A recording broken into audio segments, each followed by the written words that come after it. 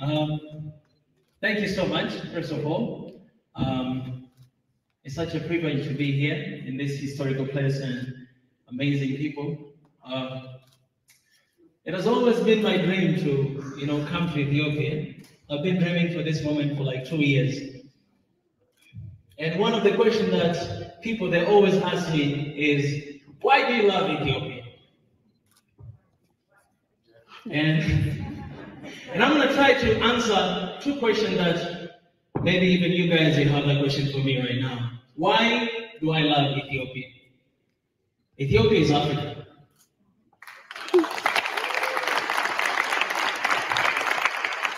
I don't need to know you. I don't need to understand you. I don't need to see you to love you. I simply love Ethiopia because Ethiopia is Africa. And I love Ethiopians because Ethiopians are Africans.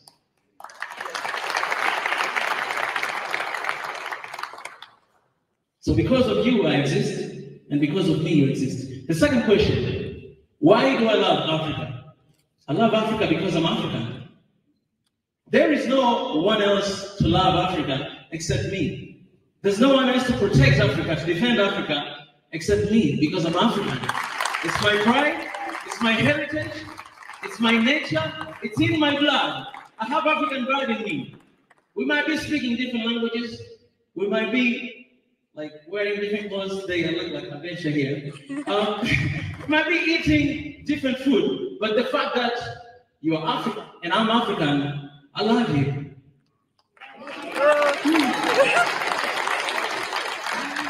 Ethiopians are people who are so proud with their culture, with their food, with their heritage, with their people. When I came here, I was really amazed. I think every other African nation should learn from Ethiopia how much they love themselves. They love what they have. And the same spirit that you guys have for your country, you guys you have for your culture, the same spirit we should have for Africa.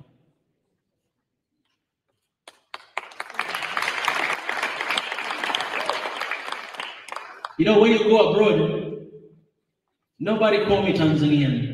They call me African. And whatever I do, they don't say, Mika did this. They say, African, that African guy has done this and that. So I represent Africa. You represent Africa. We represent Africa. That's the reason why we're here today. That's the reason why we should love one another. That's the reason why we should protect one another. That's the reason why we should stand for one another. Because if you fail, I fail. If you don't have peace, I don't have peace. If you die, I die. And if you survive, I survive. And that's what we need. We need people who would love Africa with everything they got. Because out there, nobody loves Africa. And it's my responsibility. It's our responsibility to love Africa, to defend Africa with everything we got. Thank you so much. Thank you. I would like to thank us TV for inviting our brother from Tanzania. This is something very, very special for us. Thank you very much for your wonderful message.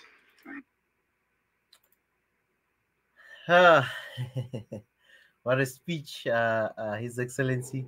And wow, this speech, good afternoon, good morning, and a good evening to those who are connecting with us tonight. My name is Ezra, and really, as an opening speech that has been a highlight for me since Mika is in Ethiopia. This speech always touches me. I think I've watched it maybe 10 times now. So wow, this speech always touches me so much, family. Hence I just had to start with this speech.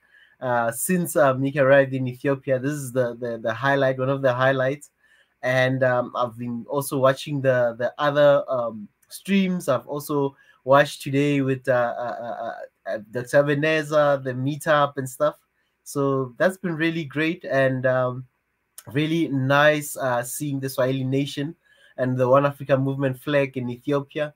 And a really a hospitable time. And I really want to thank the people of Ethiopia for all your kindness, for all your hospitality to the One Africa movement and to the Swahili Nation channel and network. So please, family, we really appreciate your love. We really appreciate all the good work that you're doing. hosting our brother, His Excellency Mika, there in Ethiopia. It really really means a lot to us, and you're showing us you are the mother. You're showing the motherly love for us as the mother country of Africa. The headquarters of Africa is Ethiopia, and you are showing, you are leading by example. And this is really a highlight to show all other countries that we shall where we're going to set foot at. And this is really a great example that you're showing us on how to do it. And hospitality, the African way, how it all began, as the mother will always teach its values and stuff. So thank you very much, motherland Ethiopia. And as you walk into the airport in Addis, I like when His Excellency was coming in there, the big sign where it says "Welcome to the motherland." You know, there in the airport. That's really something to show that you're really a mother country of Africa, and you've always shown, even in the midst of all the challenges, you've always came together as a nation and always showed the bright side and led by example. Thank you, the land of Ethiopia. Thank you for all our stakeholders, Arts TV, all the guys that have been showing us love, and all our stakeholders, all the people that have been networking with us and trying to reach as many people in the continent. So that really means a lot, family. We really appreciate that. And the love that you're showing us will continue to show to others as well. So if you're here, show us love. And if you're new and you're not sure, please go subscribe. There's a red icon, a red button below there. Just click on it. Once you click on it, it will turn gray, which means you've subscribed. It'll say subscribe. Then you know you've subscribed. Because I know some people have been watching us, have been joining us every night, but they have not subscribed. So please do that. Please subscribe. And as you can see here on the dashboard, we are almost there. We are almost on 200,000. Let's reach 200,000. Let's make sure that we reach 200,000 tonight, or else, you know what? I really made His Excellency, I nearly made a dare right now and say we will not sleep until we reach 200,000. Ezra, if you say that, I'm going with you. You know what I'm saying? If you say that, we have to be an example. So he said, "You will not sleep until we hit." I'm not sleeping too. All right. So we're all still here, right? Until we hit that. All right. We're all still here. If you say that word, I'm with you. Will not. And hopefully everyone has subscribed. And family, we know, please just go and subscribe, share with your family. And I know some people are connecting His Excellency with their families and stuff. And I've noticed with myself, when I'll tell friends about the channel, some friends will say, "Yeah, I'll watch. Oh, I was watching last night. Wow, what a great show." But we tend to forget to tell people and say, "No, you know what? There's an icon there. Please go and also do the same." And other people, they might, especially the older generation, they just watch and not do the follow-up in terms of turning the notification. So all the people that have subscribed, please, when you tell your friends or your family are telling you that they've been watching the show, please just go and say, "Can I see your phone? Can you just go and did you subscribe?" And you'll be shocked that somebody will say, what is that? So it's time for you to maybe just show them and say, "There's a right button right there, right below. Just click on it. Then you're on." Then you just also help them to turn the notification icon, because there's a lot of content, His Excellency, that you've been putting out. How many so far? Is like 17, 18? How many vlogs that you've done so far? Oh, the within videos 5 days. That's what I thought of post. When you say 5 days, you had done what? 5 days is 1, 2, 3, 4, 5, 6, 7, 8, 9, 10, 11, 12, 13, 14, 15, 16, 17, 18, 19, 20, 21, 22, 23, 24, 25, including what we're doing right now. It's 25. Wow. Now it's 7 days, by the way, because I came on Tuesday night. So basically, 6 days, because I came on Tuesday night. But right now it's already 1 week. I have 3 more weeks. But so far 6 days, we made 25 videos. We made. Wow. So family, that's hard work right there. And I think for all the hard work, as His Excellency has been working hard, and maybe some people have been asking, where have you been, guys? We're craving to talk. We want to come to the stream. We want to come and talk. We've got so much things happening.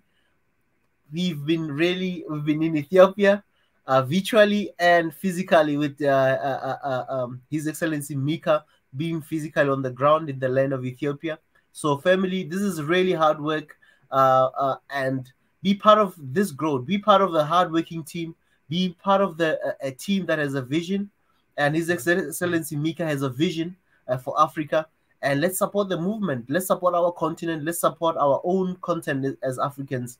And if you've been connecting, I think some His Excellency have been connecting to the conversation you were having just now with Habesha, the lady, Habesha Travelers. And I think there's so much to learn from the conversation you also just were highlighting, especially in your opening comments about us as Africans having to really, really support our own content and support our own creators, our content creators as well. So that, because if you look at all the nations, if I may just drift apart a bit, like if you look at all these great other nations that we are looking into their innovation and stuff, most of them, they have their own communities supporting their own platforms first before the world can really realize how big they are. Look at China. Most of their apps, their WeChat, all these apps, they are supported first by the Chinese before they're supported by anyone externally. So even us as Africans, we need to do the same thing. We need to support our own content. Our sister there as well, Habesha, please go subscribe to her channel as well. She's Ethiopian. She's showing the land. She's on the ground. She's not anywhere else. She's on the ground doing the hard work. Please, let's support her as well. Let's all support African content. Let's support our own people first and make sure that we support hard work. As you can see, these two people that we're talking now on the just past live stream shows hard work. Hard work, guys. Hard work. People are working. We are not just here for smiles and gimmicks, but it is hard work. This sleepless night as well. So please subscribe and grow with us. And that also puts an encouragement when you subscribe and grow with us as a family. His Excellency, anything to add? Man, I'm just here. This is your show, brother. I am just here, to just listen to you guys. When you guys are live, sometimes I'm here behind the scene. Your Excellency, you know that, because I always, I always text you, just appreciate. But today I'm just here, sitting here, and people, if will come, will join and share their views. I'll just be here listening until we hit 200,000 subscribers. Exactly. Thank you very much, His Excellency.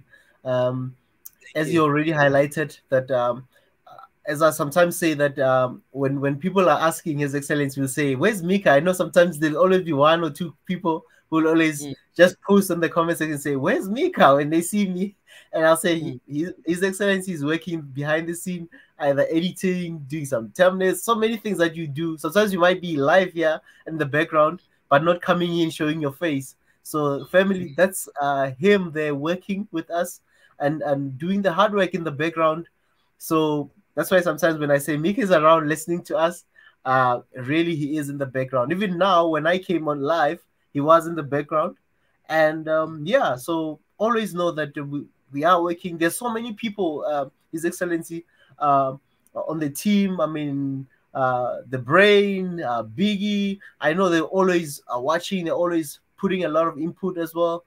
Thank you to all of them, Brother Rich, all those guys who are working, Sister Chrissy, Sister Netsi, all this family that are working hard. And guys, if we had to tell you, it's all people from different nations and people who are based in different locations working remotely. So that's also the power of technology right there. So your support is really appreciated. And I also want to acknowledge all the team, their hard work. Thank you very much for all your hard work, your sleepless nights, your commitments and stuff, because we could be sitting and relaxing somewhere in the beach, Mauritius, or with our families, or sleeping or something. But we love you so much, and they love you so much that they've dedicated time for this, and we know that you've missed us. They missed the live stream, His Excellency. Yeah. They cannot wait to come in here right now. They're like, guys, why are you talking too much? Give us the link. His Excellency, I don't want to fight with SN, Yeah.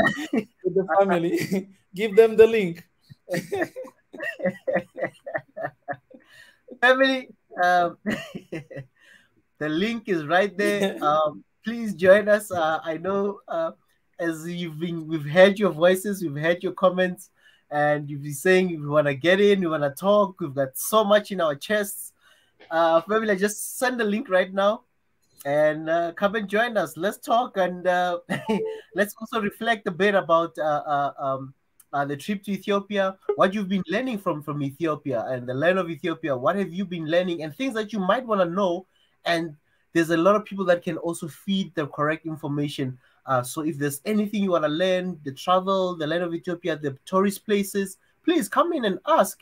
There's a lot of people who can give you even more information about Ethiopia. So it's also a place to also visit for holiday, for leisure, for business as well. So Ethiopia is open, guys, for business. If a country, His Excellency, you came with the Ethiopian airline, so you'll know better that Ethiopia is a land that is open for business. And I mean, they've opened their airports to everyone. I mean, it is a connecting place where a lot of countries are connecting, especially in Africa. They connect through Addis to any different place in Africa.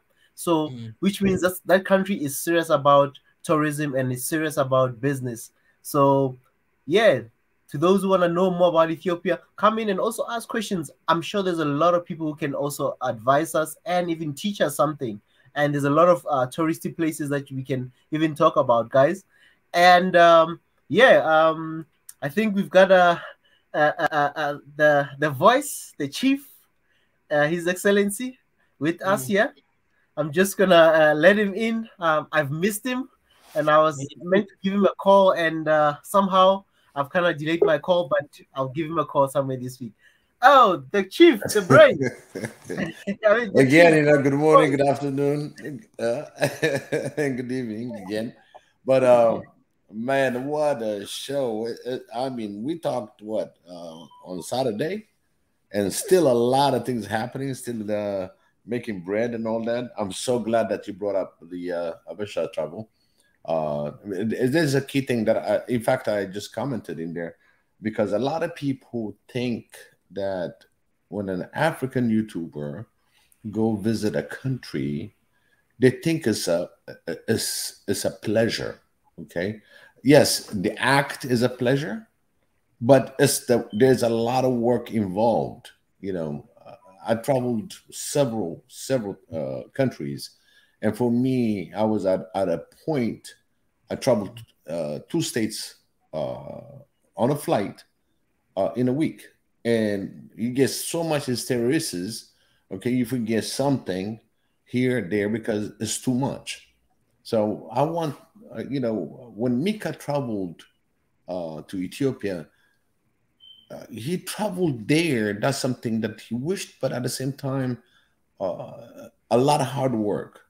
Because please do not underestimate those that went on vacation. They clearly stated they're on vacation, they're viewing things, and they're introducing. Still, you learn something, but do not be that on the side saying, "Oh, it's easy to travel." No, travel is the hardest thing for a human being. If it is not on vacation. On a work base, is tough, because we got this cliche of understanding when somebody travel to another country, they think automatically is vacationing, even though he got a snapshot of this and that. But really, when it comes to YouTuber like Wildermeyer and Habesha, and this, including you now, what you do, we really appreciate that. We should appreciate you guys, because vacation is different than the actual work. You're delivering so much information, relentless information, And when we said to support YouTubers that are specific, helping us to get to know things, this is what I said. This platform is to get to know each other. When we know each other, then we have direction, we have a will, we have that inner satisfaction that we doing something about One Africa. We're doing what is so-called for Pan-Africanism, you know. And please do not, I just want to say it, do not undermine people that are traveling to give us some education, some information. It takes a lot.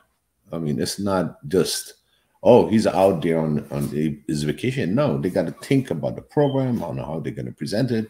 I mean, it's always under pressure. You're working. You're not sitting on the beach and kicking back. So I just want to say that as an intro on this, Mika is working hard, as you can see it. And there are other YouTubers that are working hard to show what they need to show for us as African, and really enjoy our cultures, you know, different cultures, different places. We should be open to that. And in fact, you know, if we can get some kind of on the trouble side, you know, what out there in the country, that's creating jobs. I don't know if anybody sees it. If you see some place where there's nothing but it's just a pure beauty, you probably need to do something about it. Hey, you never know. Somebody will jump into that. So it also helps us to beautify Africa. So really, people that are traveling and working, it's one of the hardest jobs.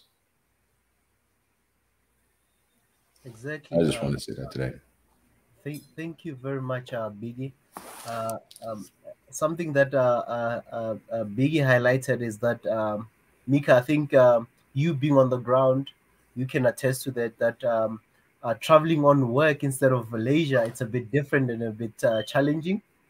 And to also find content, and also having to have back-to-back meetings. Other things that people might not know is you've been having a lot of meetings, and those are one of those things that have been really taking a lot of your time as well. So I think Biggie really just really highlighted something very important. I don't know if you want to add to what Biggie just had to say now. Oh yeah, Biggie, thank you so much. It's true. It's true that you know, there's no time for fun. I hope I will come again here maybe another time to just, you know, rest and have, you know, some good time. But you know, there's no rest, and because you guys have sent me here to come and to make sure that, you know, we achieve what we always want to have, and we have to be an example. We have to set to be an example, and I'm trying my best to do that. Meeting back to back every single day. Today I was so glad because we had a meeting with Oromia travelers, people who they always take to different places. So I was so glad that, you know, I met up with them, and I shared some couple pictures on my story. But it was just an incredible time, and arranging the trip that is going to happen soon. So yeah, it's good, and I just want to appreciate you guys for acknowledging that. Yeah. On top of that, now when you had a topic and that specific, and in fact, our family on One Africa, we experienced it on donating for your trouble of facilitating you, because we believe, you know, you're going to incur expenses, hotels, transport, whatever that it may be. There's a financial burden to it. I don't know if you remember, even Walter Meyer, you know, he had the last $100, you know, and how he struggled and how he came about. Now that he's getting comfortable, he's getting used to this content and all that, but still he needs support, because again, when you have a traveling YouTuber and he wants to show something, there's a cost. And people do not ignore that he's on vacation. No, he's not on vacation. He's trying to show you something. And a lot of them, you know, they're out of pocket. You know, there are places where well, the married, like you said, he didn't have the money to travel, so he had a Chinese friend that bought all the tickets for him. So this is just one person, but we as a group, you watch a YouTube, whether you like it or something that you can comment. In fact, if you don't like it, you can put don't like it. At least you give an input. But just watching and watching, it become just a numb. It's like watching TV, whatever the program is, you just keep on rolling. But if it is catching your attention, especially for our Pan-Africanism, we need that like button. Or maybe, if you didn't like it, we just want to know about it. So the feedback is good. So we're working on the content base. And if you like it, put a like, subscribe to their channel, because with your support, if they're not chasing finance, okay? You either are the artist that's following the vision, or you're gonna be the business side of it. So juggling between the two, it gets very hard. It gets you need to be focused on your mission. So please, when you see people like Abisha Trouble, they're doing their best to show you of what they know in that area. And it costs money. I just want to remind everybody, because a lot of people think it comes free. And really, it doesn't come free.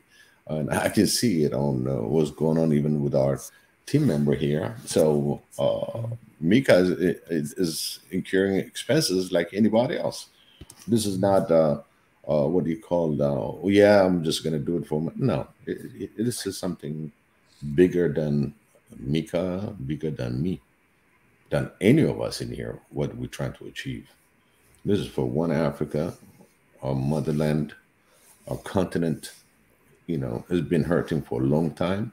And we're gonna send all African YouTubers out there to support this mission. That's why we gotta collaborate. We're going to have to like each other's video. We got to make sure that we motivate them so they won't be discouraged. They probably are on tripping point, and just give them the support. They'll outshine everything else that they were doing. Again, Walter Meyer is another example. I'm taking him because this is the latest show that everybody watched. So it shows how much struggle he went through in order to have this subscriber base. So do not discourage all our African brothers.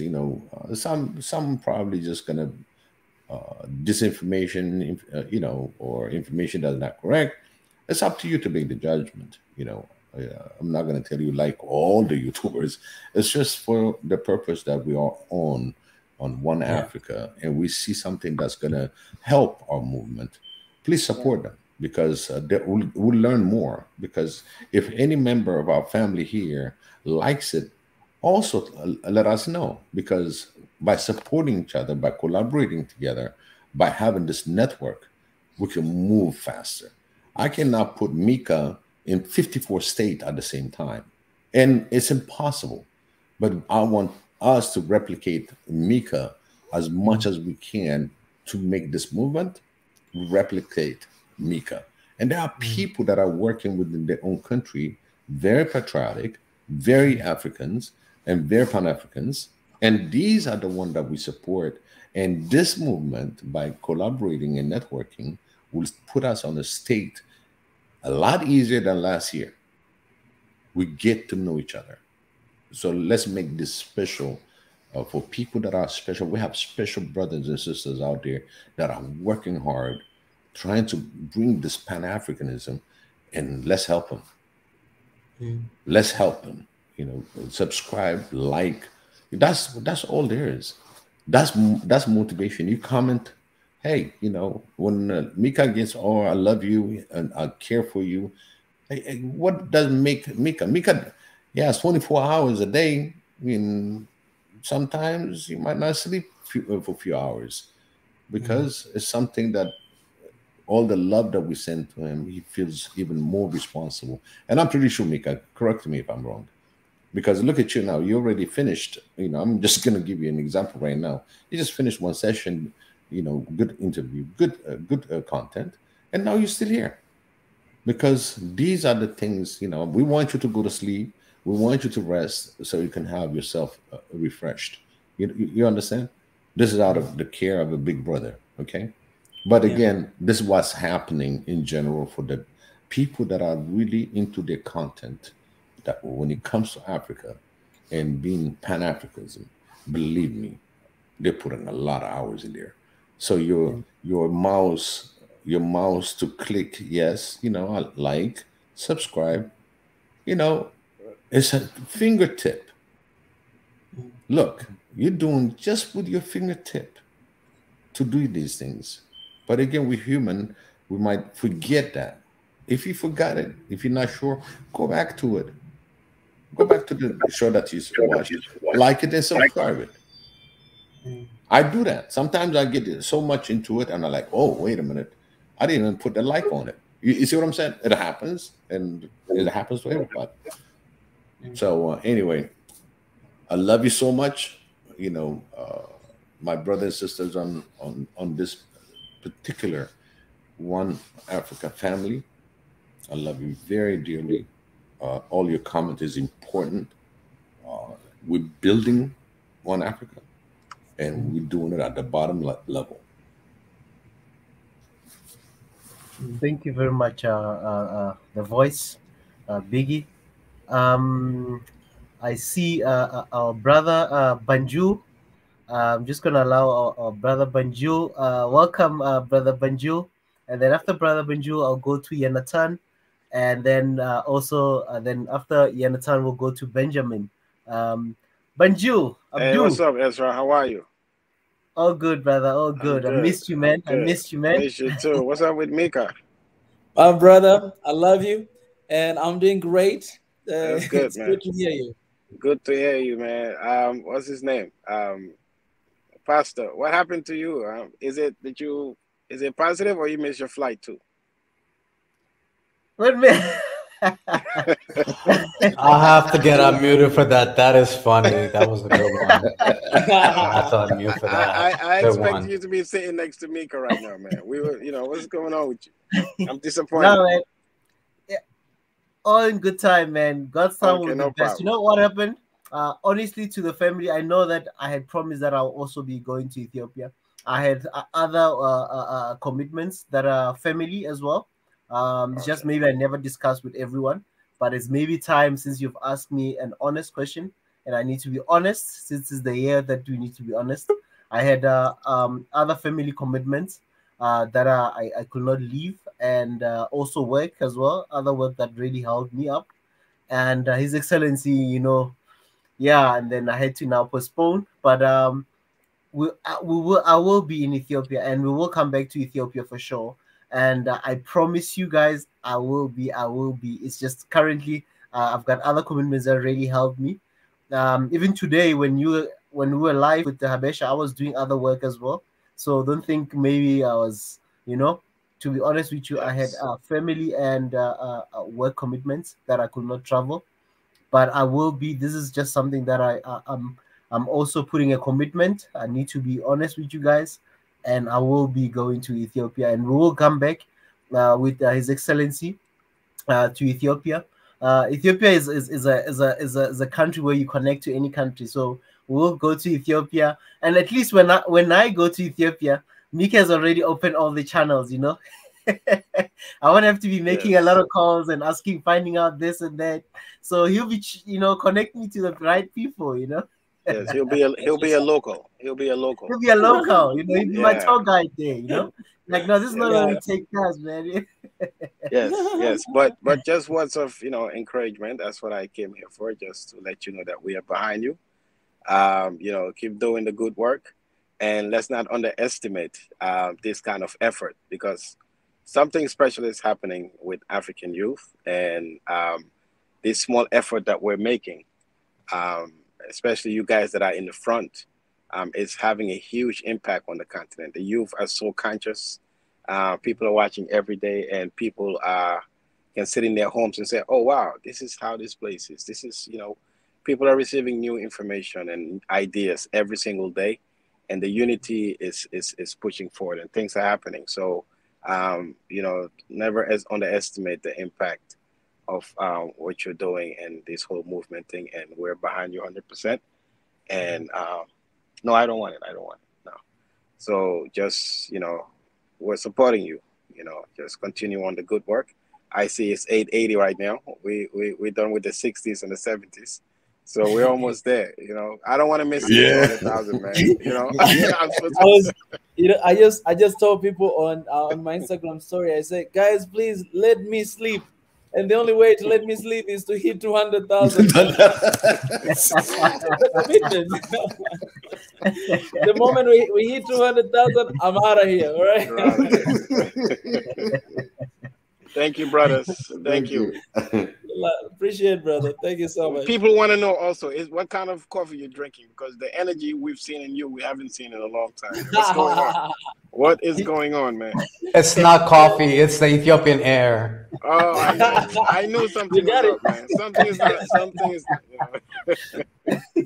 You got it, man. You got it. You know, it's like I think God was preparing this moment like in a very interesting way, because I was so excited to go, and when the time came, I was not coming because of this restriction, right? So I had to wait 1 more month, and I lost all my hope. I thought I'm not gonna go there anymore now, and then here comes all of a sudden, shop, now you can go. So like that expectation and waiting. When I came here, everything is just look beautiful. You know, even things that other people, they're like, oh, what is this? I'm like, this is beautiful. Are you kidding me? This food is delicious. Are you kidding me? So everything, it just became that way. Like, I don't know, God was preparing or something, but yeah, it's the air in Ethiopia, definitely. It's not Robusto. It's not Robusto. But let's not get into the coffee thing, because I think there was somebody that used to have an argument about what brand coffee. I forgot what her name was, or I think it was a her. Talking about like Italian Robusta coffee or whatever. Robusta. Yeah, we're not gonna go there. Yeah, whatever that was, but yeah, he's having real Ethiopian coffee. Is what he's having. Exactly. That's. I said it's not a Robusto. Oh, that's what you said. Okay, I get it. Okay, and I get some good pasta too. So. Oh yeah. If I can answer Banjo, for those who are asking about why he can't sleep, just to add to it, he's drinking the real coffee, the proper coffee, you know. So if you're drinking the real thing, obviously, you know, you're bound to have, you know, that strength and that energy, you know. Yes. The true source. The true source, you know. Question, Mika, did you get that the whole ceremony? You know, the first, second, third serving. This comes on the small side. You know, when they serve you the coffee, you know, from roasting it, grinding it, and the whole process. Did you attend those? Oh no, not yet. I think those will attend maybe in the countryside, in those trips that we're going. Yeah, right. I cannot wait because the one that you get is pretty much is the heavy duty. You get always the first espresso. Yeah, that's more than espresso, man. And that thing boils in that pot. Yeah, you have to have three. You have to have 3 rounds. It has to start strong. You have like a 20-minute conversation, and then you have the second round, which is watered down a little bit, and then you have the third round, and it's like an hour later. And yeah, that's the experience I think Big E's talking about. Exactly. I can't wait for that, man. I can't wait. Yes, I had one of those in my college dorm when I was at university with the incense and everything else. But I didn't take it seriously. And the popcorn. Can't forget the popcorn on the side. So can I say something real quick? I think No, first of all, Mika, thank you for being in Ethiopia, and I know you guys have seen my name in the chats, and I don't come here often, but at least 4 or 5 times that I've been on here now, talking. And I have to, first of all, thank you for making it to Ethiopia. I think it was kind of bottled up. That's why you're like shining. It's like a Coca-Cola bottle that's been like, could not open the damn thing. And then it just burst open. And I I think a lot of that, what is happening with One Africa and everything that is happening, I think the condition in what was, and I'm not saying Ethiopia was the catalyst, but what recently happened in Ethiopia has absolutely changed how Africans behave about Africa. I think it's just like the second birth of Pan-Africanism. I don't think we've seen it since the 50s, to be honest. You know, I think Ethiopia was just the beginning of it, but there were so many other countries that were feeling that. I think Mali, and and I'm not going to get into the politics of it. I just want to talk about you being in Ethiopia. Yeah, you know, it takes a village, right? So when you get there, I'm sure you're probably shocked. Like, why don't you have 200?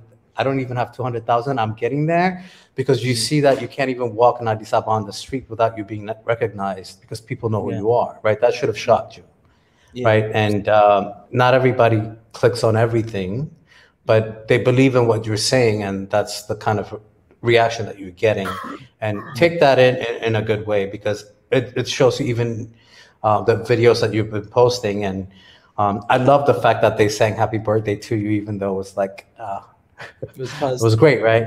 Yeah, but you see the energy, and I do not want to not just leave it to the people individually, but the institutions that believe in it. And I think Ethiopian Airlines has been amazing. Even though that it's a government-owned company, they have really tried to be Pan-Africanist. I guess, you know, they're a company, whatever, but at the end of the day, they really are a great example of what they believe is to support this kind of, not just you, by the way, they support other individuals that go around through Africa. So we need to thank not just individuals, but also thank the institutions that are willing to actually let you speak your mind about Pan-Africanism, including not just institutions, companies. And it's difficult because they're a little scared sometimes, and I'm sure it's very, tribalism is still there, and I get that. But what you are doing in Ethiopia, I from my own perspective, I think is that extra push that we need to get people feel comfortable enough to actually say it's okay, right? To believe in that. And I'm very thankful that you're there, and hopefully that we get to see more members of SNN, including Ezra from South Africa. But you know, a lot of us, like Ezra said before, you know, we have our jobs, we really do, and this is an extra thing that we actually honestly believe in, that we keep pushing. And I have to say thank you to all of them too, because not just because I'm there, but like the fact that they're constantly there as well is amazing. Yes, And you, you definitely have like the sunny thing happening in Ethiopia. You gave a sermon the other day. I think that people should hear. I called it a sermon because, you know, I'm not completely a church person, you know, always a church person, but that was a sermon that you gave. You know, breathing and living each other's lives, loving our neighbors and all of that. And I believe in all of that. But whatever energy that you're getting from Ethiopia, keep it up. And please give us more, but we don't expect you to constantly be on live streams. But I do have to give Ezra in South Africa a little challenge there. We still need to show up at 1 o'clock and have our regular meetings. That's all I'm going to say. But Yeah. Hopefully we can keep doing that. And if you need a break, you know, I think Big E said that he can possibly do it, right? I'm putting him on the spot right now, but no, seriously, I'm just saying somebody needs to, because we're definitely enjoying everything that's happening in Ethiopia and what you're doing. But I think the next thing should be where's next, right? So, and what the brother is saying is very, very important with respect to these airlines that we have now that are rising on the continent, whether it's Ethiopian Airline, Kenyan Airline, South African Airline, Senegal Airline. We need to support these airlines. You know, right now, I don't even understand how could someone use Air France to go to Africa, you know, if we have options to travel. And because these investments, they're going to put it right back on the continent. They'll support our people, projects, all these things. You know, we would benefit more from our own than supporting. I'm not saying, you know, it's evil to support, but it just doesn't make sense at this point to support a European airline. I just don't get it when you have an option to support an African airline and help develop our country and keep our resources from within, because these resources are going to be reinvested, you know, to people like yourself. You know, they gave you the privilege to travel on, you know, business class. You know, Air France is, trust me, you're not gonna get that privilege. Yeah, you're not gonna get it. Only on an African airline. You know, because you're reflecting exactly what represents them. You know, so that I was happy that, you know, he mentioned that, you know, we have to support these airlines, and I think we have to promote them, and make sure that people can't, because people would listen to you. People are listening to you. They you know, all these YouTubers, they don't take themselves. They take themselves for granted sometimes. But a lot of people listen to these videos and watch these videos, and I think we have to encourage ourselves to really start investing from within and looking out for these airlines that are coming up, you know. So definitely. For that, just to add to that a little bit, I'm sorry, His Excellence, that's really perfect. We need to support our own stuff, our own thing. In Africa, we have a lot of, you know, African airlines in different countries. You know, let's support, because they all represent who we are, and they represent Africa. They represent our people. You know, let's support. Let's support. When we begin to support one another, then it brings, you know, it brings a beautiful picture. You know, in Tanzania, we have a Tanzania airline. I support Ethiopian Airlines. I will support Kenyan Airlines. I'll support South African Airlines. These are all our own, you know, stuff that we should be proud of. And, you know, they're doing something in our countries. So we should always support as much as we can. Yeah. Okay, before I just want to add one last thing. Thank you for covering Hub, Mika, because, you know, that's a family thing for me. Now, we've been doing that for a long time, and I'm sure we'll talk about that later. And it's also trying to understand that when we're talking about Pan-Africanism and what we want to see as One Africa, it has to include everything. It's culture. Culture is everything. It's music. I'm not saying that we don't have to have our traditional everything else, but it's also having access to it from others, your neighbors, you know, and I'm sure we'll talk about this another time. But thank you for doing that, because I think it doesn't always have to be politics. I think the softest, I guess what you call soft political influence within Africa is the cultural part of it, and not so much the hard, you know, politics itself. You know, the cultural aspect of it is important, and so music is that, you know, clothing, which is what we all wear, like you'd mentioned, and I think. And so thank you for covering that, and keep doing that, because I don't think it should always be, I think the tourism industry needs to be covered.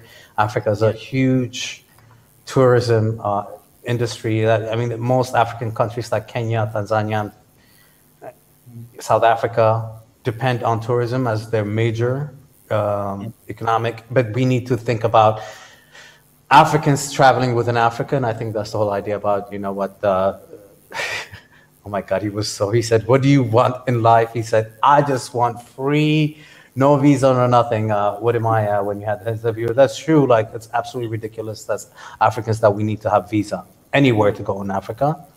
That would actually make life easier for Africans to go, not just travel and visit other places that are our neighbors, which is our continent in general, but also to get accustomed to their culture, whether it's food or it's clothing or whatever. And let me tell you, in Ethiopia, Ethiopians not just wear their traditional clothing, they wear African clothing as well. They wear the boo-boos, they wear everything. I think that experience is very important, and we need to push and not think about just everything to be political. I think there's soft politics, and that comes into culture. And I'm glad that you're covering that as well, and not being so hard and just being about the political and the most annoying part of Pan-Africanism that we have to get through. So thank you, and keep doing that. Appreciate, my brother. Appreciate. I think we'll be having an interview this Friday, hopefully, and there'll be an amazing video coming up with Hub of Africa. It's amazing, and I can't wait to do more than that. Guys, let's pay attention to the numbers also. I don't want to miss that 200,000. You know, I'll be. Hulat Matoshi, that's my put it up there. Hulat Matoshi. Hey, Oh, that's amazing. That's amazing. A pastor said that nobody's sleeping today until we hit 200,000. So, It's like an all-night prayer. yeah. So guys, thank you very much, Jonathan. You know that that the last show we had last week Friday, that we were going to talk about music. So obviously, this coming weekend on that late night show, we will definitely touch on music again. And because I know I had to cut everyone off, His Excellency, because they wanted to start a topic 6 a.m. You were talking about wives. You were not talking about music. You were talking about multiple wives supposed to be happening on Friday. I heard everything. It was not about music. Come on.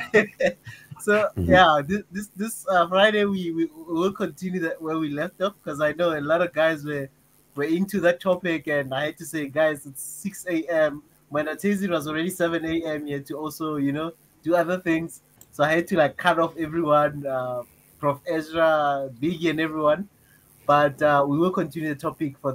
I don't want to give you an early shout out, but actually there's an organization called Africology, and I just had a conversation with them yesterday, and I kind of they are actually aware of Swahili Nation, and definitely want to come and talk about. They're a platform that do all kinds of things, but it's very Pan-African. They just go all over Africa and cover different musics. They do music videos on their platform and share that information. They also do documentaries about the process and all of that. They're going to be coming on here, and I probably am jumping up a little too early, but he knew that I was going to tell you guys about that.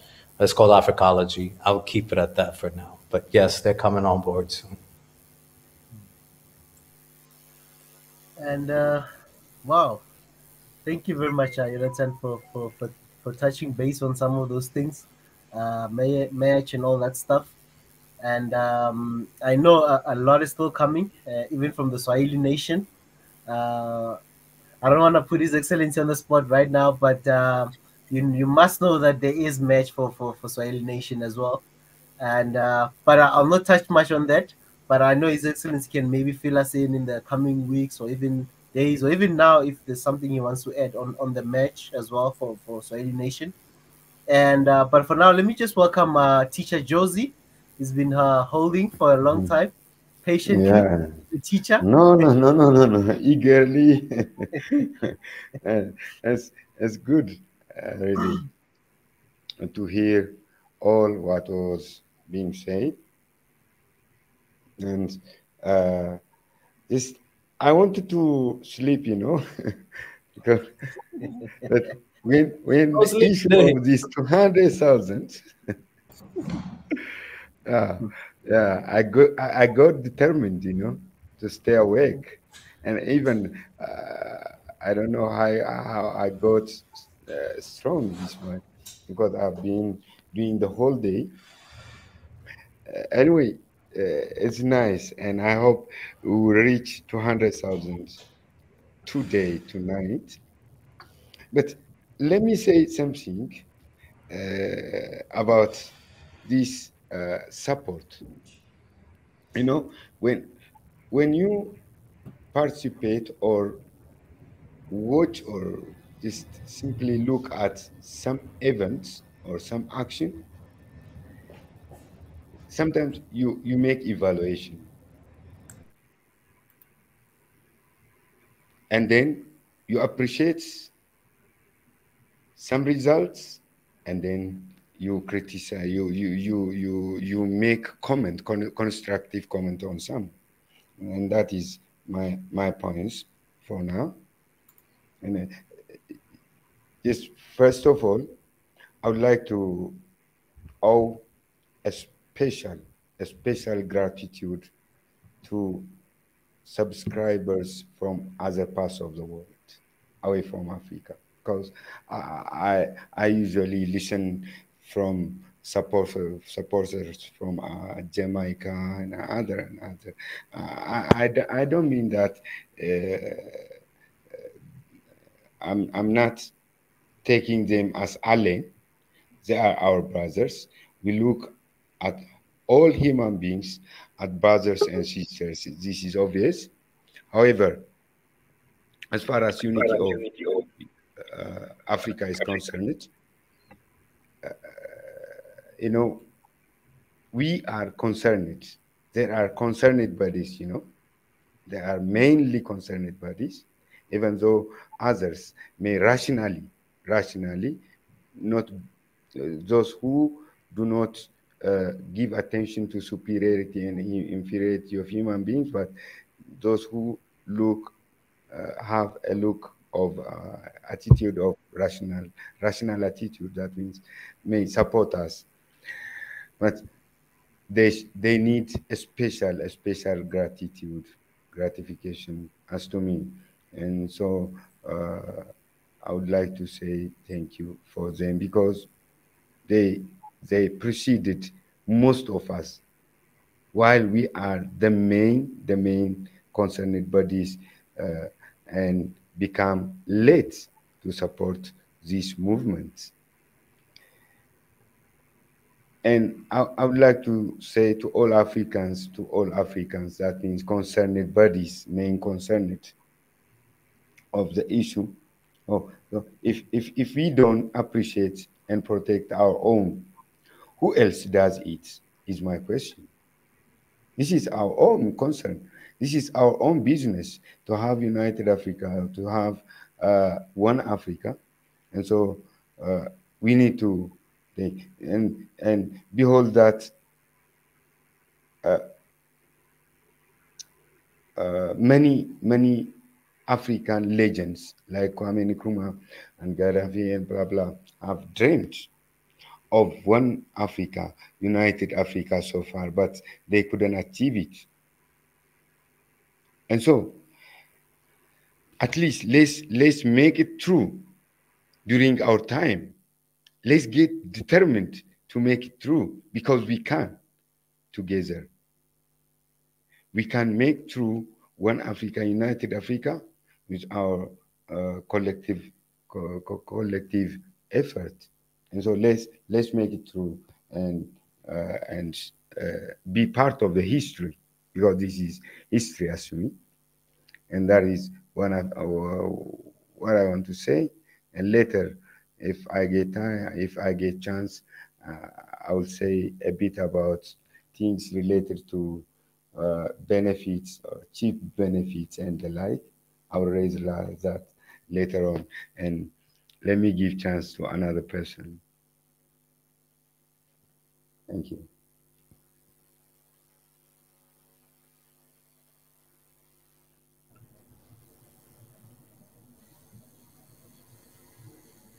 Hello? Yeah. I'm done. Yeah. Thank you very much, Teacher Josie. You're always a voice of reason, and it's always nice hearing from you as a teacher. And you know, when you talk, I pay attention more, because I've heard teachers will say you must pay attention when I talk. So I always hear those voices when I see a teacher talking. I'm like, oh. But I just want to welcome Mwendatezi is His Excellency Mwendatezi is the weekend guy. He doesn't sleep. He goes to the beach talking to us, man. He's in Mombasa, in Kenya. Wow. Mwendatezi. Welcome, brother. Yeah, man. Hi, guys. How you doing? Yeah, man. We are not sleeping. I know We're you not don't sleep. until we hit 200,000. I know you are. He's the master, right? Mika, 9 to go. Yeah. 100 wives, you can fill this in. It's just 99, actually. Oh, this is good, man. We are almost there. There's a hope for me to sleep. Yeah, man. Hey, get ready with the champagne now. Yeah, man. Get ready for the champagne. A very special day. Today is Very special. They're actually talking about 250 now. Yeah. Yep. We're talking. Oh, you might as well go to 1 million if that's the case. Come on. No, he said 250 will be duper. Yes, exactly. Super duper. Yes, we're going for duper, man. We're going for duper. Okay. I like that attitude.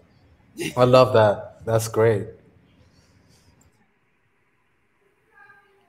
I think this is a very high moment for all participants or family to witness this. You know, it seems like a lot of you not gonna sleep.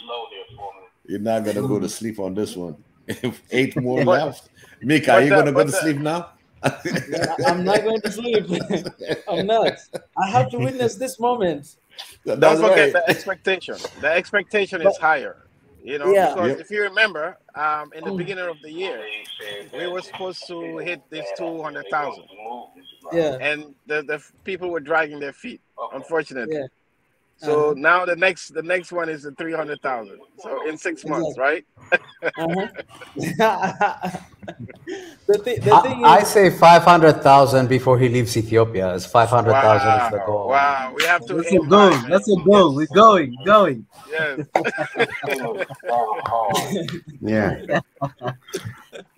I think the 500,000 will happen if the content are coming streaming right and collaborative networking with other YouTubers. That will hit 500,000. Ethiopia has 120 million people. He's going to be all over Ethiopia. They all are on social media. So yeah, 500,000 is so easy, really, honestly. But you know, you got 100 million. It is going to happen. Out of the 100 million. Yeah, 500,000. We're just talking another 300,000 or 200,000, whatever. So it's so easy. I think we can even hit 1 million. I say we, but I mean the idea, the ideology of One Africa and what Swahili Nation stands for. I think, and I believe that it can, if with everything going on, and there's so much more. Jonathan, you've earned the right. Someone, you've earned the right to say we. Yeah, it is we. I never say So we thing here. Africans are Africans, right? Hello. By the way, this is the founder of SNN.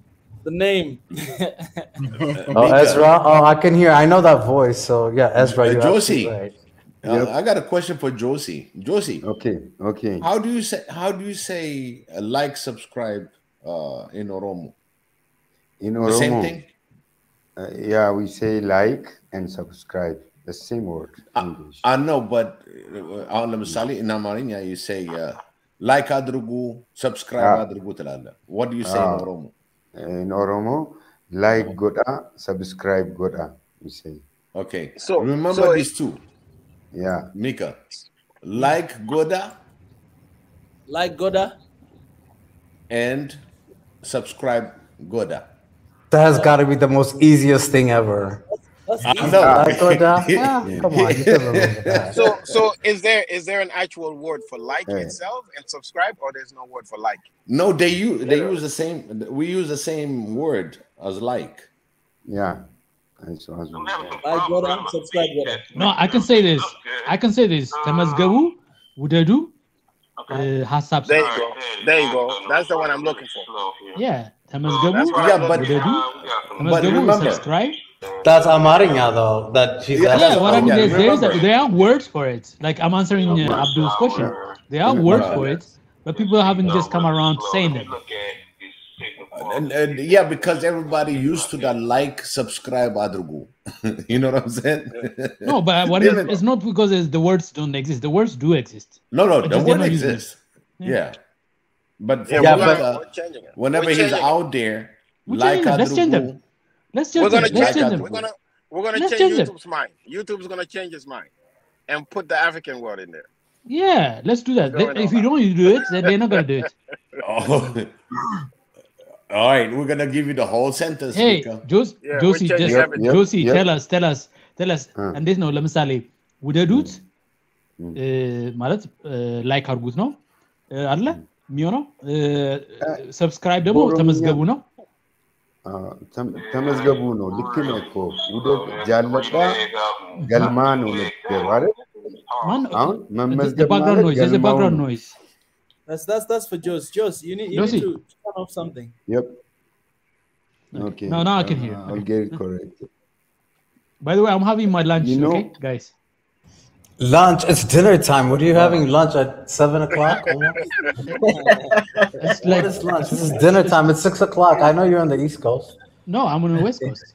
Oh no, it's lunchtime in the West Coast. You're absolutely right. No, I it's late apologize. lunch. It's Okay, it's late lunch. Yeah, we call sorry. it A snack.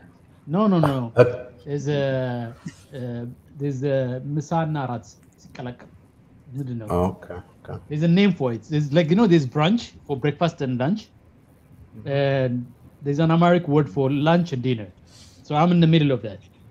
So I'm having siga firfir from an Eritrean place. I went to. Oh, that sounds amazing. Yeah, I went to this Eritrean place. Nice tucked place in somewhere in Auckland. This Eritrean restaurant like feels like a home cooked food. So delicious. And I'm making everybody jealous, hopefully. Yeah, you are. Thank you. Great. Hey, So Josie, sorry. Oh, well, yep. I'm listening. I can hear. Tell us in Oromia. Mawdud. Okay. መመዝገብና ሀሳብ መስጠት ውደዱ ለማለት ጃለዳ ነው። ግን በሶሻል ሚዲያ ላይ የሚጠቀሙት ሰዎች እንዳሉ like ጎዳ ነው እንጂ they use the word like only. They don't. I know, we should change that. ጃለዳ. We should change that. Okay. We have to change that. We can. Yeah. We can. Yeah, we have to use them also. So what about subscribe? How do you say subscribe? Galma. Okay. Galma. Yeah, Galma. So can you say Yossi? Can you say Yossi? Yep. ተመዝገቡ ውደዱ ኮመንት አድርጉ ወይ ደግሞ ሐሳብ right now the signal is running at 69 dB, which is not bad. Still a good signal. There is something from background. It's not mine. Pastor Ezra. No, definitely not mine. Pastor Ezra, you need to mute people. Take over and promote the 5 golden people that we're waiting for.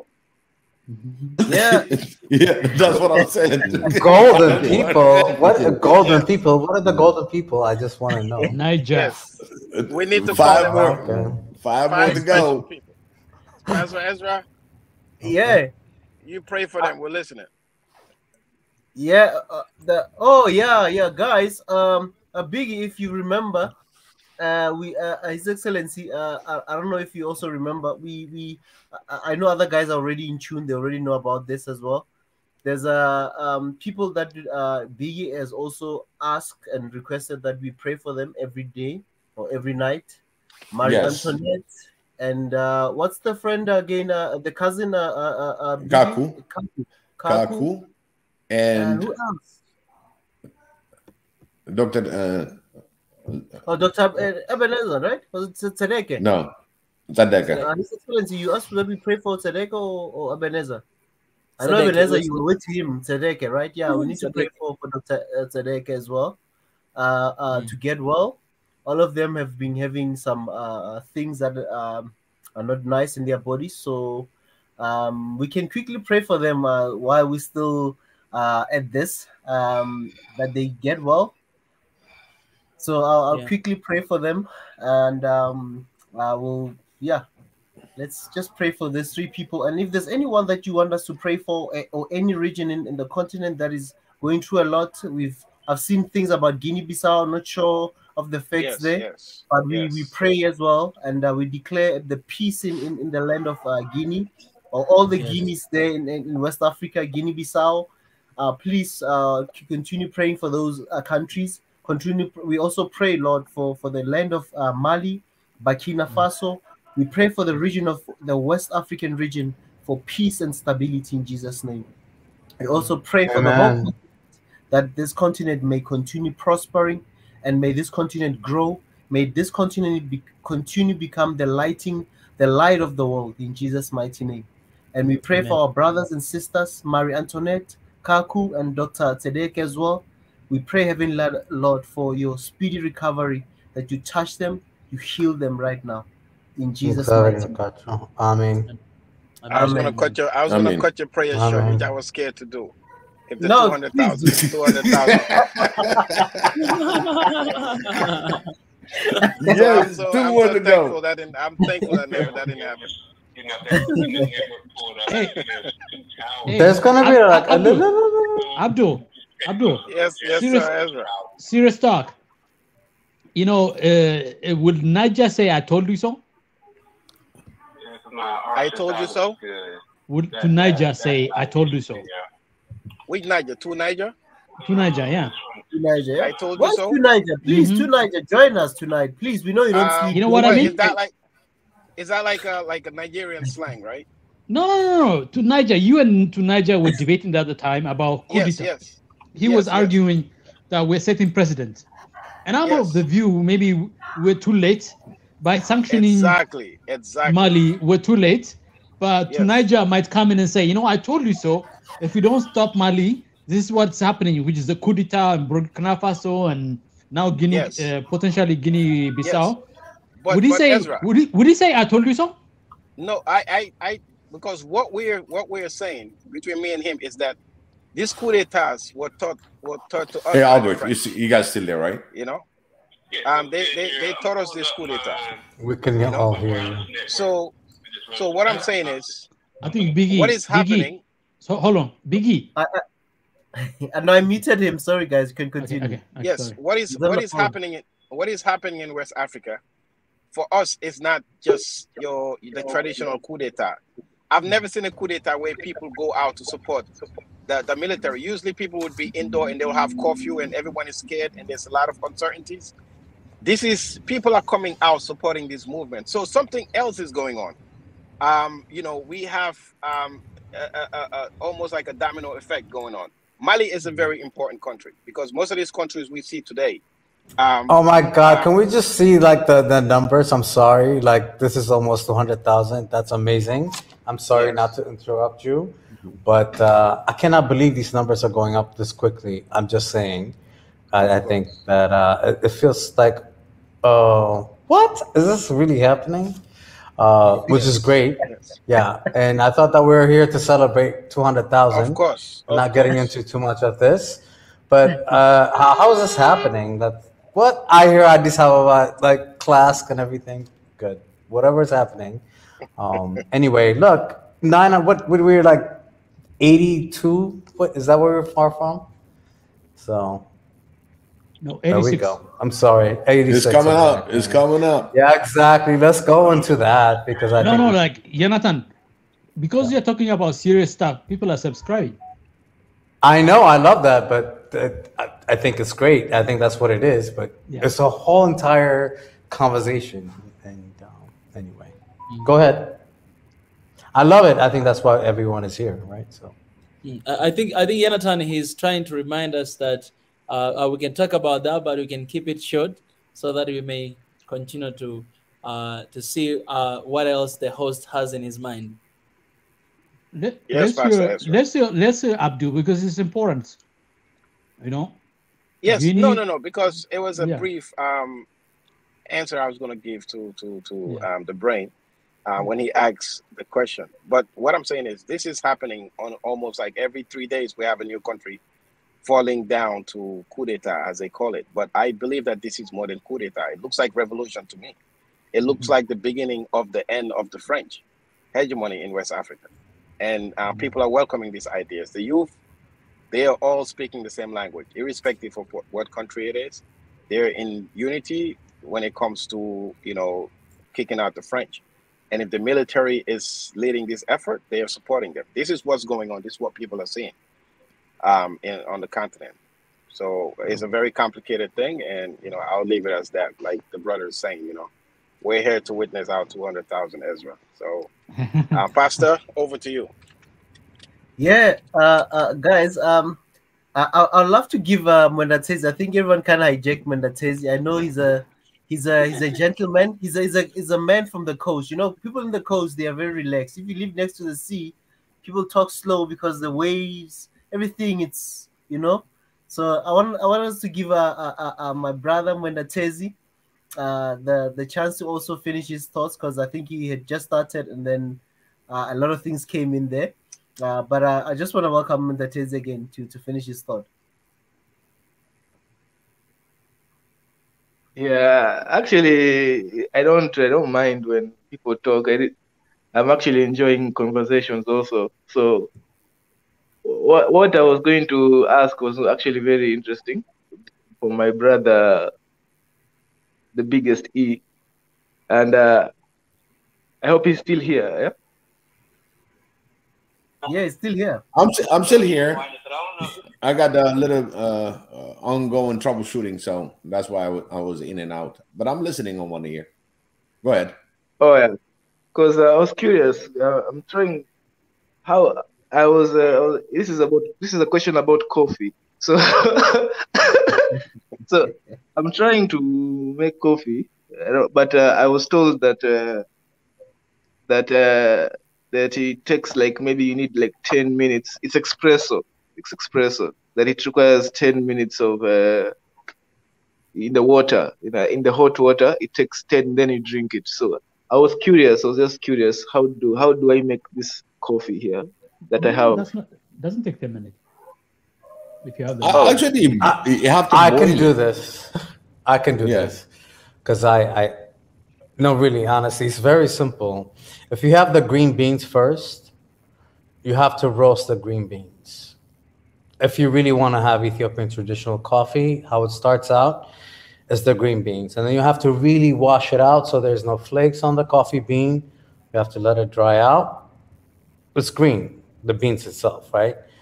And then once it's dry, then you have to roast it. Roasting it takes a very difficult skill, so you don't burn it on the outside and burn it in the inside. So you constantly have to turn it, and that's the first thing you have to do. But if you already have roasted beans, then it is what you have. And then you grind it. But then, traditionally in Ethiopia, you make it in a clay pot called jevana. A jevana is a very funny thing because it's clay, it's already been cooked. But whenever you make coffee, the longer that it's been making coffee, even the better. But you have to heat the actual ceramic first, and then you add water until the water starts kind of warming up, and then you add the coffee. And then you have to let it simmer. And then once it's done, you take it off the fire. It's usually over open fire. But after that, you take it off, and then you let it simmer, meaning like the coffee settled down. So on the top is just the water part of it, which is the marinated coffee beans, basically, of what you could consider coffee. And then you pour it into your cup. It really does take 40 minutes or so to make traditional Ethiopian coffee, the first round alone, if not longer. But I think that's the first round. The second round is that after they've had the first round, you put the jevana, which is the pot, back onto the fire, and you add more water, just a little bit more lighter. And by that point, people have had their energy. They're already talking and doing what they're doing. And that one is a little bit watered down. And then you have a third round. So it's a process. I don't know if I gave you the exact, I think I gave you the exact way how you do it. But it's a process. Unless you have jevana, it's not an Ethiopian coffee as far as I'm concerned. Yeah, the jevana makes a difference. The taste is completely different.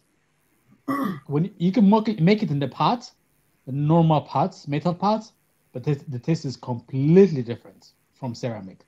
Everything that's cooked with ceramic or like ceramic stuff is different. It's not. I don't even call it ceramic. Ceramic is very refined, but it's more like 1 degree lower than that. But I think people miss out on. There's a part that people miss out on when it comes to the coffee stuff, the Ethiopian coffee stuff. People always miss out on the nature and the substance of the experience, which is the interactions, the gossips, the resolution of conflicts, and the planning of like events and occasions, and all sort of like the whole gamut of social stuff are layered into all of this. So it's like that's why it takes 2 to 3 hours to actually have the experience. Traditionally, when you have Ethiopian coffee in Ethiopia, it's usually the women. And if you go into any kind of countryside in Ethiopia, what happens is The men get up early in the morning and they traditionally go into the farm. And the women in the community, it's literally, I always call it, and to this day, I think they will agree with me when I say this, is therapy. So for them, that whole entire process is just a community.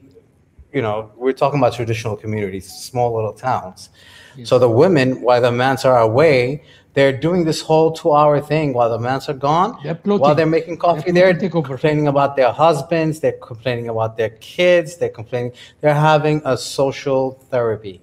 It's coffee ceremony in Ethiopia, and coffee in general. It's not just coffee. It's much bigger than that. I think the Japanese do the same thing with tea. They're a little bit more shyer in how they explain that, or I mean, their culture is different. But in Ethiopia, coffee is much more than just having coffee. It's a much bigger cultural, therapeutic, family, and then, you know, of course, they might have it at dinner when there's guests or whatever. And even then, it's a ceremonial thing. It's much bigger than just having coffee. That's what I was trying to say. Yeah, exactly. That part is the powerful part of what we should also be promoting as Ethiopians.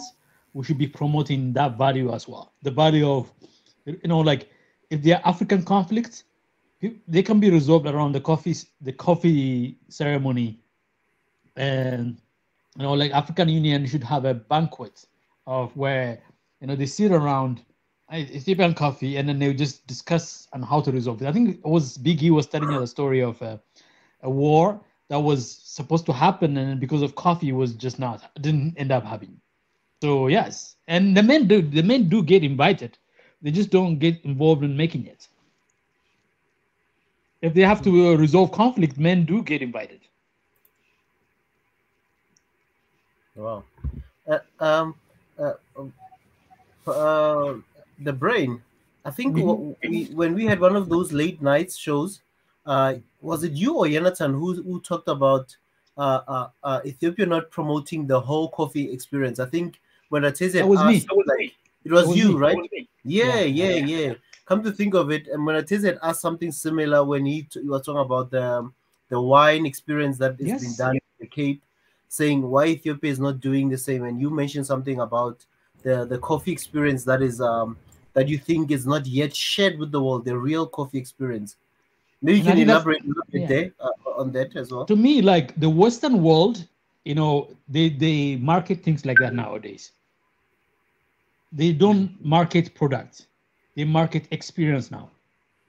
That's the way the world, because they've figured out there's more value, because the notion of marketing a product that's tangible. It's much harder one to sell at higher price than the notion of selling the perception of an experience. So when you buy an iPhone, Apple doesn't sell you this device that costs them less than $100. They're selling you the experience, the perceived experience of having a product.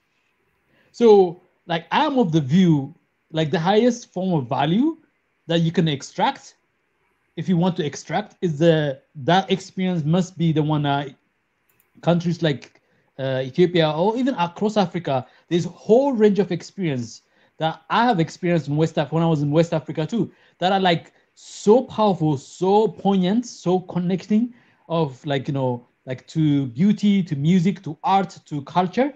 Those are the things that that we should be thinking about, taking the full extent of value out of it. And then that will be the thing that will make a difference for Africans. The farmers will get a much higher value in return for something they put their sweat and blood in. 250,000 Ethiopian farmers are involved in making this coffee, and making the coffee that the world celebrates. But they hardly get anything out of it. And so like we have to think about like how much more can we get. So that's why I say, even if we don't sell the Ethiopian coffee experience, at least we should be promoting the franchising of Ethiopian coffee shops. I know Rich actually has in his presentation with the triangle about that coffee thing in one of his prototype. He at the forefront he puts the coffee shop as one of his prototype example of businesses to promote on his platform.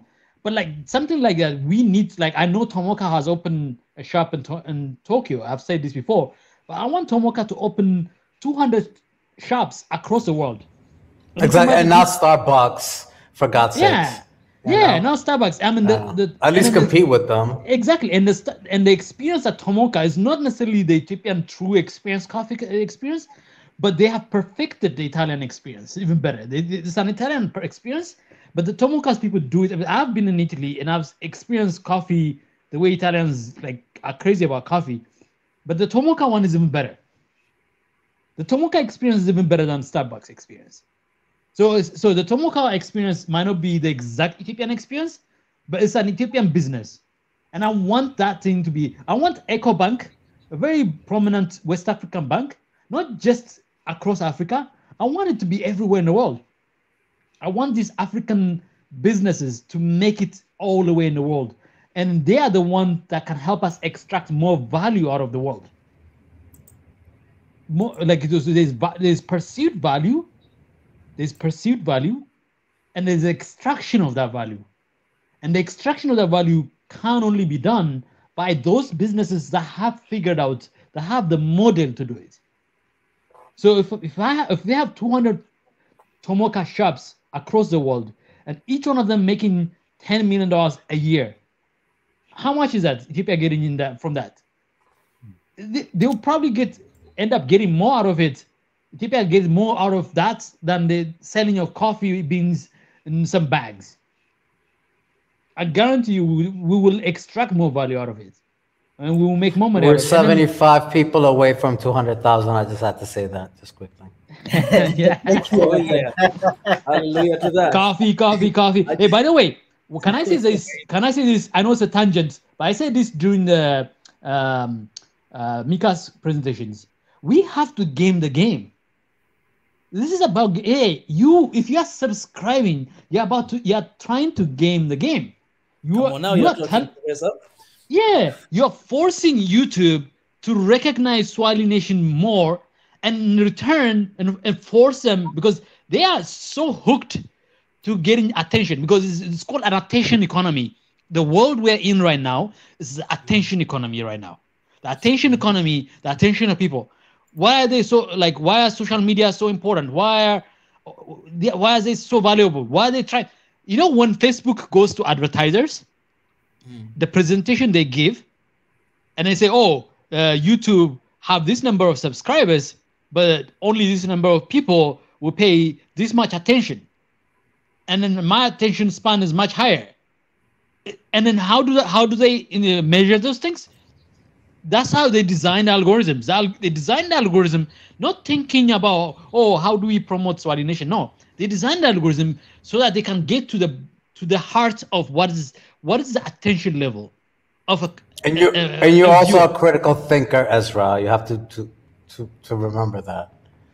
You are a critical thinker, and that takes a lot anyway. But I'm just had to throw that out there. Yeah, I'm giving it to you. I know that, but I'm gonna use my critical thinking ability to really get to the crack of what's going on. What is at the heart of the game? What is the game? Where is the game being played? And how do you have the largest share? And then by being the center of attention, by being the focal attention. So instead of just coming and watching and going, by being a subscriber, you are signaling to YouTube that your attention level is much higher when you come to Swahili Nations. Then then YouTube can think of, okay, I can place the most lucrative adverts to these areas. Oh yeah. And that's it. The placement of adverts. And then YouTube can sell to the advertisers, okay, the attention of his customers here that you want to advertise to is at 20% higher than the attentions of someone else and some other channel. And the value goes up like that. So the mathematics is that. And what I'm saying to you is that, like, Africans, by subscribing to anything that's African, simply by subscribing to anything African, we are forcing the algorithm to pay attention to African content. I mean, African content is being elevated to a higher level, meaning that advertisers will be interested in that. And that is where the money is. Advertisers are looking for people who are eyeballing something and eyeballing it for a long time. People paying for people spending 2 hours to listen to something are much more attractive to advertisers. 2 hours? We're talking like 6-7 hours sometimes on Swahili Nation. Oh yeah, I know. I'm just miniaturizing into small amount here. Okay. But the number can go even higher. But just 2 hours is a huge number than somebody paying to a 10-minute or 15 minutes, content. So there's a value there, and there's a purchasing power in there, and that purchasing power is what they're trying to get to your pocket. And if they're getting to my pocket, I want that money to go to the person I care about. I pay $15 a month to not get advertising. I want Swahili Nation to get as much of it. That's why I'm here too. I want Swahili Nation because they know I'm paying this much attention to Swahili Nations, and then they're gonna. I have membership already that I'm paying to Swahili Nations. That's one channel. Another channel is like I'm paying monthly subscription, and I know that money is gonna be doled out a little bit based on where I am. And then I want most of that to go to Swahili Nation. I'm paying for another subscription to Swahili Nations in addition to the subscription I have. And what I'm saying that I'm not asking people to do that far, but just click a shit, click that thing, click, like, share, and then if you're angry, if you don't like what we're saying, comment, say your things, but be respectful, be human, because there's a human being on the other end. I mean, we're gonna make sure we moderate. We're gonna make sure we're not here only to drive clickbaits. We're not interested in that, but we are interested in enforcing neo-colonialists to finance the African Renaissance. The neo-colonialist, the oppressor, will be financing the liberation of Africa, and that's the biggest coup you can think of. At least I can think of that. Exactly. And something that you mentioned right there is people commenting, family, we are a family, an African family, as His Excellency said, 54 siblings. So 55, right? And as a Arabians family, and Latin America, Africans all over the world. All over the world. Yeah, 55. Even Africans in Japan. There are some Africans in Japan. Yeah, they are, man. Korea, China, Philippines, India. By the way, before Ezra goes on, let me give you, because I patronize Swahili Nation so much.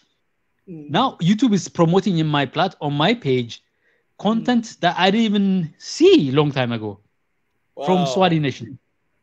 No. You remember the visit that you had with your brother and sister, I think when you were in Seoul? It was promoted yesterday to me as a top thing to watch. Wow. So I can tell you this: the more people are engaged in your platform, the more it's just the way it is. It's just the way the game is. And I think Africans, they have to be conscious. If Mika gets $1 million this year, $1 more million this year than he did last year. Last year he had 0, and this year had $1 more million. Yeah. How much of that money is going to go to shops and places and businesses in Tanzania and across Africa? How much of that money? I guarantee you 70 to 80% of it will be local. Wouldn't you as Africa want Mika to spend his money to you? And then wouldn't you want that money to come from the country that is trying to neo-colonize you, exploit you, take your resource away? Wouldn't you want that? Wouldn't that be the best thing that will ever happen? Like Mika doling out all these things that YouTube ends up paying him when when I say Mika, he's a face representative, but I mean, I want people to think that way. I want people to think that I'm supporting you. I don't agree with a lot of the things I do, but I want those guys to pay. And that's the way I want you to think as a subscriber. And I want somebody to subscribe because I say that. I want the number to go 28 because I say that. Amen to that.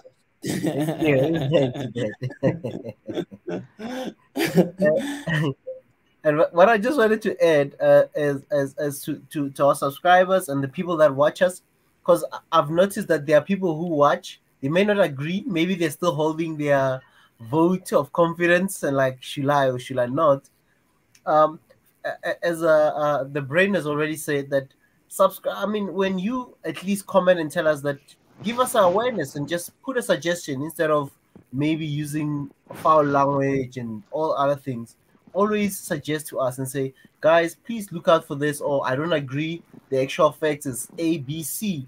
You know, then we can also learn and improve on certain things if you don't agree with us. And suggestion is always better than foul language, because I've seen other people when they are not agreeing with some people putting some foul language on the comment section, of which I think we need to grow and mature out of such things where we can suggest things and say, family, I don't agree with how this has been asked, or I feel offended by this question, you know, and then you state your reasoning. Then we know that, oh, okay, there are people who find this very sensitive, because we might ask something not knowing that it's sensitive to a certain group. But when you suggest, at least we can better ourselves and also be aware of other communities or other people that might find certain things offensive. But always suggest and always build with us, learn. And sometimes you might start not liking this channel, but once you start finding out there's more topics and more conversation that we are having, you will find one topic that will be about you. That's why when we are talking, like today, we're talking about 200,000. Somebody might just want to talk about the Guinea-Bissau issue or something like that. And when we say, let's get to the topic, it's not that we are closing you off or anything, because we've seen some people will be talking about something on the live stream, and somebody's talking about something on the comment section. So always feel free to participate in other things, and also give you a chance to learn certain things that might not be of your interest, but it's also worth learning as well. So let's always have a heart to learn, even if sometimes we don't really maybe have interest, because that sometimes can spark an interest just by you learning and understanding. Learning and understanding brings a lot of interest as well. But I just want to go back to Mandatezi, just find out if he was answered by Jonathan and the brain. Then I'll go back to Biggie. Mandatezi, the coffee. Yeah, it was answered. Actually, I'm making my own coffee here. So since we're not sleeping, so really I've already begun the process of celebrating with my cup of coffee. I know some of us here are going to be celebrating with other beverages. Kudos to you. Shout out to Kenyan coffee, because that is your own coffee, and shout out to that. You can actually get drunk by coffee, so do it. Yeah, man. And just to add on what the brain has spoken to, actually, there was this book I read. It was very interesting. It says that we are living in the age of art.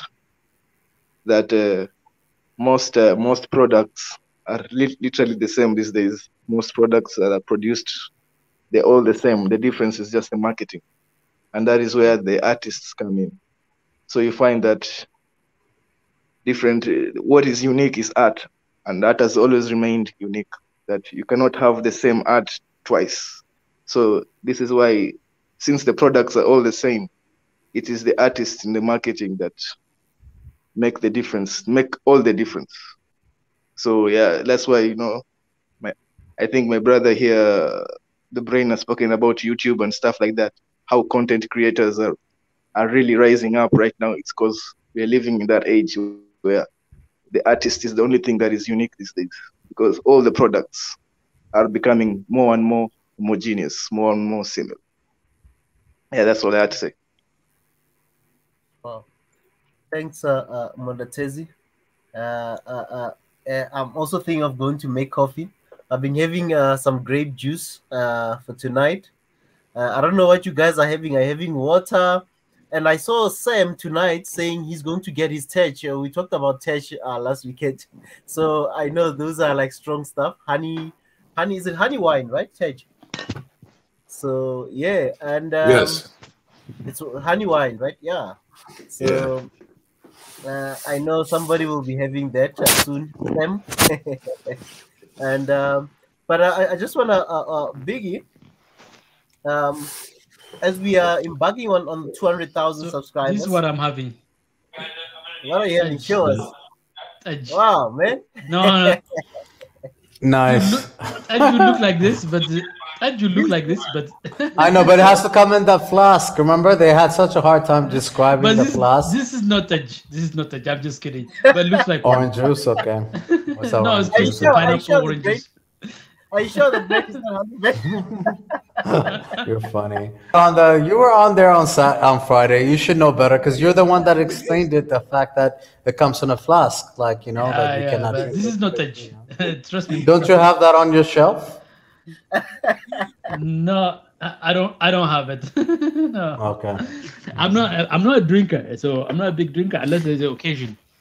Unless there's something special to celebrate. I'm not big on that. So.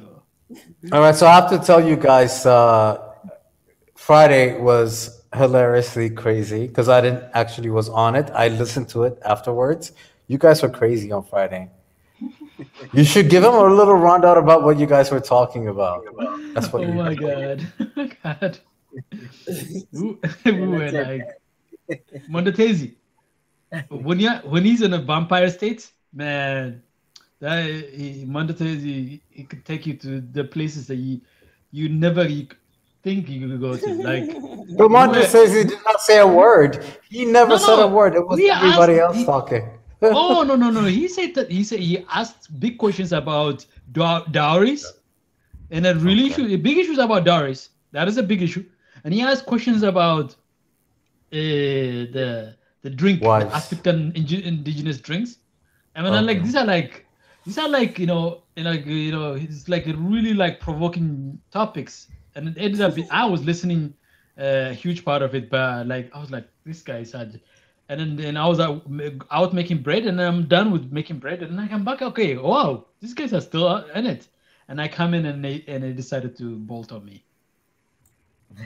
They really had an amazing conversation because I think, in a sense, to be honest with you, Friday's conversation, as fun as it was, of what I heard, it was kind of a very important conversation to have because culturally in African countries in general, we have how we marry ourselves in certain regions and in certain countries. And so it didn't just start out as fun, but it was kind of a very interesting conversation about, okay, well, why do we marry people off? Why do we steal women on the street? It was actually a very serious conversation, but it was fun at the same time, which is kind of an interesting way to approach a conversation that was not even planned. But it was, I think for the ones that did not hear it, should listen to it because I thought it was quite informative, I'll say that. Keep having those Friday sessions. Those Friday sessions are fun. The Friday night groove. Yeah. It's beautiful. His Excellency, anything to add to the guys, what they've been talking about, and your vision? And it will be really a prophetic numbers tonight, or this morning or afternoon. I don't know where depending on where you connecting from. Today it's in Africa already. It's the 2nd of February, 2022, and we're going into 200,000. You know. That's like some. I like the subscribers who subscribe and now subscribe. The person who's just playing games with you here. Subscribe and subscribe. What a loser. Sorry.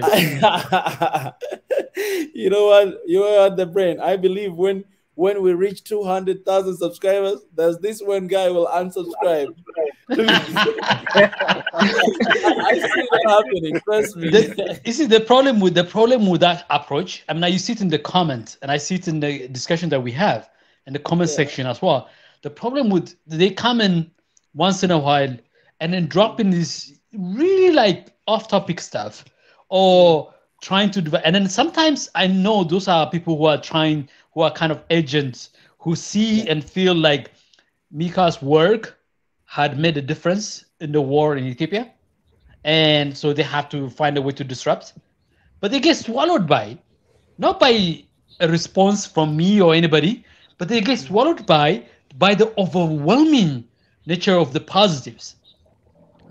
So these persons, like, they can put together 100 people to do these things, but there's 1,000 people that they have to work with against it. You know, so like 1 or 2, 3 people are here unsubscribing, right? But they are like, for every one of those things they do, there's so many other people who just do the opposite of that. And it becomes a moot effort, kind of moot effort. As it's happening in real life, as you're saying it, by the way. Yeah, and I know. Yes. And when I gave up, when I saw the Pope's comment and people started hitting the dislike button, that's when I gave up on humanity.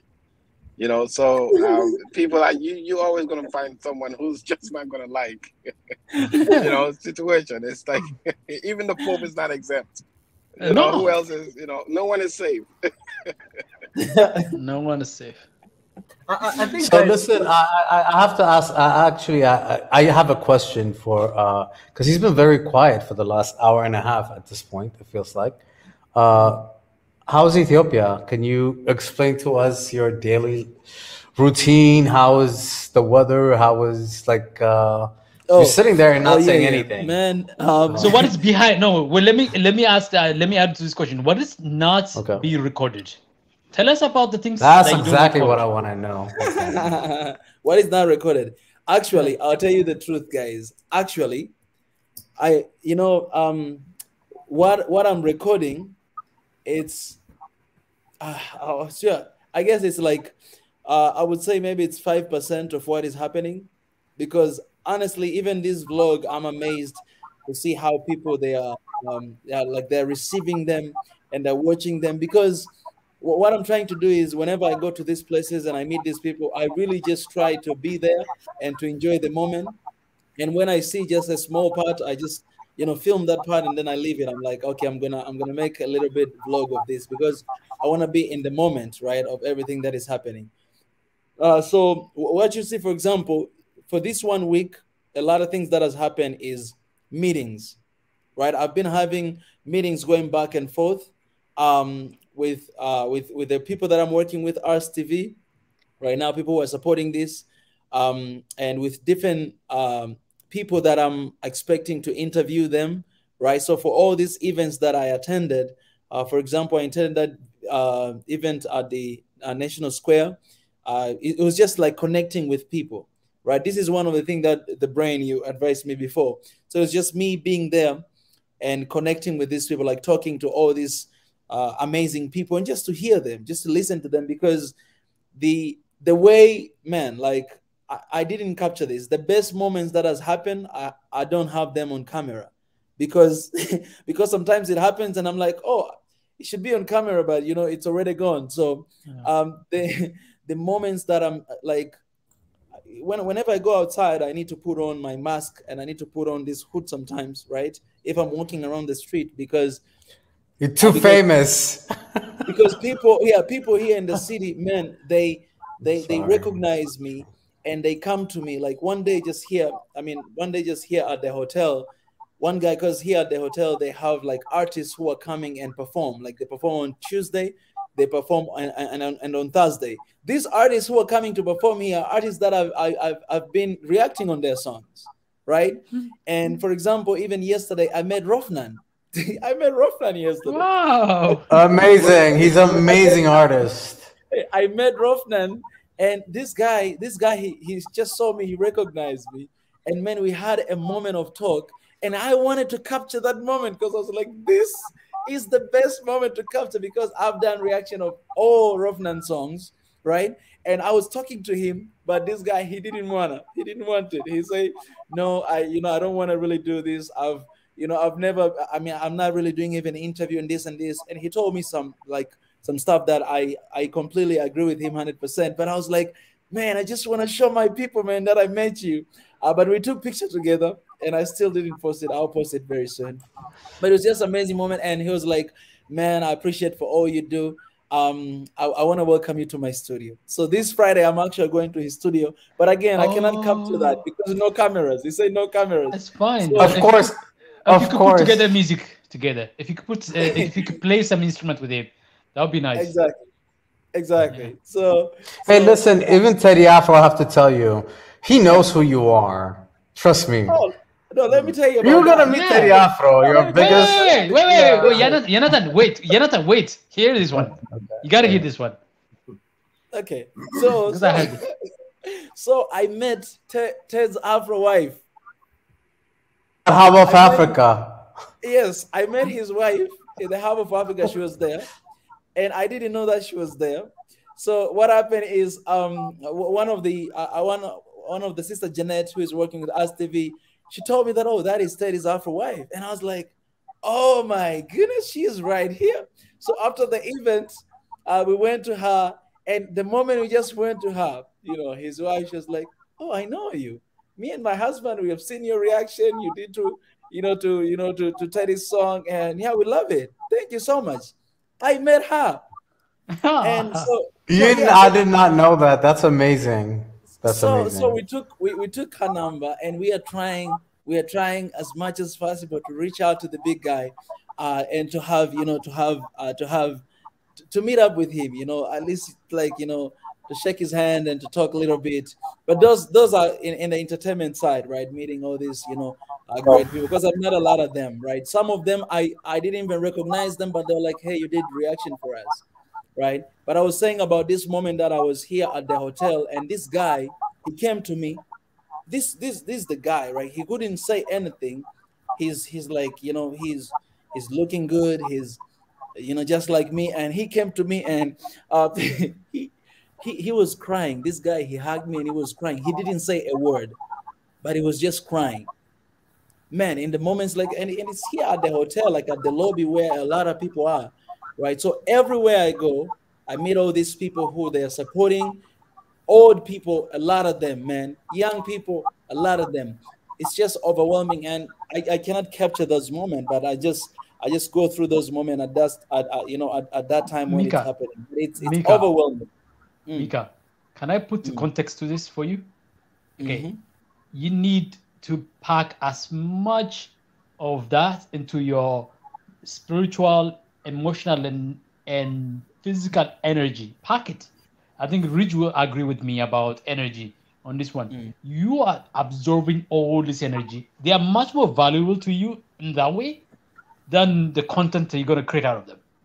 Those intimate moments, those moments where there's no camera recording, those moments where people can be honest and frank and true to you, not because they are in front of camera and everybody else is watching, because they have seen you, they know you, and that connection that you derive from them, that things that you absorb from them, is the thing that should power you in the coming years to go as you travel across Africa and promoting One Africa and United Africa. These are things that you're going to use, like the struggles, the joy, the aspirations, the fears, the worries, and the nerves, and all of this put together are supposed to be the things that you're going to tap into. You have to tap into, because you have to be passionate about what you do.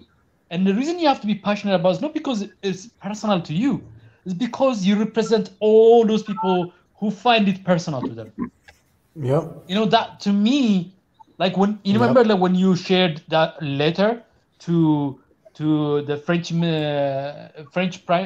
president, that letter, it came from that intimacy that you have of your fellow Africans, and then connecting with them, like what would their family think about? What would they? And that connection that you establish with people are like those things. They are the ones that will inspire you, allow you to verbalize and create words and actions and movement that will propel things and that will catalyze things. So I'm all for that, and 5% I'm okay with that.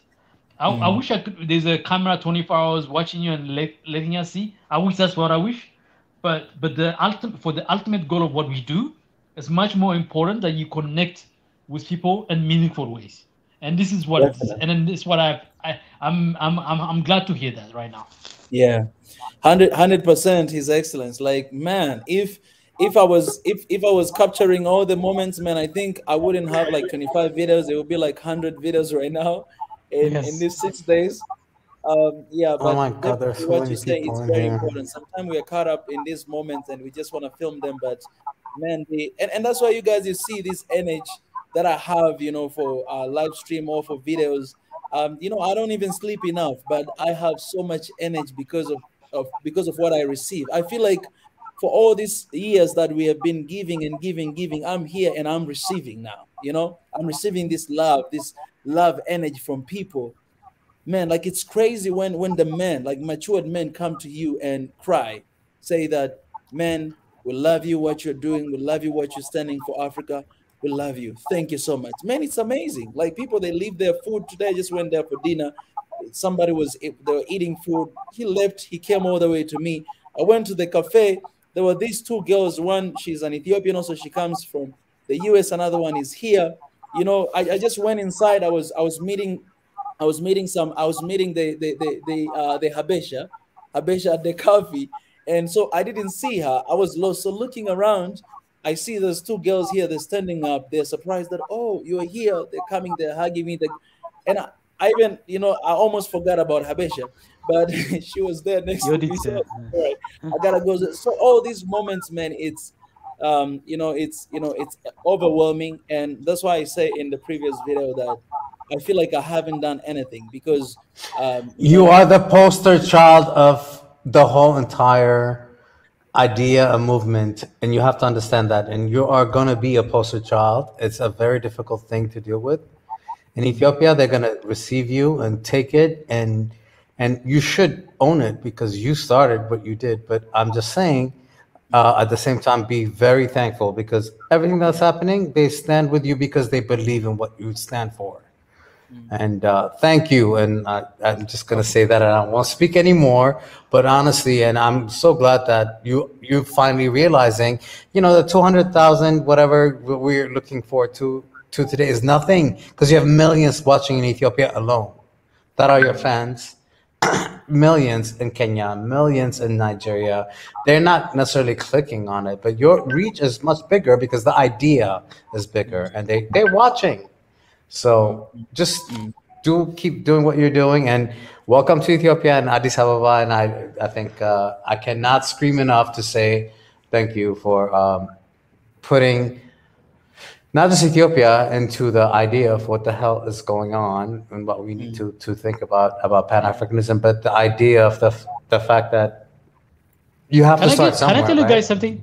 Yesterday I saw on Twitter that Ethiopia was trending #1 in Nigeria with 220 plus tweets, beating, I think it was Harvard was one of the other one that was trending. I mean, like, what is going on in Nigeria that Ethiopia is trending? Like, not at the height of when everything was hot and present. We're talking about yesterday. The trend timeline of Nigeria, the #1 trend was Ethiopia. And why? And I think, to me, it's like there's a yearning for really getting. It's like kind of, we've had enough of this crap right now. Enough. And I think Abdul was pointing out earlier, people have had enough. We've had enough. And then what Mika, you're doing is not that. It's not just enough to say enough. Like, it's not just enough to know what you are going away from. It is important where you are going to. What you're offering is where we are going to. Where is the optimal and best and most unifying destination for all Africans is not necessarily an agreement on the nitty-gritty details of the policies and stuff, or what is appropriate, what is right, whether tattooing is right or wrong. That's not it. The unifying force is that we care about each other as siblings. We love each other as siblings. Amen to that. We have something we don't agree with. I mean, like, it's so weird to hear somebody say, oh, I would subscribe, but I don't want you to promote tattooing. I'm like, yeah, that difference, you can't get away with it. You have to go with that difference. You have to go with it.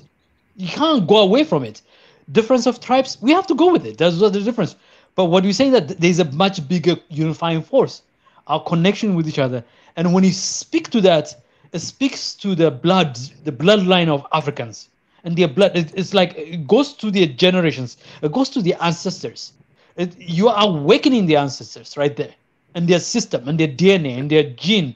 Like something is just like stirs up, and like the people who come to this platform, who talk at length sometimes like me, but like so crazy about what's going on in this platform, so adamant, like I don't know why sometimes you call me brain. I'm more emotional than brainy sometimes about what like seriously the emotions are the thing that is driving me here more than the thinking about it. The thinking just follows after. And so I'm like, to me, like I found my home. And then there's so many people, there are a billion plus other people who are not like me.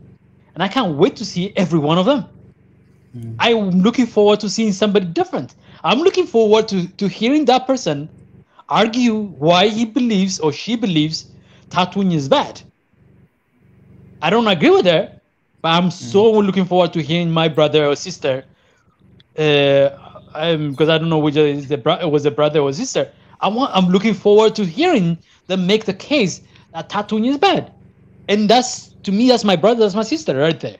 I'm looking forward to hearing Egyptians argue with me that Ethiopia was not the first Christian country. Egypt was the first Christian country. I want to argue with them. I want to debate with them. They are my brothers, but not to That's fight not with true. them. No, I'm not. I'm not saying it's true or not, but there will be a point of debate, obviously. But what I'm trying to say is that like there's so much beauty that I can't wait to see. The 1.4 billion beautiful people across the world, not just in Africa, across the world. So I think we have other people who want to say something here. I don't want to dominate and monopolize here. Yeah. Yes, I just want to say one thing about what you guys are saying. Banju, just hold that thought. I want to give these two new people that came in, Lich Barry and Kuku, some time also to they've been waiting for far too long. I'll give Lich Barry first, and then we'll go to Kuku. Welcome, brother. Lich Barry. Muted. Can you mute yourself, Lich Barry? Unmute your microphone.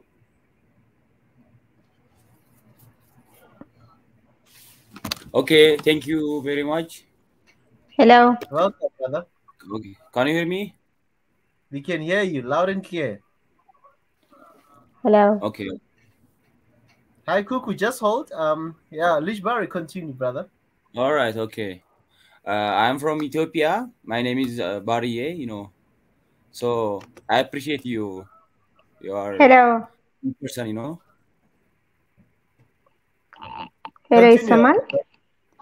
ይቅርታ አንዴ ቆይ ጠብቂው። እሺ ጠብቂ። ከዚህ ልጅ ቀጥሎ ታናገራለሽ። ኩኩዬ ከባርሴሎና አላሽ አለ? አዎ ታስተረጉማለህ አንተ። አዎ ችግር የለም አለው። ዶንት ወሪ። አሪፍ። So you can call me Barry, Okay. So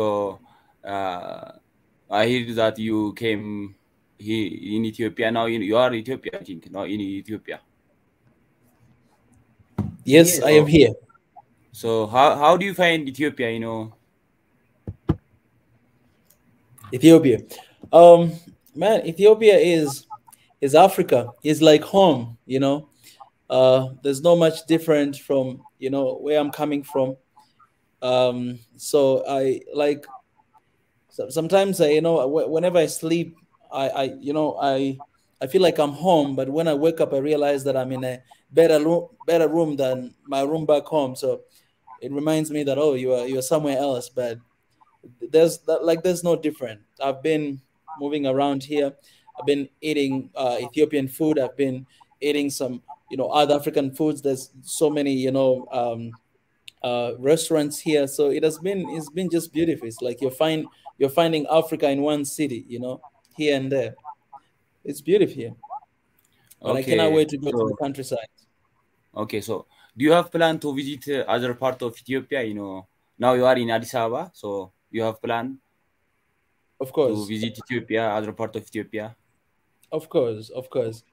I'm not just gonna be here at Addis Ababa, but most of my time I'll spend some other place. and we'll be back here again to prepare for the event.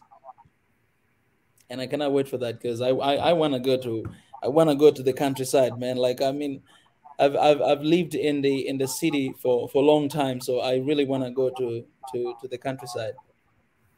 So if you have, if you are interested to come here, I am willing to receive you. I am from Addis. I'm from Salale, Fiche. Salale is 100 kilometers far from Addis Ababa. So no problem. If you come here, I will be with you for one day. Okay, no problem. I really appreciate, man. Wait, Fiche, Oromia, like just north of Ethiopia, north of Addis, right? Yeah, you are right. Yes. Yeah, and it's a very cold place, right? It's yes. cold. Now just I'm feeling wearing, cold, that's why hey, Mika, whoever is in control of this thing, can we put him in a bigger picture, like just to show the whole of him? It's so tiny. Oh, definitely. Like, yes. See, what are you wearing? What is it called? Gabi, right? Yeah. You can call it Gabi, Gabi is the thing that you wear to warm yourself. It's made of cotton, right? Actually, this is not made in Ethiopia. Okay. Oh. Yeah. If you need Gabi, we have here. Can bring it for you. Appreciate, brother. Appreciate. That means a lot. I think we'll be telling people where I would be as we are visiting different places, because there's already a schedule that has been prepared, and while visiting those places, I think people will know through our social medias. Yeah, Fiche is. I'm sorry. He's wearing 100% Habesha. Can I see the Gabi? Can you put it up? He said it's not Gabi. Gabi is not Gabi. No? He said it's not Gabi. It's not Gabi? Okay. Yeah. That looks like Gabi to me. It looks like Gabi to me. እንግዲህ መልኩ ያበሻ ነው ቶ Hello? Okay. Hello. Okay. Hey, wait. Like, let me talk to you a little bit about Lij Barye. Like, Lij Barye, Fiche is a very famous place, by the way. It's famous for a lot of things, right? Tell us what is one thing that is famous for Fiche. Okay, Fiche is famous for traditional costume, weaving. The weaving, yeah. Yeah.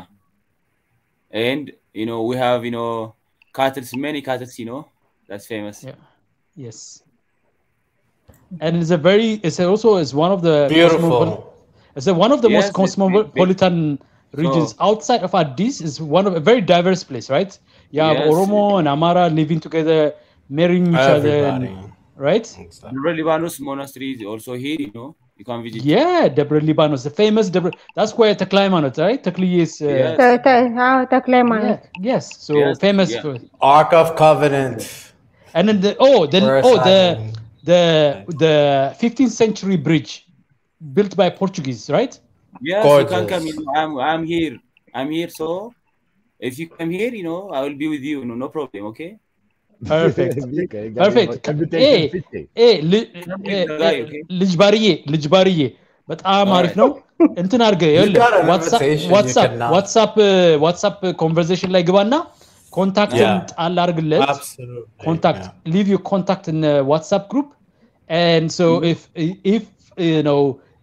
Mika travels that way, I know Mika, if you go to that way, Fiche is a very cold place. It can get really cold. Beautiful. So but it's beautiful. The mountain, beautiful place. It's cosmopolitan, very like modern city, churches, mosque, different ethnic groups living together. Yes. So, and then it's a very beautiful place. If you happen to travel north, it's about 100 kilometers from Addis. It's not that far. So if you happen to travel north by car, and he happened to be passed by, and then so he can reach out to you. So leave your phone number and contact details on WhatsApp. And you have to climb up to the actual, yeah, it's amazing.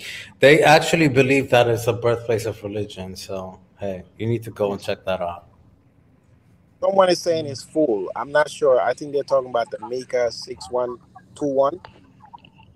No, it's not that. It's the African Farmer. African Farmer is has been our artist on Friday night. He's the one who loves singing. So I had asked him to come and sing for us once we reach 200,000. He asked for money. Now I see he's adamant to come and sing for us. Of course you would ask for money. Oh my God. Really? Did he really ask for money? He said he's probably joking. Money for his farms, eh? And he's in the United States. He doesn't need no money. I know where he's at. No, he's joking. I know. I'm kidding. I love that guy, man. I swear to God, I tell you, on Friday, I heard that whole entire thing for not once, but twice. That's a long thing to listen to. He was hilarious. Man, I couldn't sleep, man. I was here, but I couldn't sleep. I was behind the scenes. It was hilarious. Yani fikir. Yani fikroch. No, be careful. By the way, Cuckoo is totally crazy in love with Mika. Okay? Yeah. She's in love with Mika. Love Mika from for Ethiopia, not for another time. I have boyfriend. Are you cheating? Oh my God, that's horrible. Does he know? I have boyfriend. Oh, she's a female version of African farmer. Yeah. She's gonna have boyfriends from every African She country. wants husbands, like husbands in every African country. Yeah, exactly. No, husband. We're just kidding. We're just joking. We're just joking. Yeah, we're joking, Cuckoo. We're joking. She's a best friend. Sorry? You said best friend, right? Boyfriend. She said boyfriend. I have boyfriend, but I love it, and Mickey Marina for Dios. I'm crazy for him. Right.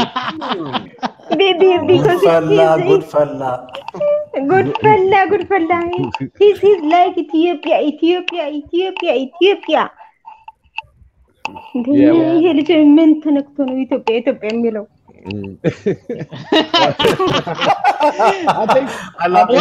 She's like, what happened to Mika? What has he tested to say, like, to fall in love with Ethiopia like that? So, what have you poisoned him? Hey, Ethiopians, you guys have put poison on Mika, eh? That made him fall in love with Ethiopia. Yeah. Hey. Cuckoo. Sorry. Wait, hold on, Cuckoo. ማንም የነገረኝ በአማርኛ አንድ ጊዜ hold on, Cuckoo. አንድ ቆይ like ባለ ዋናው አስተናጋጁን እንስማ። Okay, sorry. አንዴም ደግሞ ስማኛ ነኝ። No, ይመጣልሻል፣ ወደ አንቺ ይመጣል፣ ያናግርሻል። ቆይ just መጀመሪያ ዋናው ሆስት የሚያደርገው ሰው እንትኑን ፕሮግራሙን ይመራል። አንዴ ደግሞ የሆነ ነገር ልንገርህ እኮ ወደ አንቺ ይመጣል እኮ ነው። ወደ አንቺ ይመጣል። just give him a chance. Formally disciplined እንትኑን አለኝ እኮ ቪዲዮ አልከፈትኩም እንጂ አለኝ። እሺ እንስማው። እሺ sorry Ezra, we're really sorry. I mean it went astray, the meeting, but back to you, okay? Yeah, sorry about that as well. I was just saying that His Excellency, I hope some of the guys won't be jealous when they see you. They start pulling their girls, their women for more. Breaking a lot of hearts, man. Oh no! Really? Seriously? We're not jealous. We're not jealous at all. Even daddies and mommies start jealous. We trust Mika. Well, we just have to take all the Irish lips off of her or whatever. But yes, go ahead. One thing that I think I want to say something that Cuckoo said. Cuckoo came in before. You should let her speak first, huh? Said, she came in before. Let her speak. Right. ስማኝና አንዴ ተርጉምላቸው እሺ please because my English is very bad. I speak in Spanish, Arabic, Amharic, pero you speak more language than I do, so ¿Tú hablas español? ¿Qué tal? yo hablo español. ¿Qué tal? ¿Cómo estás? አንድ ነገር ልንገርማ የታንዛኒያው ልጅ ይሄ የሚደንሰው ልጅ የሚጨፍረው ልጅ ሙዚቃ የተለያየ ህንድ ሙዚቃ ምናምን የሚያስተላልፈው ልጅ ታውቃለህ? ስሙንም አላውቀውም በእውነት ነው የምልህ። እሺ እሱ ልጅ እኔ ነኝ የአማርኛ ሙዚቃ ያስጨፈርኩት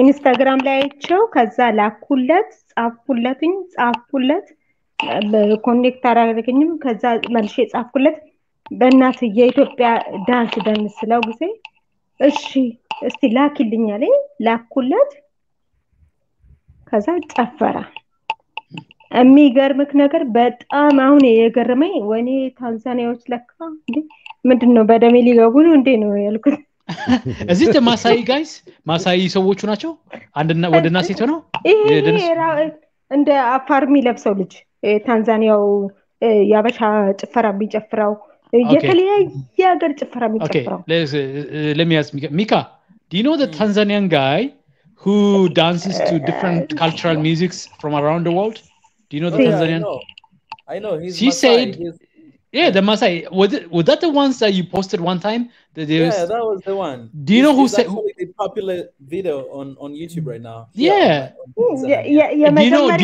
you know who ተረጉምልሽ እኮ ነው so do you know who sent him the music the Amharic music to dance to no I don't know it's her Cuckoo she's saying she's the one who sent it to him wow and she said like what are these she's like what are these Tanzanian guys they're trying to really like steal my heart እንደም ካያቱ ጋራ የመጨረሻ ጊዜ ያደረገው አሁን እስክስታ ይገርመኛልና አንድ ነገር ጠይቀልኝማ ለምንድነው የታንዛኒያ ሴቶች ጸጉር የማይኖራቸው ይሄን ነገር ጠይቀልኝ አልገባኝም ጸጉር የማይኖራቸው የታንዛኒያ ሴቶች ጸጉራቸው መላጣ ነው no I mean ሁሉም ታንዛኒያ they shave their head no ጠይቀው okay so this is cultural question for you for Mika about Tanzanian women that she says that what is the thing about Tanzanian women shaving their hair yeah I mean not really everybody but Maasai women they always do that they shave their hair and to be honest you know with you I don't know why they shave their head but Maasai women they do that or sometimes these girls who are doing modeling they do that but not everybody does that okay I would assume that is actually like a health thing in general Africans do that all the time and even in Ethiopia in so many tribes they shave their head for a purpose to not have lice or whatever, you know, and they beautify themselves as well. So I don't know why that is, but my God, they look amazing, shaved or not. And don't forget, they don't just shave it; they like shave it beautifully and like have tattoos and they beautify themselves. I think that's what it is. So I wouldn't call it shaving their head, yeah. በጣም ደስ ይላል። በጣም ደስ ብሎኛል ስላገኘኋችሁ። እውነት ነው መልክ እሱን ኩኩ my name is hola qué tal tú hablas español yo hablo español yo hablo español un poquito sí Africa Farmer is a house pero yo no entiendo muy bien oh wow okay he speaks a lot of languages shocking Romanya Amaranya he speaks everything. Oh my God! The other day he was speaking. Now he speaks Spanish. Mamacita, me gusta mamacita bonita with margarita. He said he's gonna marry every human. I'm not surprised because he said he will marry everybody in every state in every country. Yeah, that's what it is. Yo soy bonita, yo soy guapa, yo soy preciosa, yo soy one love Africa. Sí. Oh, gracias. Me gusta mamacita with margarita. Margarita, Margarita, sí, Margarita, yo sí, Margarita. Oh God, he's too funny. African farmer. African farmer. African food. ¿A dónde es ahorita? ¿Y tú a dónde es? Yo estoy ahora en Barcelona. Oh. ¿Y tú? Mi esposa is from what is called what is the other city of Barcelona? Valencia. Valencia. Barcelona. Madrid. I think he's thinking Madrid. Madrid. Madrid. Okay, Sí. yo estoy de Barcelona. Ella blanca. Muy bien, no importa en color. No importa color. Oh, ya. Pero mí, más chiquita, me gusta chiquita mucho. ¿Qué quieres decirme? No entiendo. Chiquita, ¿qué? Chiquita, ¿por qué dice? Hey, African farmer. Only say the right things. Only say the right thing because the subscription number is going down because of you. ¿Por qué dices mi chiquita? Okay. I'm just kidding. A ver, ¿qué quieres? ¿De dónde eres tú? ¿De dónde eres? Oh, no comprende nada, no más. This is No, tú hablas español. No. I know you speak Spanish. Come on. espera. ብዙ አልችልም በነገራችን ላይ ለጨዋታ ያክል ነው።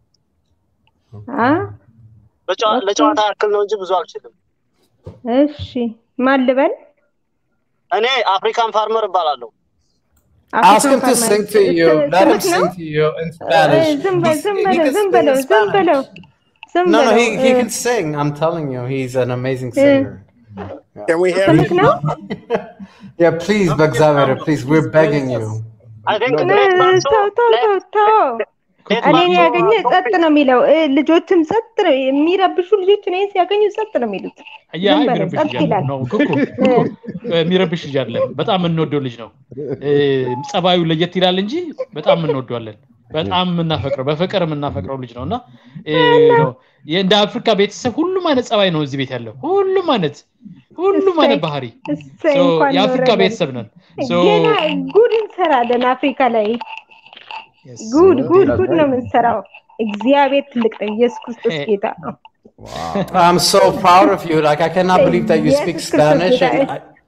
And I knew that you were in Spain, but like, oh my God, it shocks us sometimes to understand. And yeah, sometimes we forget how spread out we are. Like, historically, with being sold out and being slaves is one thing. But by choosing to have migrated in the last, 30, 40, 100 years is a whole another story.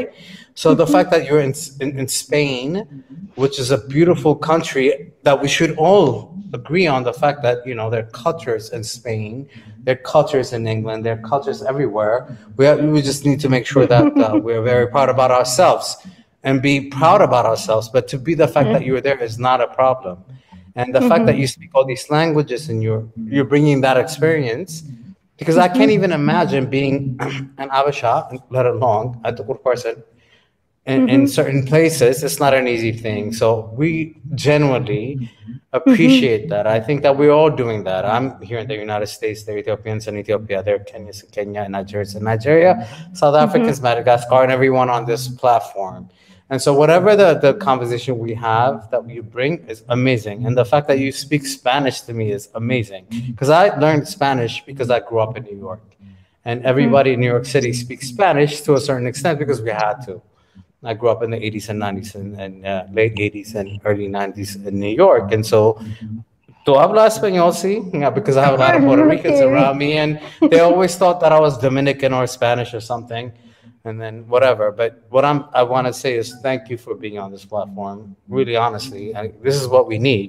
So we play around a little bit, but thank you for being here, and I think it's amazing. And so we can play around a little bit, have fun, but yeah, and I think he's so funny because he speaks so many languages. He lives here, but he was singing the other day about Romania the other day, and then he was like, now he's like going Spanish. I'm just like, oh my God, I wish I had that talent. I wish I had the talent as he did. He calls himself the farmer. I think he's way beyond farmer. He's like something else, but anyway, that's all I just wanted to say. Wow. Nice meeting you. Just to remind the guys that are in Ethiopia, that if you want to join Mika, you want to come and do a meetup with him on Thursday from 8:30 to 12 p.m. Please send a text message to Mika on this number 6121. Please, if you want to do that, limited space. Come first serve. Please do that. First come first serve. So as a time that will be allocated as from 8:30 a.m. to 12 p.m. So please reserve your seat right now, so that to avoid disappointments and stuff. But obviously, I'm sure His Excellency, you might do another session again, but we don't know yet, because since you've got a busy timetable. But for those who want to meet him this Thursday, please do so now while we're still live, while we're still chasing these 200,000 K subscribers. Please just take your phone now, text. I know Barrier was here. Barrier, it's also 100Ks. I think you can drive to Addis. Send your a text to this number, Mika, to 6121, and reserve your space, and there will be a meetup. Yeah, I just wanted to highlight that again for those who are in Ethiopia. Unless if you are flying to Ethiopia tonight or to this morning, and you'll be there on Thursday. So also you can do the same, book reserve your seat, and for the meetup with Mika. So please do that, because this is just one of those days where he's put himself out there to meet, and guys can ask him personal questions, face to face, meet up, pictures, and all those things. So this is the right time to do that, especially if you're in Addis, you're local. Make use of the opportunity. But I know African Farmer is here. I just wanted to see African Farmer. I want to ask him a question.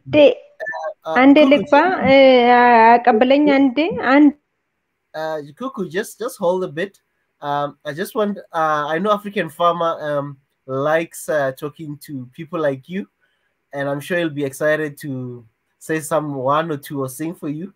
But African Farmer, are you still here with us? I think if African Farmer muted. He's either having a network issue or something. But anyway, I'll come back to African Farmer. Ande Ligva, Lenagar and Nagar, the Mickey. Mikey, no, Mikey. Mika. Any Mickey no malo, Micah. And the Mika no name. Okay. And Nagal, Mikael Malis no. Ane Mikael. And Nagar, Yisamanya Su. Yeah. And Nagar. Go ahead. Abash Chizigal to Amul Samunishi. And you yes, I'm watching no Hulatum. Absolutely. Yes. Okay, yes, Christos Gaetano. And በጣም ፕሮጀክት ማድረግ ፈልጋለሁ። ፕሮጀክት ማድረግ የምፈልገው እናት አባት የሞቱባቸው ልጆች እነሱን ከመንገድ ላይ ማንሳት ፈልጋለሁ።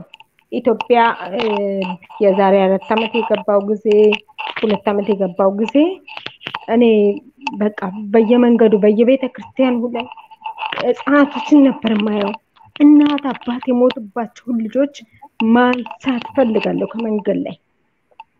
ስለዚህ አሁን ደግሞ ሚኪን ስላገኘሁት እግዚአብሔር ያገናኘኝ ከናንተ ጋር እንደዚህ እንዳወራ ያደረገኝ እግዚአብሔር ነው። እሱ እግዚአብሔር ነው።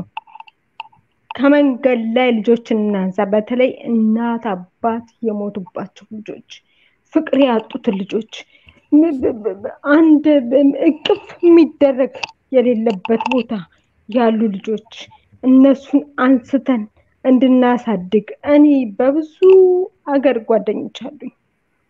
የብዙ አገር ጓደኞች አሉኝ። ብር አዋተን ያን ነገር አድርገን ልጆቹን እናሳድግ። መንገድ ላይ የወደቁ ልጆችን፣ መንገድ ላይ ያጡ እናት አባት ያጡ ልጆችን፣ ጡት የሚጠቡ ልጆች፣ እናት ብቻዋን ያለች እናት፣ ምንድነው የሚደፈሩ ሴቶች እነኝን ሁሉ አንስተን እንድናሳድግ እፈልጋለሁ። ለሚኪ ንገርልኝ፣ ይሄ በእኛ ላይ ይፈጸማል። እግዚአብሔር ተናግሮኛል። ኢየሱስ ክርስቶስ ጌታ ነው። እግዚአብሔር ትልቅ ነው። እኔ ከናንተ ጋር ይሄን ነገር አደርጋለሁ። ምን ነው ጸጥ አላችሁ?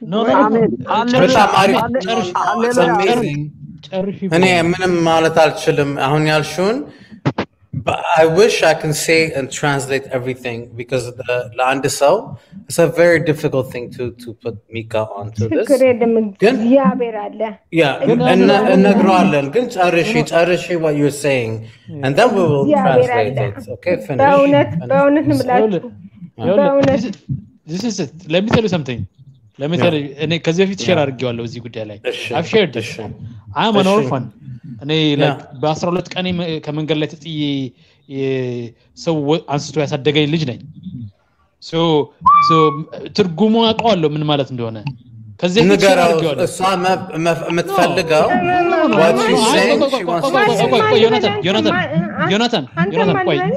Jonathan I'm coming to that I'm going to tell you okay. So ለማለት ቆይ ስሚ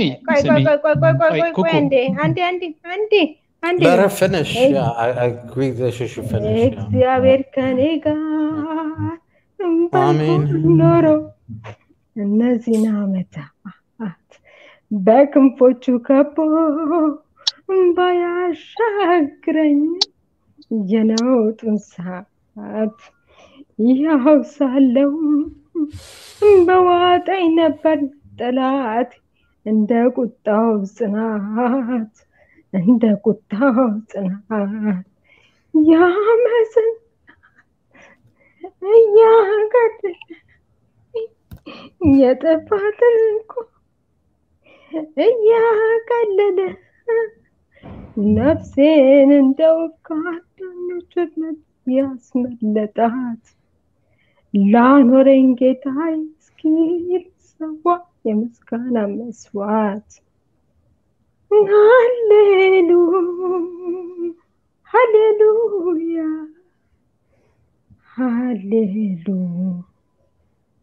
Hallelujah. Beautiful.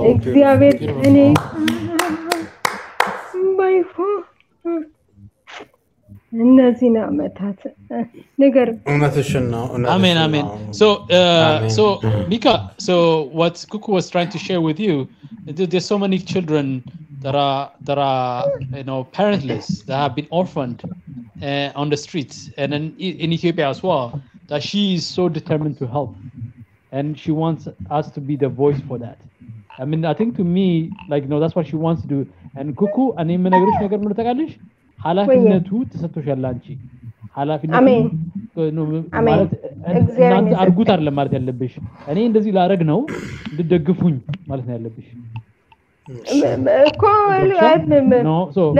እኛ እንደግፍሻለን ሚካን ብለው ለሱ ነው አግዘኝ ነው ማለት ነው ሚካ ብቻውን አይደለም ሚካ ቲም ነው ያለው ለብቻው አይደለም ሚካ እኮ አንድ ሰው ነገር ልክማ እዚህ ስፓኒሽ ጓደኞቼ ስፓኒሽ አለቆቼ እኔ ሆቴል 5 ስታር ሆቴል ነው የምሰራበትን ሆቴል አሳያለሁ ፎቶን እልክልሃለሁ እንዴት ፕሮቶኮልም እንደሚጠበቅበት ቦታ እልክልሃለሁ ግን አለቆች በሙሉ ይጠጉኛል ያወሩኛል ከዛ አፍሪካ እኮ እንደዚህ ልጆች አሉ አፍሪካ እኮ እንደዚህ ያሉ እንደዚህ ብዬ ሁሉ ጊዜ ሳወራቸው አለቆቼ አንዳንዴ ይደነግጣሉ እኔ ፕሮቶኮል አርጉ የሚባልበት ሰዓት ፕሮቶኮል አርጌ ስገባ ግን አለቆቼ ሲያዩኝ ይደነግጣሉ የሚገርም የአለቆቼ ልጆች ራሱ ጠብቃለሁ የሚገርም እግዚአብሔር አምላክ የሰጠኝ ጸጋ በልጆች ጸጋ ሰጥቶኛል የሚነጫነጩ የሚያረብሹ ልጆች ካሉ ከኔ ጋር ሲሆኑ ጸጥ ነው የሚሉት እና ደግሞ እኔ አለቅሳለሁ በጣም እግዚአብሔር እባክህን እናት አባት ለሞቱባቸው ልጆች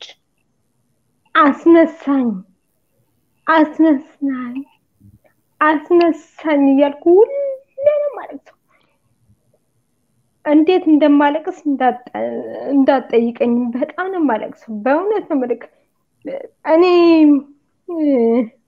ምን ብዬ በክ ሚኪ ሲጸልይ ሳይ ለካ እግዚአብሔር እዚህ ጋር አለ ይሄ ልጅ ያመላከተኝ እግዚአብሔር አለ እግዚአብሔር መንገድ አለው እግዚአብሔር ምክንያት አለው እግዚአብሔር እሱ እግዚአብሔር ነው እግዚአብሔር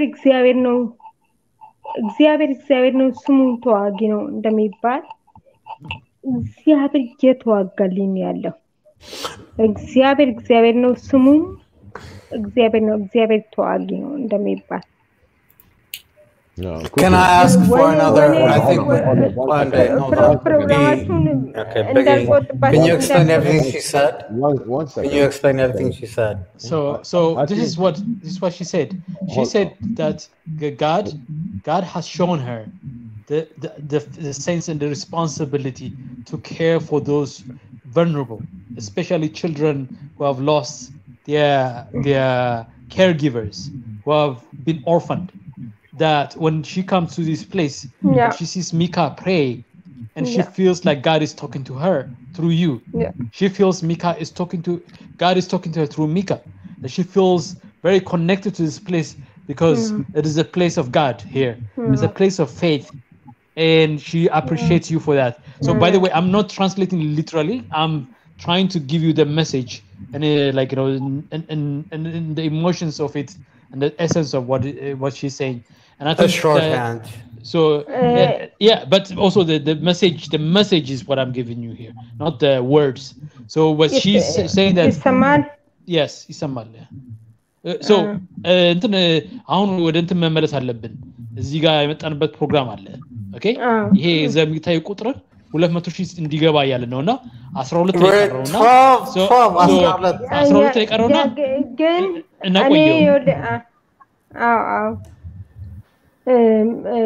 እኔ ዛሬ መግባት የምፈልገው ሚኪ ልጆችን ከመንገድ ላይ እንድናነሳ ስለምፈልግ ነው እንጂ ሌላ ነገር አይደለም ሌላ ነገር ፈልግ ያለው No, it's important. ምን መሰለሽ እኔ ደግሞ ምልሽ መሰለሽ I'm not going to ሚካ ይሄን እንዲነግርሽ አልፈልግም ምክንያቱም እኔና ሚካ ሁላችንም እዚህ የምናወራው ነገር ነው ቆይ ስሚኝ ኩኩዬ ፈጣሪ ኃላፊነት ጭኖብሻል ኦኬ ኃላፊነት ጭኖብሻል ይሄን ኃላፊነት ወደሚቀጥለው ቦታ የማድረስ ኃላፊነት ያንቺ ነው ኃላፊነቱ ያንቺ ነው እኛ ምንድነን ደጋፊዎች አሳያለሁ በደንብ አሳያለሁ አሁን አንቺ በመሰለሽ ይኸውልሽ ጎፋንሚ ነገር አዘጋጂ ዌብሳይት አዘጋጂ ፕሮግራም አዘጋጂና oh my god this is crazy አዘጋጃለሁ መንገድ ላይ ልጆች እየረዳው ነው መንገድ ላይ ያሉ እነዚህ ነገሮች ኦርጋናይዝ አድርገና አዘጋጂ እኔ ልንገርሽ አልጨርሽም ኩኩዬ አስጨርሽኝ እኔ ቅድም ይኸውልሽ እኔ እንደ አንቺ አሁን ላንሳቸው የምትያቸው አይነት ልጅ ነኝ የሆነ ሰው እንደ አንቺ ማንሳት አለብኝ ብሎ ያነሳኝ ሰው ነኝ ኦኬ ስለዚህ ያ ሰው ኃላፊነት ተሰምቶት ነው ይሄን ያደረገው የሆነ አሳይመንት ተሰጠው ፈጣሪ አሳይመንት ሰጠው ያን ፈጣሪ ሰጠውን አሳይመንት ለመወጣት ብሎ እኔ ምንም ራሴን ማዳን የማልችለው ሰው ያዳነኝ ሰው አለ ከመንገድ ላይ ያነሳኝ ሶ አንቺ ምልሽ ገብቶሻል ሐላፊነትሽ ተሰጥቶሻል መስራት አለብሽ ያንን ሐላፊነት ስትሰሪ መንገዱ ላይ ስትጓዢ እኔ ልምዱ አለኝ እዚህ ያደኩበት ድርጅት ሰርቻለሁ ህፃናት በመዋያ ህፃናት ማሳደጊያ ድርጅት ሰርቻለሁ ለብዙ አመት ያደኩበት ድርጅት ውስጥ አገልግያለሁ ተመልሼ ሄጄም እነሱ ጋር ሶ ልምዱም ዕውቀቱም ችሎታውም አለኝ ሶ አንቺ ፕሮሰሱን ጀምሪ ስራውን ጀምሪ ግን እንዴት አድርገው ይሄ እንደዚህ ሞክ ጀምሬ ነበር ይሄ ጎደለኝ ምናምን እሱን በሰፊው እናወራለን አሁን አይደለም ማመናወራው እሱን በሰፊው ሌላ ጊዜ ቁጭ ብለን እናወራለን ስልክን ስጠኝ አንዴ ነው ስልኬን ፕራይቬት ሜሴጅ ላይ ስልኬን አስገብሻለሁ ኖ እዚሁ ሜሴጅ ላይ አለ ሜሴጅ ፕራይቬት ሜሴጅ አለ እዛ ፕራይቬት ሜሴጅ ላይ ስልክ ቁጥሬን ታያለሽ እዝራ ገና ታያለህ ዓለምን እኔ ጓደኞች በሙሉ ወንዳግሮች ናቸው ጌዎች ናቸው እነግርካለሁ ከጌ ጋር ምን አይነት መንፈስ እንደነበረኝ እኔ ከነሱ ጋር ማረግ ይቅርታ እንዴ ስለዛ ነገር አለም እያወራን ያለ ነው እዚህ ጋር አይደል ለምንድን ነው የምንዘለው ለምንም መዝለል የለብንም ኖ አሁን አንቺ እያወራሽ ስለ ህፃናት ስለ ልጆች እያወራሽ ነው አይደል ስለዚህ ስለሱ እናውራ ልጆች በቃ ዳስት ስለሱ እናውራ ሌላ ነገር ሌላ ማስፈልግ ከቶፒክ ውጪ አምጣ አሁን ሐሳብሽን ጨርሰሻል 5 ይኸውልሽ ሐሳብሽን ጨርሰሻል እዚህ ወደ መጣንበት ፕሮግራም ልንሄድ ነው እሺ እንመለስ በጣም እናመሰግናለን እሺ አመሰግናለሁ እሺ ቁጥሩን ትችልሻለሁ so hey sorry guys so back to you guys back to Mika back to Ezra and you know I've shared my number for her and that's it okay appreciate Ezra for what you did all right okay Kuku appreciate Ezra for what you did because Kuku if you contact Ezra you're contacting One Africa so please stay in touch with him I've put the number there yeah appreciate all right guys we are almost there 4 more to go is Banjul here is Abdul here yes I am here oh you oh my god is that really happening Ezra where are you at man Ezra fell asleep wow talk about food come on I'm gonna go. I cannot wait to see this 200K all right guys I cannot wait okay we go come on somebody come on guys 1 2 1 I need some way I don't want those people such a yeah you don't understand like we're gonna be talking about 500,000 soon so oh my god oh yeah come on somebody we went down special people we went down all the way to 50 nice. This is my birthday 999 come on dude come on 999 come on one more my story is gonna finish soon come on god, this is amazing 2 come on man at 9 is gonna come congratulations everybody. It did one better did you see that it did one better it did one better oh my god this is like come on oh my god it's like a breakthrough right here so it's such a breakthrough like 3 at once yes they were rushing to get it who we're gonna give it to but they were rushing you missed the show oh my well happy birthday congratulations everybody congratulations congrats bro everybody congrats to everybody congrats to Swahili nation congrats to One Africa it's all of us man we made this happen all right we made this happen this is about Africa and it's about all of us so congrats to everybody hey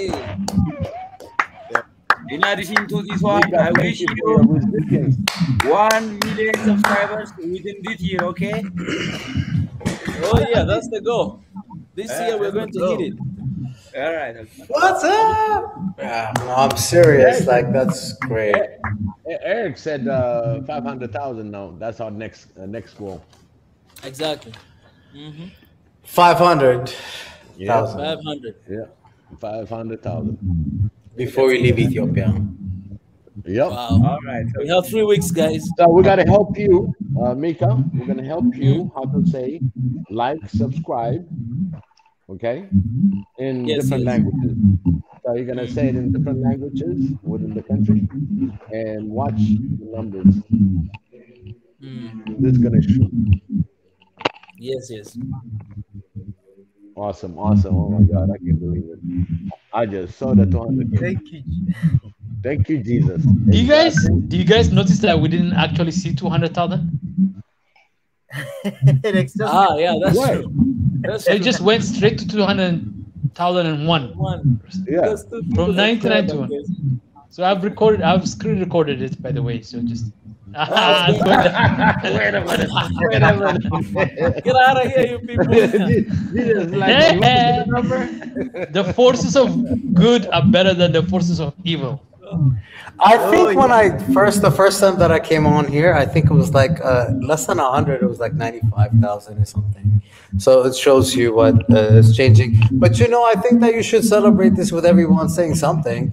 From the top up to the top down, I see Ezra on top, and then I see obviously the king over there, and everybody that's been in charge. You guys should say something very positive, right? You can't stop it. You can only delay it, guys. Whoever is unsubscribing is, you can only delay the inevitable. You can only delay the inevitable. Nothing more. Nothing more. Trust me. You delay the inevitable. You can go back. You can unsubscribe. For all you only delaying it. This thing is going back up before you know it. Yes. But we saw the 200,000. Exactly. That's one thing that we know. We're gonna be going 200,000. If there are 10 of you that have subscribed to play a game, there's 100 people that will subscribe not to play the game because they are serious about it.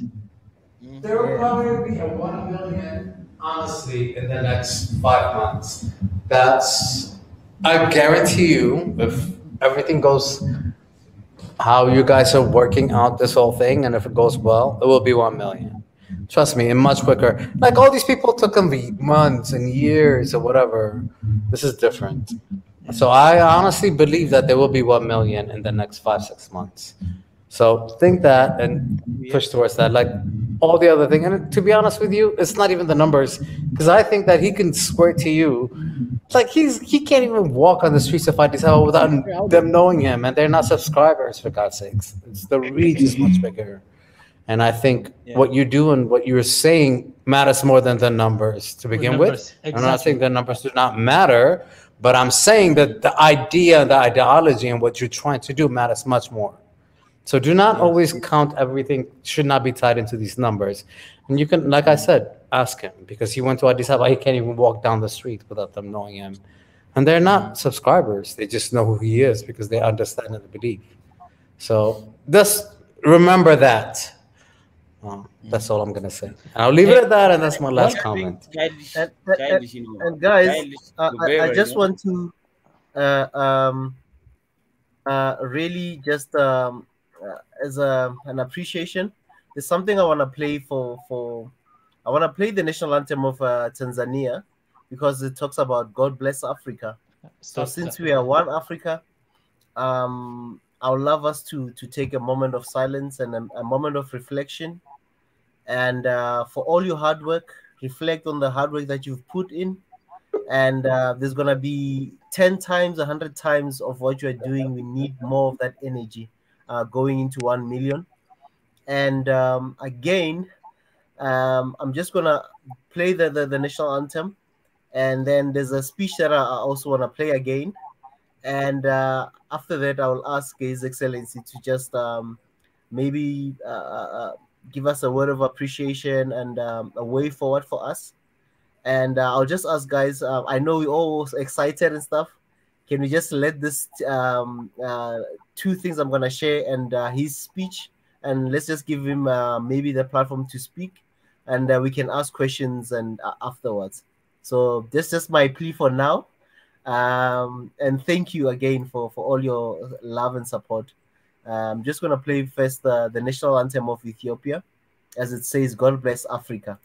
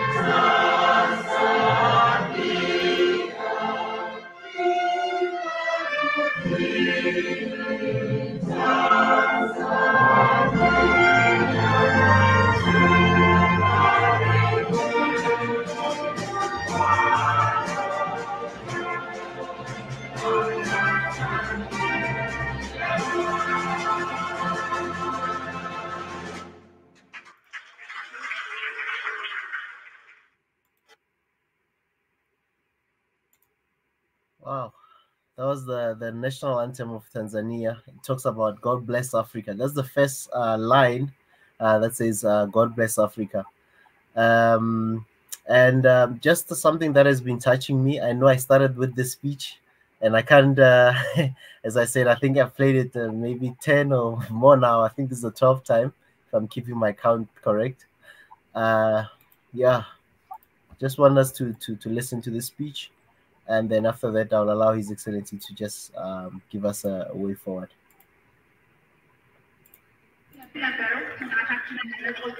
It's your turn.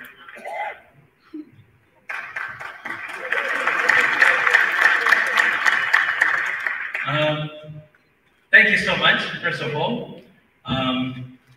It's such a privilege to be here in this historical place and amazing people.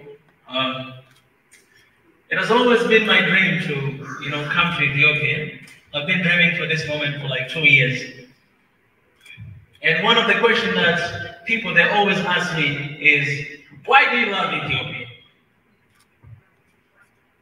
And I'm going to try to answer 2 questions that maybe even you guys, you have that question for me right now. Why do I love Ethiopia? Ethiopia is Africa.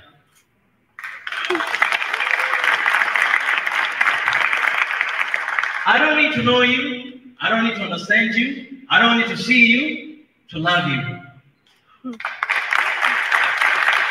I simply love Ethiopia because Ethiopia is Africa. And I love Ethiopians because Ethiopians are Africans.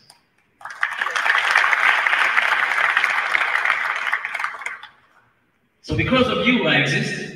And because of me, you exist. The second question, why do I love Africa? I love Africa because I'm African. There is no one else to love Africa except me. There's no one else to protect Africa, to defend Africa, except me, because I'm African. It's my pride, it's my heritage, it's my nature, it's in my blood. I have African blood in me.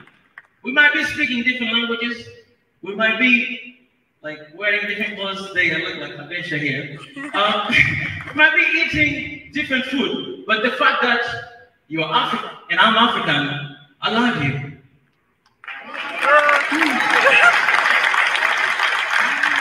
Ethiopians are people who are so proud with their culture, with their food, with their heritage, with their people. You know, when I came here, I was really amazed. I think every other African nation should learn from Ethiopia how much they love themselves. They love what they have.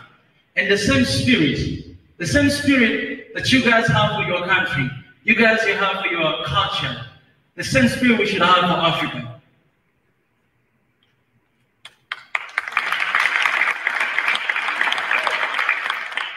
You know, when you go abroad, nobody call me Tanzanian. They call me African. And whatever I do, they don't say, Mika did this. They say, African, that African guy has done this and that. So I represent Africa. You represent Africa. We represent Africa. That's the reason why we're here today. That's the reason why we should love one another. That's the reason why we should protect one another. That's the reason why we should stand for one another. Because if you fail, I fail. If you don't have peace, I don't have peace. If you die, I die. And if you survive, I survive. And that's what we need. We need people who love Africa with everything they got. Because out there, nobody loves Africa. And it's my responsibility. It's our responsibility to love Africa, to defend Africa with everything we got. Thank you so much. Thank you. I would like to thank Arts TV for inviting our brother from Tanzania. His Excellency, thank you very much, and thank you for the subscribers, as well. Thank you for the support, and the floor is now yours, His Excellency. Well,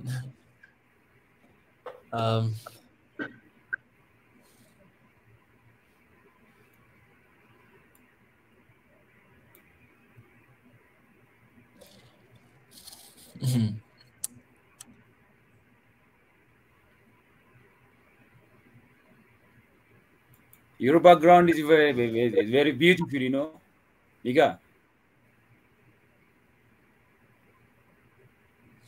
You know, sometimes it's good to just take a moment to, you know, reflect and to think of where we started and where we are today. Some of you might be asking that, you know, why are we celebrating 200,000 subscribers?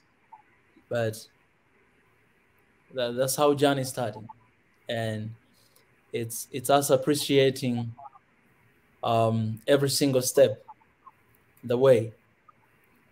The reason why I was quiet, because from the point when you started to play Tanzanian song, the national anthem, African, you know, I was just, you know, I closed my eyes and I was thinking, but I was reflecting and thinking about the start of what we are doing today. And it wasn't too long ago. It's 2 years. And so I was remembering those moments. It was the time that I walk away from the job that I was doing, and I lost everything. And I was like, you know what, I'm gonna do this. And it started. So you start to see 1 subscriber, you see 2, you see 10, you see 100, 200, 300, 400. And then it changed to 1,000, 2,000. Then it changed to 10,000. It was not so long ago. 10,000. One day I was with my friend, and I remember I was talking to her. I told her that, hey, we just hit 50,000 subscribers, and she didn't believe. She was like, I want to check it to see this really happened. And that is because the number began to change all of a sudden. And that's not just number, but it's people. It's people who love Africa. It's people who care for Africa. It's people who trust in Africa. Some of them, they have been just sending emails and expressing how, for so long have been crying for Africa. These are Africans who just love Africa, and, they've been crying for this continent. And some of them are people who, they give up what they have. They sacrifice a portion of their time to spend with family, or time to spend working, time to spend with friends, or go just outside to chill, somewhere there. Because all of us, we are everywhere in this world, right? But these are people who said, you know what, I'm going to let go of my pleasure time. And I'll just be here with this guy that I don't know. I've never even seen him, And we just be talking about Africa. Also, people here have families, have all this stuff, have their own business to run and all this stuff, but they put Africa first. And I gotta admit, for all this time, now we have 200 plus. Sometimes I don't know what I do. Sometimes I don't even know what I say. Sometimes I don't even know what to say next, like right now. But it's crazy how God worked and how He brought everybody here today. And even with those, weaknesses and things that I don't know, and I make mistakes, but I've always been having people who, they're here, they trust in the process, and they just believe in it. They're like, you know what, we're with you. We don't expect you to be perfect. We don't expect you to do everything right, but we're here with you. We're going to make this possible and happen because we believe in that. Some of you have been even saying that, I'm here to support you. And one of the questions that I ask myself, that who am I, right? Who am I? Who am I? So having these numbers today, and not numbers, I want to change that. Having these people today, whether they're people who they watch or they don't watch, some of them, they might be gone already. We don't have them any longer because we don't think about that sometimes. But this is something that they have done before they left. I just want to tell everybody that is watching this right now, and someone who is behind this, because this is not one-man army. I see people congratulating me, and I appreciate that for those. But just like one guy, he commented today, one of the video, and he said, let us not lose our sight and our focus of a one Africa and the Africa that we want.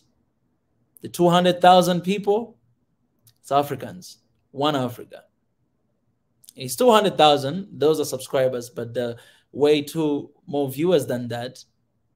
But this number is people who choose, people who have chosen to be one in this family, in this small family that we have called SNN, called One African, this small family. And we are growing and we are expanding, and we're going to get where we want to be because this is what one of my very close brother, he texted me. He asked me this. He said, hey, Mika, this is one of my closest brother who he is my pastor. He was with me for 9 years, right, in Korea. He knows a lot of stuff about me. So he texted me this today and he said, hey, Mika, are you surviving? This is what he asked me. And I was like, hey, Pastor Yun, no, not just surviving, I'm striving. Good to hear from you. And he laughed. He said, haha, you're thriving. And I say, and then this is what I said. I just answered this like a couple minutes ago. I said, you know, God is on the move to heal, save, and unite Africa. And I am grateful to be used by him and to be part of that. And that's what I will leave you guys with, that God is in the move to heal, save, and unite Africa. I've seen some of people here were kind of like offended when Sister Cook was here and sharing stuff and talking over and over and over again. And I see comments, people saying that, oh, you should take her out. Oh, you should stop right now. Oh, you should do this, that. If you say something like that, then you don't really understand why we're here.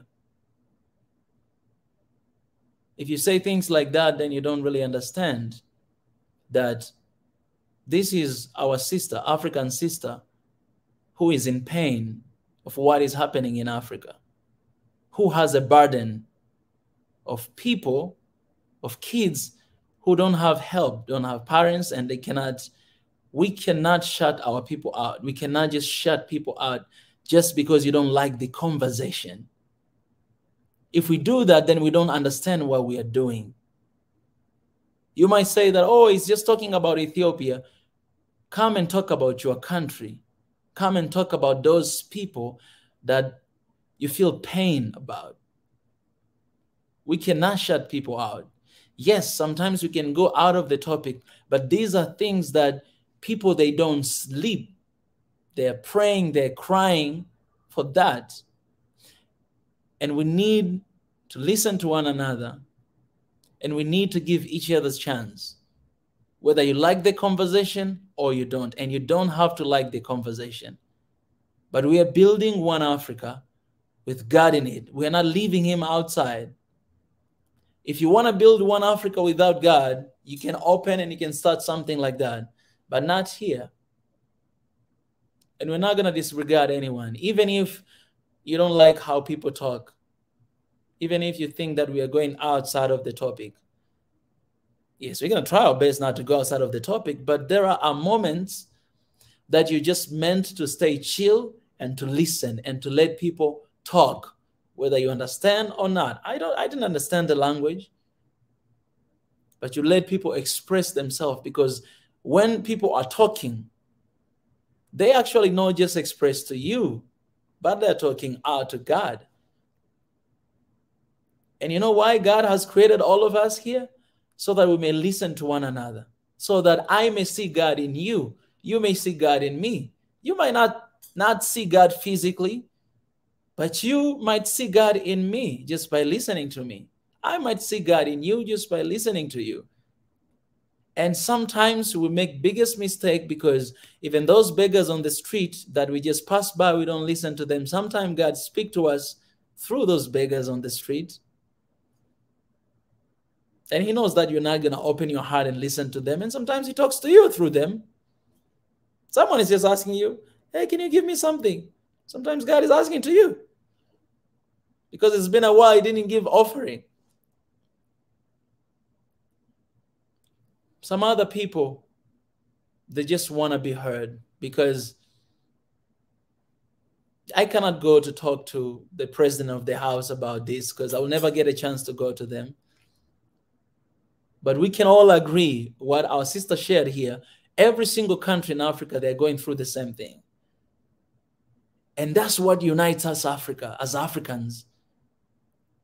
It's not just language.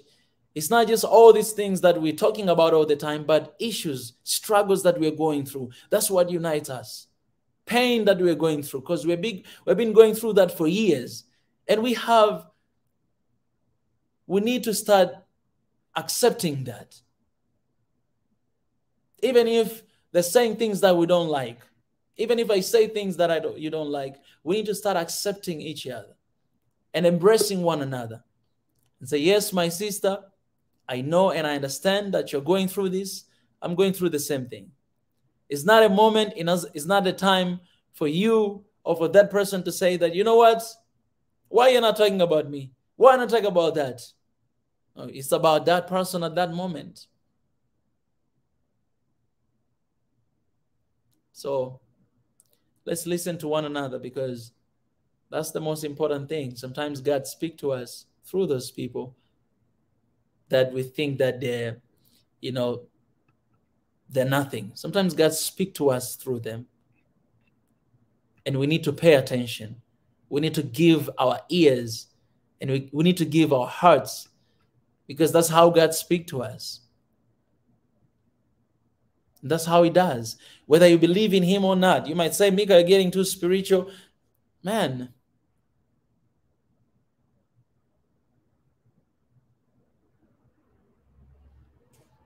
I respect you. I love you. But I respect God and I love God more than I do to you. And so if it means that him, God, being happy and you, human being, being sad, then let it be. Let it be. So as we're looking forward to 500,000 subscribers, 1 million, 2 million, let's always remember this, that the influence we have, it's not coming from nowhere. It's God-given. And you know what? He can take it away. We've seen a lot of people with a lot of influence. Where are they today? Where are they? These movements, we have seen a lot of them. Where are they today? So we need to align our plan with his, because, man, otherwise we're just going to be pushing the wall, and, you know, it's never going to fall down.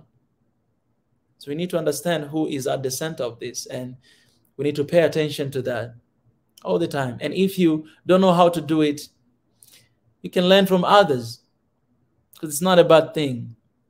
That lady who came here today and shared, she was not cursing anyone. She was not cursing any country. She was just sharing her heart and how much she's in pain because of what our brothers and sisters are going through. She has no different with what I say. She has no different with what Pastor Ezra here say, or all of us here. We have this passion about Africa. She has no different. But she's just having a burden with orphans. And we need to pay attention to that. We'll have somebody who has burden with widows, someone who has burden with business, someone who has burden with tourism, with development, with security of Africa. We need to embrace them, because at the end of the day, if we embrace each other, then we have a perfect combination. That's how we're going to transform Africa.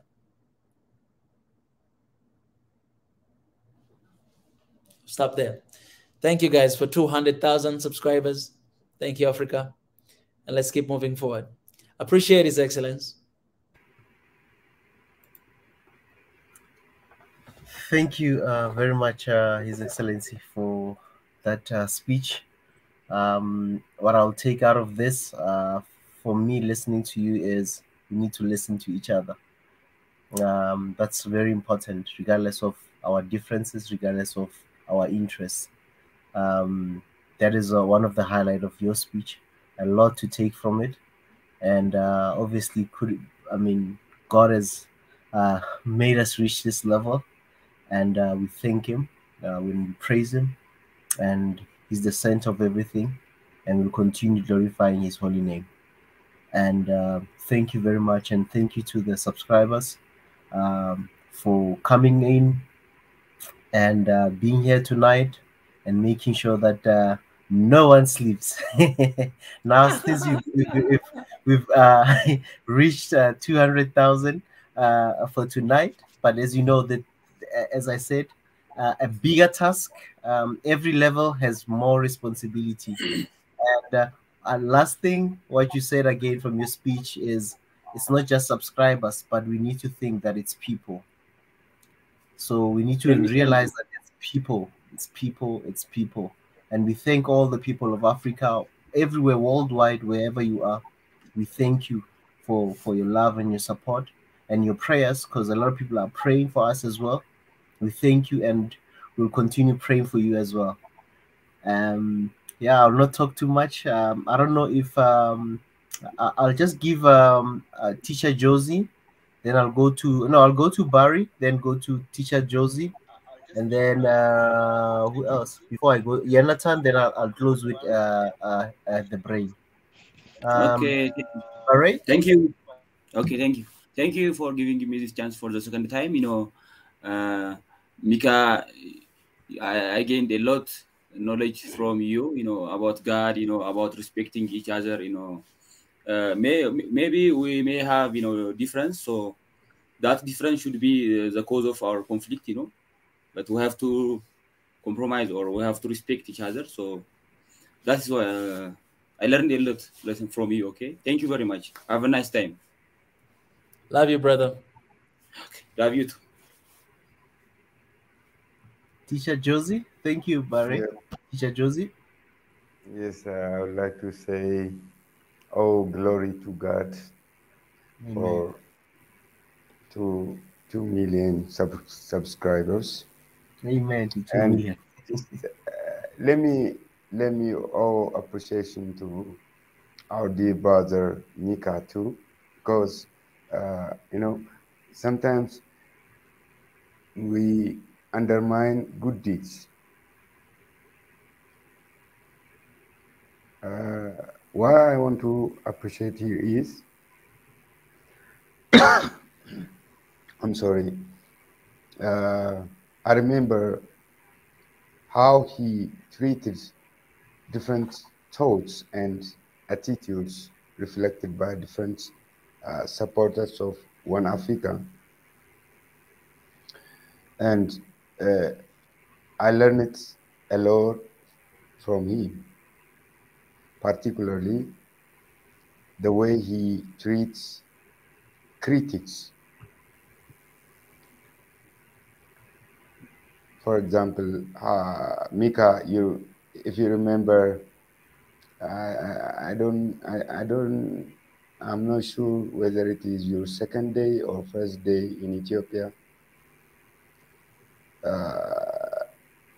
You remember the idea of hate, and one of our brother, I don't want to mention names, one of our brother that you made a friend, I appreciated the way you treated him. I really mentioned to Israel on the next day that case. Really, I got another turning point, from that issue. And so, one, loving Africa means not loving a part and setting like that, but loving as a whole. There are differences, actually, but we have more things that make us unite. That is what I learned from you, and thank you very much. And just I wanna owe glory to God for giving me person like you, really. Thanks to God. And I learned it a lot. And so we don't need to undermine opinions, whether positive or negative. Even more, it is good to give or pay attention to the negative ones because they are more constructive. Or when we treat negative attitudes like you, we may heal things. We may heal a lot. You talk to one person that night, and we were here in this class, being there are about 5 friends listening to you, and we were discussing the whole night really about true love in action, and what love means, and how to treat opinions. That is what we were discussing the whole night. And so that is what I want to say. We don't have to ignore opinions, whether positive or negative. Let's reflect on them. Plus, Previously, when our sister was on discussing with you, one of families raised that tattoos go against his grain. No problem. Most of the time, I simply visit YouTube, you know, and this week I met a sister who is opposing peaceful discussions which is going to be made between Ethiopia and Tigray. And I listened and I saw her on a wrong track. And then I subscribed and made a comment. I may not be sure whether my comment makes immediate change, but I do believe that it makes her think about what she is doing and how she is looking at things.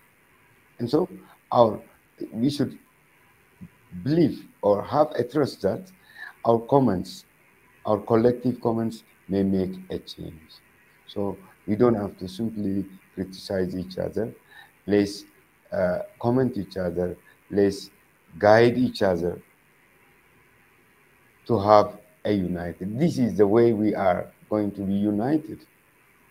Unless we appreciate differences and live together, then that is what a family means. Appreciating differences and living together. This is what I mean, what mean by family. You can't get identical interests, identical wishes, identical styles, lifestyles, even in a single country, you know. And this is Africa, big Africa, the second largest continent, big people, you know, that undergone different circumstances, bad or good. And so we don't need to expect all similarity in all aspects, which cannot happen even in a single family of the same mother and father. And so thank you for teaching me. You are my teacher, really. You are my instructor. And so this, I want to appreciate that. So one Africa forever, lastly, that's my message. Thank you.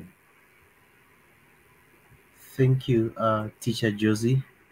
I would love to give Jonathan his closing statement. I'll make it quick. Hopefully you can hear okay, because my sometimes my mic acts up. But I don't know. You know, I kind of want to start from beginning. For me, I was born in Ethiopia. I came to the United States at a very young age, into New York. My mother worked for ECA, Economic Commission for Africa. That's how I ended up in New York. I always looked at Africa in a different light, even though that I was treated at the end of the day when I came into the United States as only one thing, as a Black person. And a lot of the stuff that we're talking today, not just about Africa, but Africans, I look at it in so many different ways because of my personal experience. And I'm sure there's so many diaspora. And sometimes, you know, I know that you guys kind of give us a little hard time about like the fact that we don't come back, but I came here at a very young age. But ever since I was a child, maybe it was because of my mom and the fact that she worked for ECA and the fact that she always talked about Africa. And to this day, and I think Mika knows now because he saw what I do in Ethiopia, to this day, I'm here and I'm there at the same time. What we've always wanted to do is uplift and unite and all of that. Very few times that this ever happens. I think little windows happen, right? So I think in the 50s that happened in Africa, and there's so many things that we're going through right now that it's just a little window that we have because people are engaged, Africans are engaged. I'm thankful that I discovered this space, and I'm not here just to to satisfy my idea of what Africa should be, is because I'm around the same kind of people. What everybody is saying is true. ሁላችንም responsibility አለን በአማርኛ ልበል. I'm going to speak a little bit in Amharic. ቀላል ነገር አይደለም።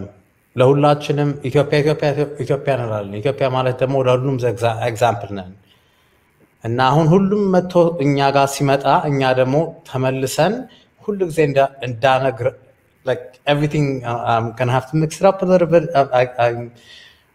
I have to mix it up. I grew up here, but አማርኛ is pretty good. ሁላችንም ደግሞ ተመልሰን ለሁሉም መስጠት አለብን። ቀላል ነገር አይደለም አሁን ያለፍነው ነገር።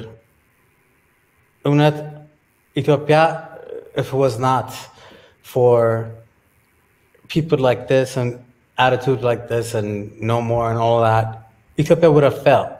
And if Ethiopia fell, the whole Africa would have fell. And so the reason that we're standing here and talking, even, I know Ethiopia might have been the thing, but ሌላ ነገር ከፍቷል። ሁላችንም የምናስበውና የምናምንበት ነገር ነው። ቀላል ነገር አይደለም። ለእኔ በጣም ትልቅ ነገር ነው። እኔ when I can give you a year, you'll be shocked. I moved in the United States in the 80s in New York City. So I grew up with no Habesha around me. The fact that I speak to this day Amharic shocks me sometimes, but it's because I believe in Africa and I grew up in that. And we are Ethiopians and we are Africans and we are, all of us are going to behave that way. And that means that we have to protect each other, because if we don't protect ourselves and our neighbors and our family and then we're just failures. Because trust me, I've grew up in all kinds of places, not just the United States, but my mother, I think I've mentioned this before, in North Korea, for example, my mom living there and everything. But ሁላችንም ትንሽ ነገር ነው የሚያስፈልገን ማለት, just look at yourself. Wake up every morning and just realize if you cannot take care of your neighbor, then there is no survival. There is nothing. And Africa is looked at a one unit.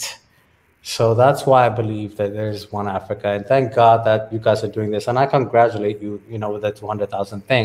But I think there should be millions, and it will be. But in the meantime, hullachum, meaning all of you, just remember, don't ever think about just Ethiopia as one thing. Ethiopia right now is going through it. But there's Mali, there's Sudan, there's Nigeria, there's so many other African countries that we have to think about and care about. And at the end of the day, no matter where you go, I promise you, and I know you've been to Korea and I've been to China, I've been to everywhere. At the end of the day, they don't look at you anything else except as a black person. You're African. Whether you like it or not, that's what you are. So own it. Behave like it, take care of yourself, take care of your neighbors, and take care of your best interest. And I'm not saying be enemies to your others, Europeans or whatever, but always take care of yourself. As long as you do that, I promise you, life is always going to take care of you. That's all I'm going to say. And thank God that you have created the space. And this is just one. There's so many. But yeah, thank you. And I say to you, God bless, and many, many, many 100,000s more, millions more, because they're all going to be on your side at the end. Thank you. Thank you very much, Jonathan. I'd love to give the brain. I'll give the brain, and then we'll close with Biggie. The brain. Oh, thank you so much for this, and thank you everyone here who's been here from the beginning, not just today, but from the days of 1 or 2, and because of those of you who were there at the start, we are here, who came in later on, because of your support. So every one of the subscribers that have subscribed at every stage of the way have ushered everyone else that has come out since then. And I want to say thank you to those people. But But and also thank you to the team here who have worked very hard over the past few months and really giving life to breathing even more life to this joyful and also powerful instrument of African unity. That the groundswell of African unity is now becoming even ever more closer to reality. And every day people say, the commitment to subscribe to this channel is a commitment to the ideas, to the values, to the things that we care about, to the vision we espouse, to the mission we stand for. And thank you for subscribing. Thank you for supporting that. And I think like another acknowledgement that I must take, and I'll take this one not as a third and the last one, but as a centerpiece of what I want to acknowledge here. Mika, you had a vision that came to you. You had an idea, you had a vision, you had a vision to fulfill on this earth. It's a burden that is heavy to carry. It's not an easy burden to carry. And of course, when God gives you a vision like this, it doesn't only give you the vision, it also gives you the shoulder to carry it. It also gives you the brain, the mind, and the heart, and the spirit to work with it, to translate it, to verbalize it, to articulate it, to communicate it, to convince people, to share with people, and to bring people to it. And but it's a lot of work. It consumes. You will have moments. I'm sure you've gone through many moments of what the heck am I doing here? Why have you saddled me with such an assignment? And that's what people like you go through. You go through that, and you've carried that with grace. You've carried that with bravery. You've carried that with stoicness and valor. And you have manifested the spirit and the power of God in the ways human beings can understand and appreciate. And I acknowledge you, and I say thank you to you for the responsibility you have taken upon. Those hard, you've really soldiered on. And by doing so, you've made it so easy for us to say, you know what? He's taking the huge burden. I just want to be like next to him, stand next to him, behind him, in front of him. And if I have to take a bullet, I want to take a bullet for him. If I have to starve, let me starve. If I have to lose hours in my job, let me lose a job. If I have to stay up caffeinated, if I have to be a vampire, I'll be a vampire. If I have to preach, I will preach. If I have to make peace, I will make peace like the way Israel does. And also, you have brought us. You have brought voices. You have brought people of different ideas and different perspectives. Like, Teacher Josie was saying, you've shown us how to love people and still deal with the difficulty of dealing with people. You've shown that us. You've demonstrated test after test of how to rise up and look for the highest ideals and not really succumb to the dirt and the mud. And you've really risen. So to me, when I acknowledge you like this, and I'm acknowledging God through you, and I really appreciate you for that. And thank you for that. And thank you so dearly for allowing me the space, the platform, and the room to be a part of something incredible and extraordinary. And it's a privilege to be part of you and part of the team that you put together, part of the warriors, the great warriors that have so many diversities, so much divergence. Like imagine Mondetezi and to Niger. They're like falling in love with each other, even though they started off with so much acrimony. And to me, so it is an incredible feat of achievement. So that's one. The last thing I would say is it's more the general point. General point I want to make is that you have a choice to just be a noise, a cloud that comes and goes, or the sky and the planet and the universe that is permanent and stationary. We have a choice to be made. We are 1.4 billion plus people.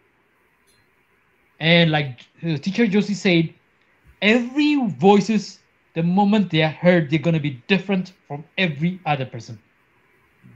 And we have learned that it is okay. It is acceptable. It is fine. We can bicker and still love each other. We can fight, but we don't have to take the sword out. We can argue, but we don't have to kill each other for it. And we have, so every one of you choose not to be the noise. Choose to be a human being in the image of God, created in the image of God. Mirror that, reflect that, project that. And in so doing, you will realize that you will hear people you disagree, and you will vehemently disagree with them, but you will not hate them. That's the difference, because you disagree with their idea. You disagree with their point of view, but you're not disagreeing with their existence. That's the difference. Love means you accept the existence. But disagreeing means we have different perspective, recognition of differences in perspective and experience and values and way of thinking. So we have to be that. And we have this platform to do that. And there are 1.4 billion people that are different, and I want to see those differences played out like a beautiful mosaic of flowers that are like just gonna color the planet with your color and your difference, with your color and your uniqueness, with your color and your specialness. You're special because you're God's creation. But we are all God's creation, and that brings us together. When I say God, I mean all the gods. I'm talking about Allah. I'm talking about God. I'm talking about Xavier. I'm talking about Jehovah. I'm talking about all the names of God. That is one and only to you. And if you speak that way, we connect, we relate. So come here, be that voice, not the noise, that voice, the voice of your uniqueness, the voice of your difference. Let's interrogate, let's debate, let's argue it out, but let's come together and be in one shared humanity that we are in. We are human beings, and we are different from other species because we get to create history, not only live history and read history, but we also get to create history. That's the difference. We get to create history. And and history is like this. It was there, it wasn't there before, it's now there. That's what history is. It wasn't there before, it's now there. The pyramids wasn't there, but they are now there. Timbuktu wasn't there, but now the Timbuktu. Aksum wasn't there, but there's now Aksum. The Great Wall of Zimbabwe wasn't there, there's now there. There was no Bantu, there's now Bantu. There was no Shona, there's now Shona. There was no Oromo, there's now Oromo. So we are creating. We are the human beings create. Let's create that history together here. Thank you so much. Appreciate you for that. And really it's an honor to have witnessed this. And I can't wait to continue to witness this.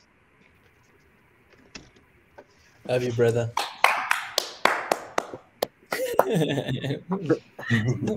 Thank you, the brain. Thank you, the brain. I know. Thank you, the brain, for sure. That was an amazing Amazing. I'm sure there's a lot of people that want to say stuff, so I don't want to. I can't wait to hear more. Yeah. I'd love to. Before I go to Biggie, in closing, I just need to take Mwendatezi. He just rejoined us again, and just something about Mwendatezi. Just want to thank you for always being selfless. Mwendatezi open up the space. That's how we end up having space for our sister Kuku and stuff. So thank you, Mwendatezi, for your humble heart and giving heart and selfless spirit. Your thoughts, Mwendatezi? Yeah, and right now I'm actually in a walk again. Like to dedicate this walk to 200K. You're a marathon runner. You're always walking. I'm still trying. I'm so confused. I think he just made it 200K himself. I might walk for 200 kilometers. That's just right. It's a good one. But I'd like to give a vote of thanks to, I think everybody has spoken a lot, so I'll just be maybe brief.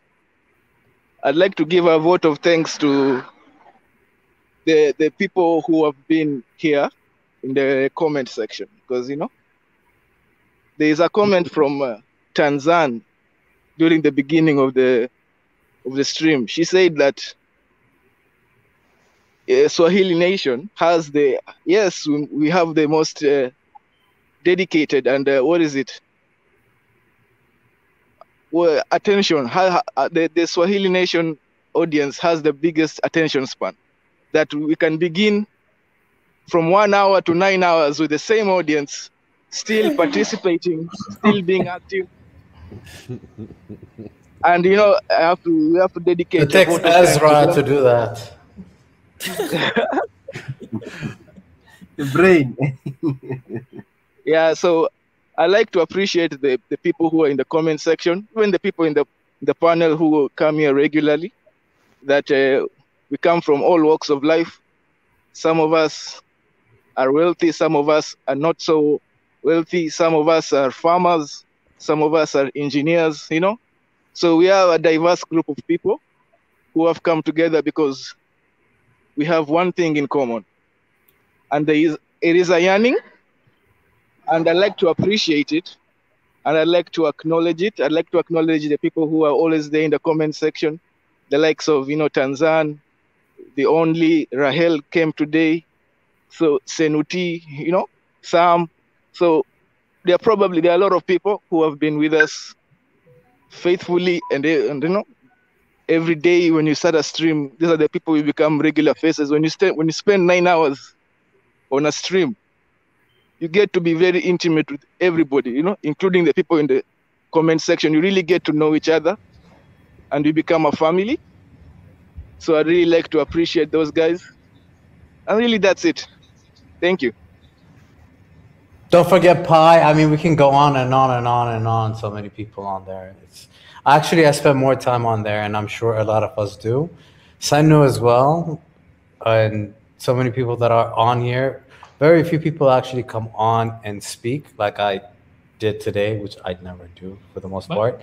But there's so many of us are on the chat. It's amazing. You're absolutely right. There's so many people that have become like a family over there. By the way, where's Red Sea? By the way, yeah, it got me now.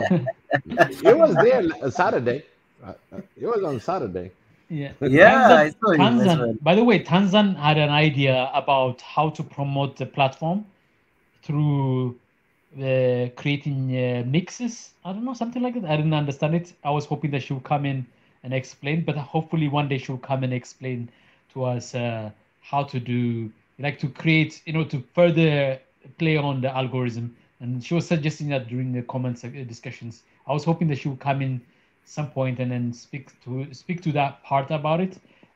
Just wanted to I had wanted to say this earlier that I'd forgotten to say it, and I wanted to take this opportunity to point out there's some great ideas that our family members can actually come up with in terms of how do we promote you know, this to reach as many people as possible. If people know about it, they will stick around. So that's the thing. Definitely. Now I was just also just reading something on the comment section. They're asking where's Mendatezi, and something to do with you doing some Robusta coffee somewhere. But glad that you came and joined us, Mendatezi. And thank you everybody who's always in the comment section, interactive, as Mendatezi said, that 9 hours or 3 hours or 2 hours, people just commenting non-stop. It's rare. I mean, it's rare to have such His Excellency where people can concentrate for such a long time. Imagine being in a class, in a lecture, how it's so hard sometimes to concentrate on a 3-hour lecture. You know, your mind will go home and cook in its, you know, before you even finish the lesson. Again. But Food again. Food. with this, I it's do that every really day. good, you know? Food again. I have no idea. Only if you know. He said you want to keep up. You want to keep up with the is either South Africa topic or you got to bring some food. Yeah. But Biggie, I told you one thing, Biggie. I told you, I've noticed that I'm not the only one in this forum who loves food. No, I've sir. noticed a lot of people. I'm waiting for that food channel session. Yes. You know, like, you know, the food section of our 24-hour channel. You know. I actually agree. I think that would be amazing to teach people how to cook certain dishes from Africa. There are people that don't know how to make yeah. egg.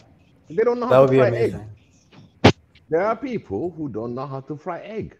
Simple. Oh, Spoiled African men. That's what it is. I didn't say that. Yeah, now you're gonna get me in trouble. No, I did. It's the truth, because you guys, you men, African men, we're spoiled, man. I'm not in that category, by the way. So I can cook. I can cook wache. You know, that was West African. I can cook jello rice. I made an Ethiopian dabo with kullet for Christmas from scratch. No, I had somebody teach me how to do it, but I did it. Now we're talking about that are expert, you know. Now I'm saying there are people. Yeah, you don't know too much about me yet. Yeah, there are people who don't know how to cook. Yeah, that's true. It's okay. At least if we share the basic breakfast, lunch, dinner, we can save them some money so they can subscribe and be member. You understand? They can save that money instead of going to the restaurants. And plus, it gets processed food. So for those of you who can save here and there, that gives you a healthy way of eating, because one thing about food, when you cook it with love. It's not just out of hunger. You're putting everything to it. Okay. Yeah. And when you feed your family, it's even bigger love in it. That's why you are what you eat. I want to see some patira, some chachapsa, you know, some chico, you know, some kinche. These are breakfast stuff. Habesha breakfast stuff. No, I'm hungry. You know, even a special furfur, the morning furfur. You know, I want to see some skills, man. So Biggie, you put in my appetite up there. I mean, hey, don't. Hey, I keep quiet when you focus on when it comes to food. You go straight to the other draw. This other draw, man. I'm quietly for him. I'm actually for food. We literally are having a midnight Friday session on a Tuesday night. This is crazy. But I think the reason why we're still here. But today is 200K. Don't forget this. I know it's worth it. No, it's worth it. Today is exceptional day. Exactly. I agree. Mika didn't go to sleep yet. By the way, Big E, you have not said a lot yet, but I swear I think you're a very family-oriented person. And when you did that session with family, I think it was a doctor from Ethiopia that really talked about pregnancy and all that. And you came and talked about, you know, a lot of other things that I don't think people realize that are just getting ready into that. You know, that's like the family conversation that you guys were having. And so, yeah, I think we need to have more of that, by the way. Absolutely. I'm going to put it out there. That was really beautiful. I actually took what you said to me, and my sister-in-law is pregnant right now, and I explained to her like, oh, I heard this and stuff. So I learned something. So I'm just saying, I'm just putting it out there. So sometimes we don't realize what we learn even on this platform. I actually took it out and explained it to somebody else. So thank glad you it helped for that. you know. Yeah. So glad it helped. And one of the things that Mika left, probably is on the background, he can hear me. I put the proposal out there for the 24 hours, and it's up to us to plug in some numbers. You know, the hour and the discussion for that 24 hours, and some of it might be health, or like you said, family life. Few things that we can put together, because it's a concern. Everybody has family. Everybody has, even if you don't have family, you have yourself. You understand? So how to take care of yourself. These are the few things that we can progressively learn together and share information. Like I said, this platform is still 200,000, but we're still learning how to communicate with each other. And out of those 200K, I'm pretty sure they've been in and out, in and out.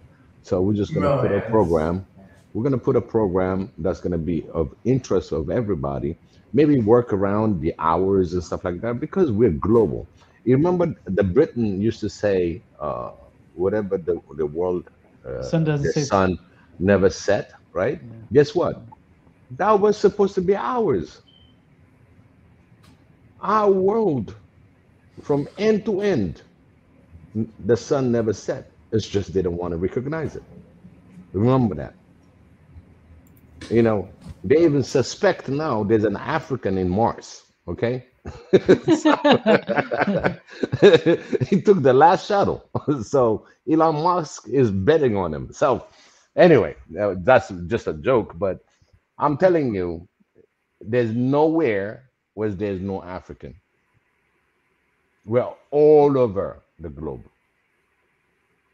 And our sun rise and never set.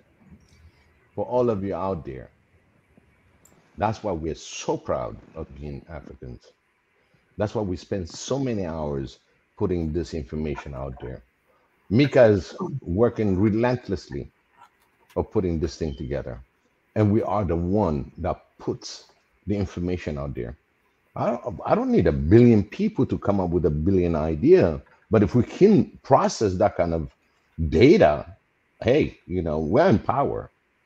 If I can process 1.3 billion data, and I can manage to put it in and filter it in different places, this is where the big data is.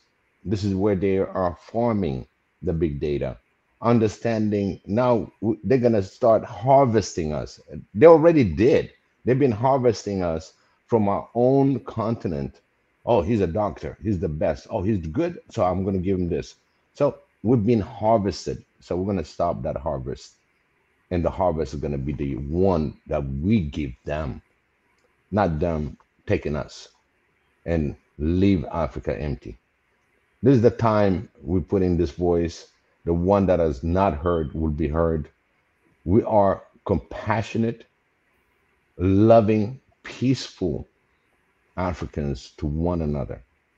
And this is where the mission is, where Mika is trying to put together, that everybody speak at one voice for one Africa, one voice, regardless how they want to divide us. And you see it now on the daily news, all the coup d'etat that's going in the West, the Sahel itself. There's so many transformation. There's people that are really coming out and said, hey, you know what? Even the military guy in Burkina Faso, he just took the power and said no. And Mali, the same thing. They said no. I'm just going to stop right here. I'm going to be working with their own country. Mika puts it very humbly, where he started, where we are now. Look at us celebrating 200K. Because for us, even one more subscriber is a humbling experience, because we got one more that is interested in subscribing to this channel. And again, if this thing, the way we are working it, the way we planning it, who thought Mika is gonna be in Ethiopia? We didn't, but we just put it in there, and guess what? It picked up, and that's where he is. This is our mission. This is our support. Everybody on this comment, sometimes, you know, to tell you honestly, some of the discussion, they go certain ways, but at the same time, when I read these beautiful comments, you know, I cannot help it.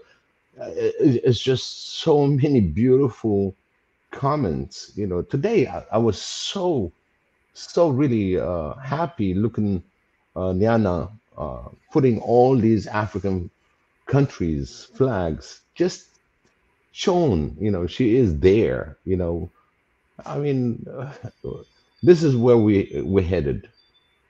If we want one Africa, each subscriber that's coming in, make sure you participate.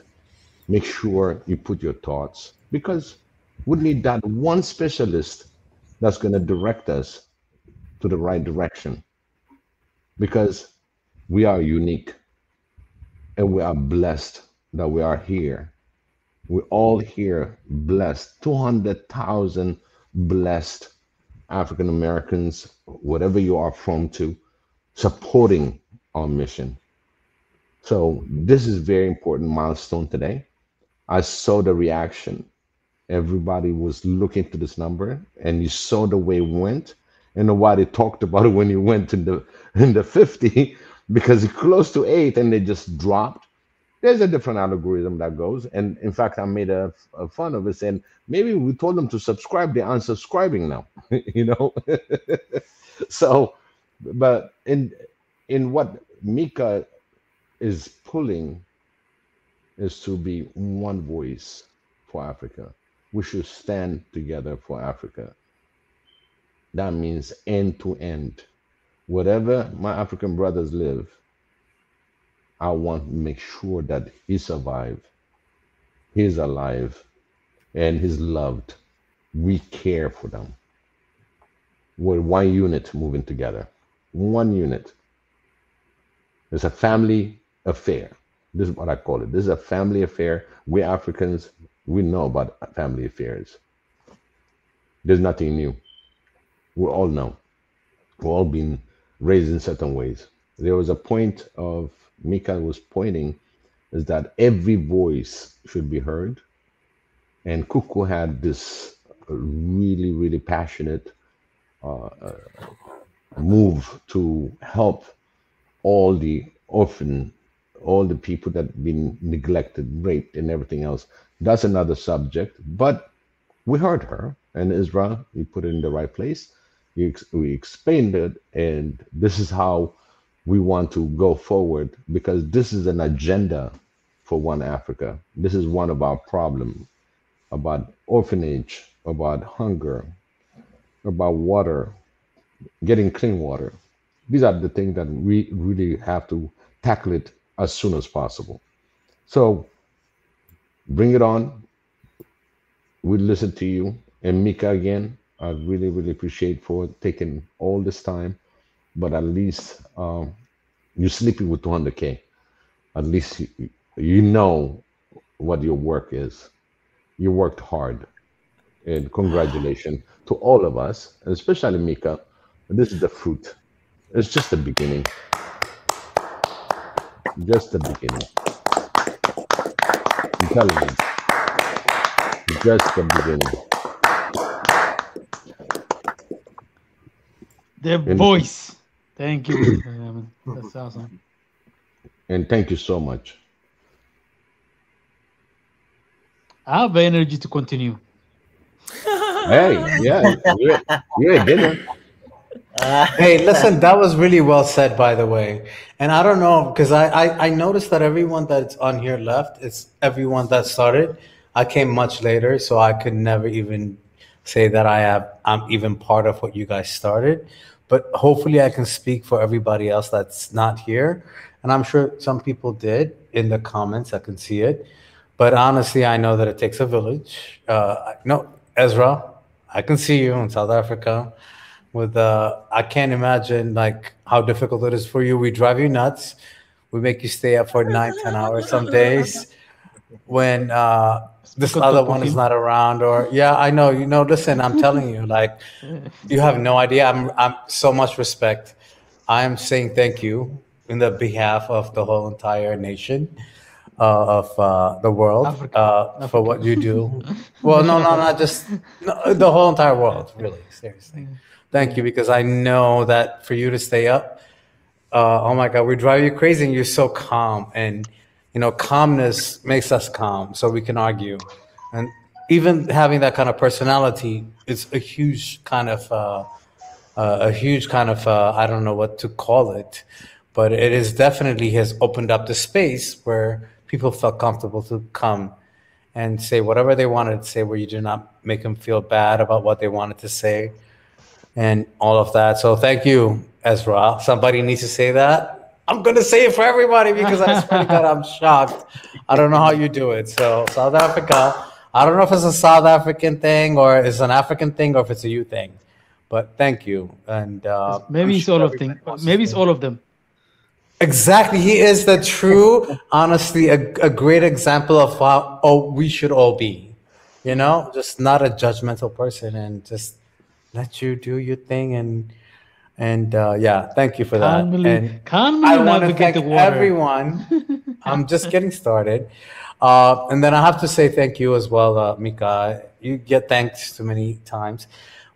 So you know how I feel, and everybody feels. Yeah, and I'm going to go the other direction. Oh my God. And in the reason how a lot of us got involved in just what you guys are doing is all the little other people. They're not so little, because they really are the educators, right? So the educator, Ezra, the other Ezra, right? So, oh my God, sometimes I cannot keep up with all the names because you guys have crazy names. The educator, I'm sorry, what's your name again? Ezra, just call me Ezra. Okay, fine. Oh my God, you have no idea. Like, sometimes I want to kill you. Sometimes I just want to, like, what the hell is wrong with him? And I want to jump in and just argue with you, and I cannot. But then I have to sit down and listen. And so you're definitely an educator. And thank God you've really changed people's minds, because you really make us think. So thank you. Biggie, the normalizer is what I call you. Like, I don't know what it is. You normalize everything.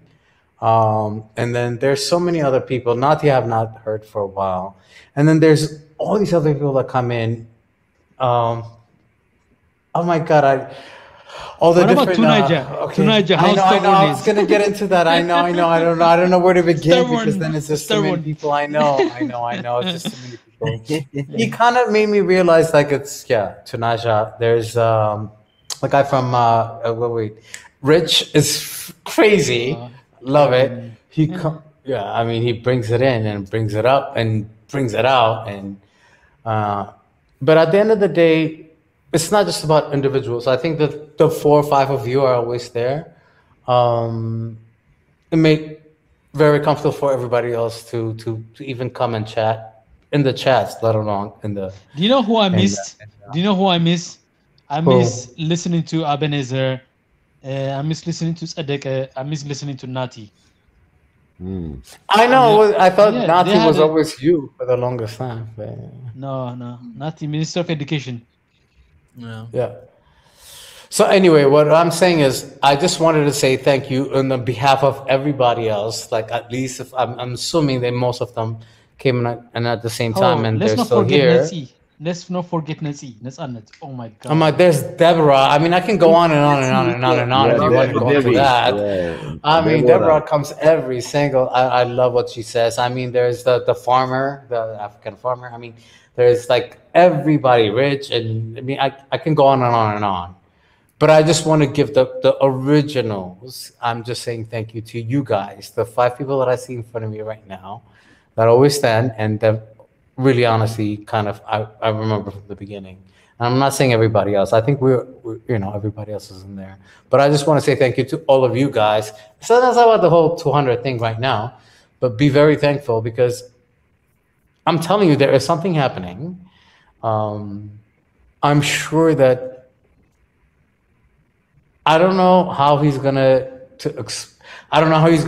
explain it and show it, but I'm sure he's seeing it in Ethiopia. It must be shocking that I'm sure that he did not expect the fact that there is that much impact that is happening on a continent level, on a country level, when you show up in Addis Ababa streets and you can't even walk down the street because everybody recognizes you because of what you've done and because of what the platform stood for. I think it's just more than one person. I think it's about everything. But you are the poster child, whether you like it or not. That's what you are. So, and all of that is going to be difficult. It's only 7 days. I know, but I'm telling you. I know, and he can't go anywhere. That's what he's telling you. It's only 7 Imagine, days. Let him go to Gondar or let him go to... No, he's gonna go to places people don't recognize. And it's gonna even get crazier when he gets there. So only 7 days. So, yeah, I know. It's gonna be crazy. Hey, let them. I think it's about like those of us on this side of the Atlantic. We tend to have the privilege of energy. I know. I'm talking. I just wanted to say, no, on behalf of everyone that are not, on the video, but whatever you want to call it, I just wanted to say thank you to them. And I don't know, you get the point, but yeah, you guys always do a better job. But I'm also saying thank you to you. That's the thing, because nobody, I'm saying thank you to you as well. So, thank you. Very appreciated. We really appreciate that, because these are the things that we learn from each other. Are we in line? Sometimes, we might be off topic. That's one of our problems. But again, it's passion. One thing leads to another, and then the way we come back again to the subject is amazing curveball. You know what I mean? It's like curving back from different topic and back to it. That turn without hurting anybody. It's not a right angle turn. It's just the way it comes around and taking his posture, and really it's amazing. It's all because everybody's contributing. Sometimes the commentators write on the comment, they would say, hey, let's get back to the subject, and that really, from the panel aspect, we look at it, and it sometimes it's harsh. We just make sure that it's said, and let's get to the topic. But this is what amazes me, that everybody understand. You think people that comes in and out on the comment, it seems like when they dive in, they know the water. It's not shallow or anything else. They dive in and they make the comment, and they go along. It's amazing. We're so blessed that Xavier gave us that possibility. People that didn't go in, is like you say, hey, I didn't see you. How are you? And you have that topic that goes, one knows the other, and the topic keeps going. And we're blessed. We're really, really blessed. And it starts with Mika's dream. We've all been dreaming. We didn't know how to really convey this dream in such platform, and we all amazingly come in. We have people that start different conversation, but suddenly they stop the conversation. They go back to the original conversation that we're taking part. And it's amazing that this whole experience for me, 3 hours, 9 hours, I mean, it's like nobody does that. Very, very hard. But and still, we have comment section. We still have the people. I didn't even say thank you for covering everything that we could not even watch. Mind you, I have not even thanked you enough. But not just you, but like you and like you guys were covering what was going on, where Africa was being attacked. Basically, that's how I looked at it, and that's kind of the stuff that I have to say thank you for. What you guys have done on this platform, you understand. It's really serious for us. There was never every night we can watch it on CNN. There's no such thing. You guys covered it on the street, so thank you for that. Is what I'm trying to say. And so I cannot say thank you enough in a lot of ways. I think it introduces us to this chat, to this platform or this channel, whatever you want to call it. At the end of the day, what I wanted to say is thank you. So, and I'm saying thank you not just on behalf of myself, but on behalf of, trust me, thousands of people that today are your 200,000 followers. You know, so I just hope that you understand that. So, thank you for doing that. Thank you, guys, for joining us, and thank you for being the guardians as well, and being part of this movement. And thank you tonight for being here tonight as we celebrated the 200,000. And thank you for all your hard work. It means a lot. And thank you for everyone who's been supporting us in any way possible. We thank you for all your support. And I'm gonna close the stream for tonight, or for this morning. And stay tuned tomorrow or today, for those who are still the guys who are especially those who are still in the west coast of America, who are really like far behind in terms of hours. 10 hours to say the least. 10 hours, so join us tomorrow. Another bumper show, another interesting show that we want you to come and join us. And I think we might be having the brother from Mali, the follow-up. So please come and join us tomorrow on the stream. The time, 9 p.m. East African time, or 8 p.m. Central African time, or was it 12 p.m. or 1 p.m. East African time. I mean, not East African, Eastern time in America. And obviously UK, you are like 2 hours GMT. And family, come and join us. And those who've just joined us today, who have not yet subscribed, or who've just found out that we are over 200, please subscribe. We are on our way to 1 million and above, so that's the now the energy that we're going to be putting. And obviously we're going to put more structures. We are growing, so be part of the growth and be part of the development of this new movement. We've had one subscriber almost per minute. Yeah, I mean, per minute, one subscriber per minute over the past the timeline of the stream that we had.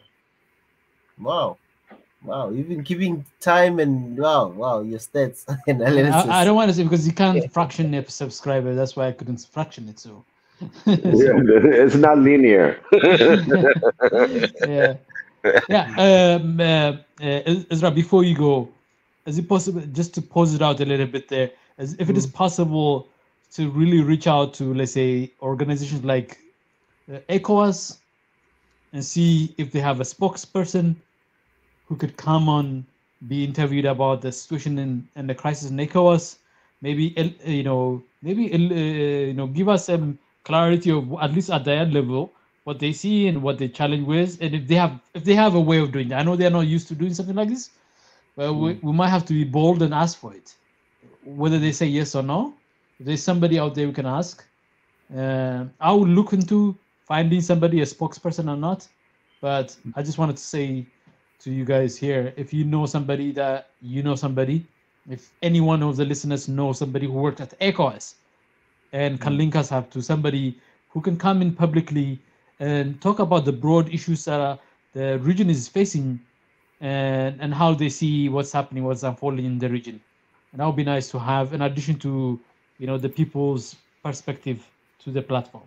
We know Mali has kicked out the French ambassador, so those are big steps that Mali is taking. So it would be nice to have, at least at the institution level, like people who can say publicly, or whatever publicly they're allowed to say, and in terms of like what they see and what's going on. They seem too insulated from the public when it comes to these things, and we are the public, so we want to hear that from them, what they're going through, what they're thinking.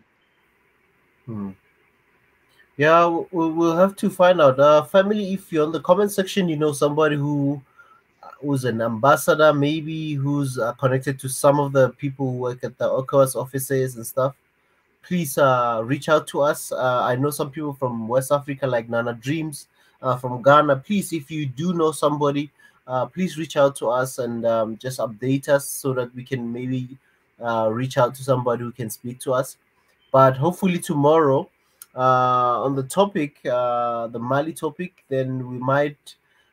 I'll have to ask His Excellency if the brother from Yusuf, I think it's Yusuf, his name, if he knows somebody maybe who might be working at ECOWAS or who might have a contact with somebody who works at the ECOWAS offices and stuff.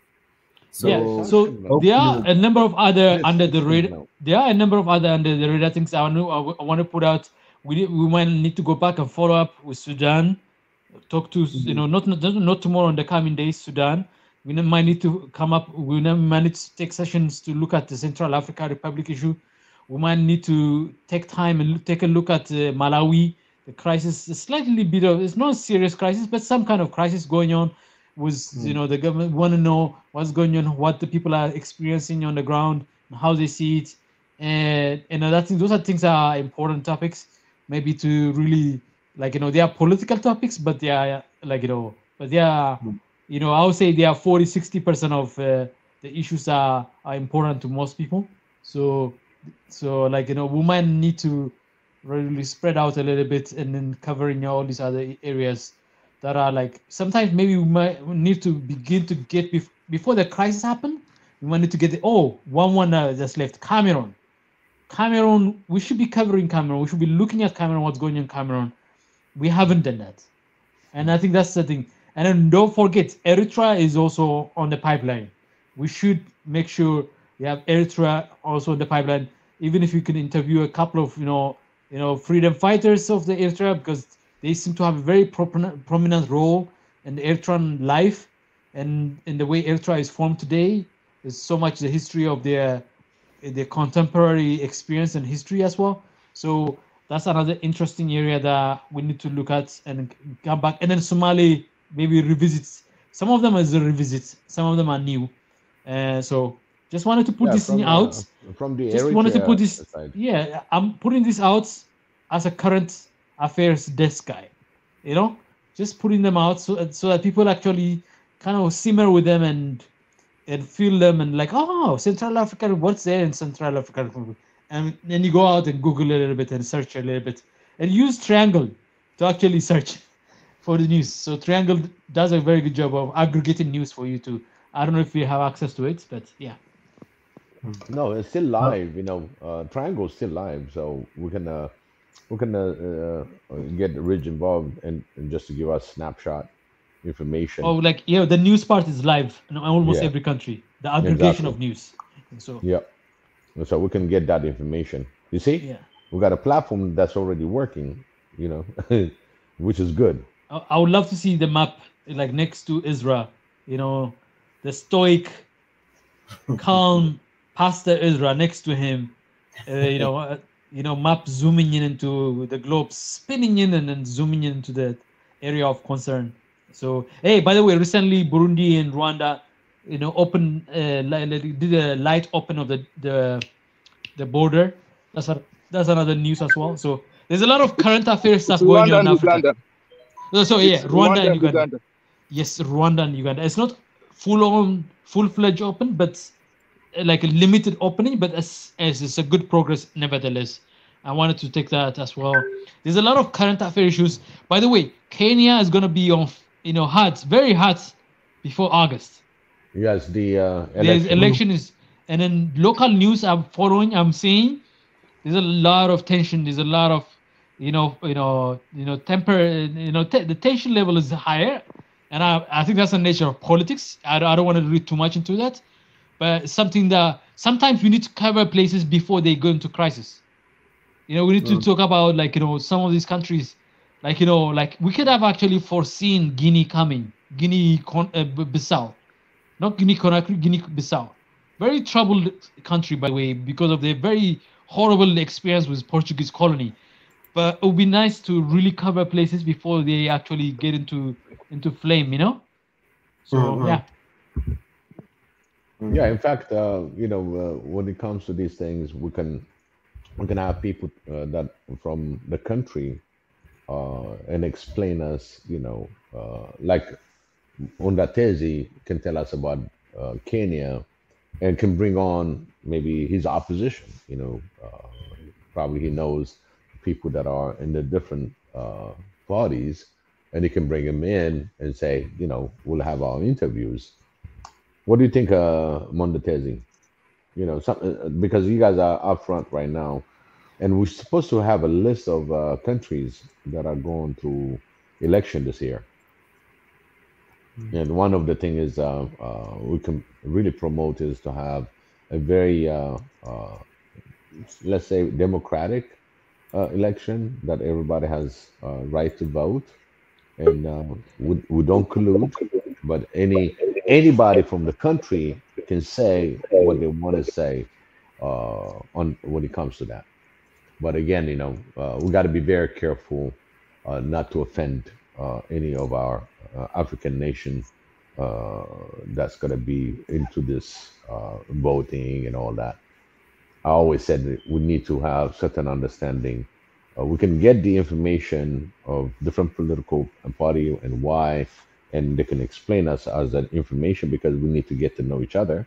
But at the same time, we cannot take sides, say, oh, like this side. We cannot collude on that. So we got to be very careful. Guys, I had to squeeze somebody in, somebody very, very a dear sister to us, Netsi. Oh my God, Netsi showed up in a while. So this one I just had to, I stop everyone for this one. He just cannot help it. You saw Netsi, he just cannot help it. I have to. I know your points and the questions you've raised. For Malawi and Cameroon, I can get some people who can update us, because there's been floods in Malawi, for example. So I'll try to get people for that, maybe in the coming week or so. But I just want to welcome Netsi. We're about to close. After Netsi, we're gonna say shalom. Netsi. Hello everyone. Hello everyone. How are you? Oh, good to hear you. Long time. Yeah. Long time. I just want to say hello. I kind of got a minutes and I glimpse and I notice you are online. I text. I said, please let me in. I just want to say hello. I am. I'm around. I'm watching, but I'm around at the background. But I couldn't come. I'm sorry. But you guys are doing a wonderful job. I am so happy that Mika is in Ethiopia. I was hoping Pastor you'll be there with him too. Oh, yeah. I was hoping like it's gonna be a team, but we'll do it another day. It will come there, and I'm praying that the next trip will be greater.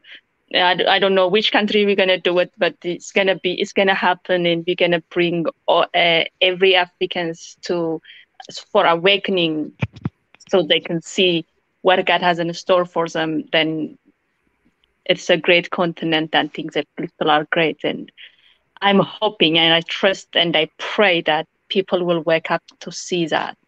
Thank you for letting me in at the end, and you're doing great. Congratulations! You just got 200K today. What do you say about that? Yes, I was happy. That's one of the reasons I have to join. I have to say congratulations. It's really great. You planted a seed. Do you see how quickly it got harvested? You planted the seed, and the harvest. You got Mika in Ethiopia right now. Yes, I mean, that's your seed. That's your. Do you know what I did? Let me tell you what I did. I did not tell Mika, but I hold a couple of dollars with me. Do you know back home when in farmers, after they use everything, they hold a couple of seeds and they hold it, they keep it because it needs to be used for the next harvest season. Yes. Yes. Yeah. So I kept some dollar from him. I say, it's not a lot, but I say, this is a seed for the next one. You cannot just spend everything everywhere. That is Nancy. Thank you so much. That's awesome. That's amazing. Awesome. I never thought of that one. Yeah, you keep a seed all the time. So Yes. God Very will, nice. will make it great. This thing will be great, big. I think it's bigger than him, and he didn't know it when he started, but it's gonna go all the way. Yeah. Thank you guys for letting me in. Hopefully, I will get a time. I will get a breeze. I'm in school now. That's why How's school going I'm for too you? busy. It's going well. It's going well. Okay. It's hard.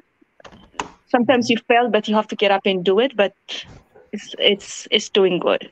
Hey, So school never hopefully I been will get easy. time in a while, and I'm thinking of to join in a family part of it, so we can do some strong connection concerning families in Africa. So hopefully, I will be able to do those things. Beautiful. Thank you guys. Thank you for letting me in. Beautiful. Yeah, I need to go, but now I need to leave now. You see, I'm still working a lot of stuff. Thank you for letting me in. God bless you all, and congratulations. Thank you for joining us, and good luck in school. Thank and you. you've always been successful, so nothing to say about that. You Yeah, are a successful person, and you will be succeeding. Bring Xavier you. all the time. Tell him Yes. to sit next to you. Okay. Xavier Barkic. Amen. Thank Amen. you, Sister Nancy. Thank you very much. That means a lot. It's always a pleasure hearing your voice, and we've really missed you so much. You know, Are you wearing the same shirt as the video that behind you? No, it's just videos playing randomly because the other stream was the one previously. So I think this one is just went into the one that we joined now. Okay. It just went to the live because it's just auto select and stuff. So it's going into the other video, I think. Yeah, it's this one. Yeah, it's the one that's playing now. So it's better, but it's just auto thingy. Autoplay. Goes to the next video after the other one ends. Okay. So we came now to this live stream. That's weird. Thank you. So, let's not keep you any longer. So thank you. Yeah. I actually love your shirt, by the way. You should get up so we can see it. Because I can't tell exactly what it... Can you get up so we can see the shirt? I think your shirt looks pretty cool. The shirt? Yeah. There's a shirt. Oh my God, what does it say? Yeah, can we see it? It's a relay. It's called Relay Gin. It's a relay. Okay. It's a brand.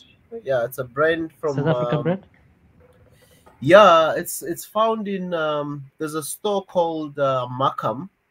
It's a group of stores, but then they have like different like brands that you only get in those stores. So a Relay is one of them. You can only find Relay in mostly in your Markham or a Relay shop, but mostly Markham store, which is a male store where you get shirts, formal and normal tees like this and stuff. So yeah. Well, we need some of that in Ethiopia. We need that some in Kenya. This is what we need to do. We need to, yeah.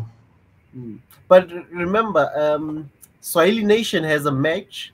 But one of these good days, His Excellency will come talk about that. I will not want to delve too much into it. So we need Swahili Nation match in Ethiopia, in UK, in America, everywhere. We need to promote our own brands, not like this. This is more, corporate, big corporate, because they've got lots of stores in the country, like in malls and whatnot. So we need to have more of Swahili Nation brand merchandise in everywhere. And if you guys have businesses as well, we need to get your products all over the world. I've got friends that also do T-shirts and stuff. One of these good days we'll also bring them. They can advertise their business, but we need to get the Swahili Nation stuff floating and flying all over the place. And if you saw Mika was wearing one of the sweaters, I think was it like a few days ago? I kind of forgot when, but yeah, I mean, we need to have more of those Swahili Nation stuff all over the world. But for now, I'm gonna. Well, we have to talk about this on Friday. The T-shirts and stuff. Yes, hopefully, yeah. Because I think that the whole entire like African music, talking about like Gucci and all this stuff. I'm like, oh my God, you should be talking about your own brands in Africa, and that's what we're doing at least. And I'm sure that he's going to be talking about. I don't know if he's actually still on here. What happened? Came from Africa, by the way. Yeah. You know, Exactly. That's what we're doing. And I'm just so sick and tired of these. And they're doing that stuff. And they're doing it even at the higher level.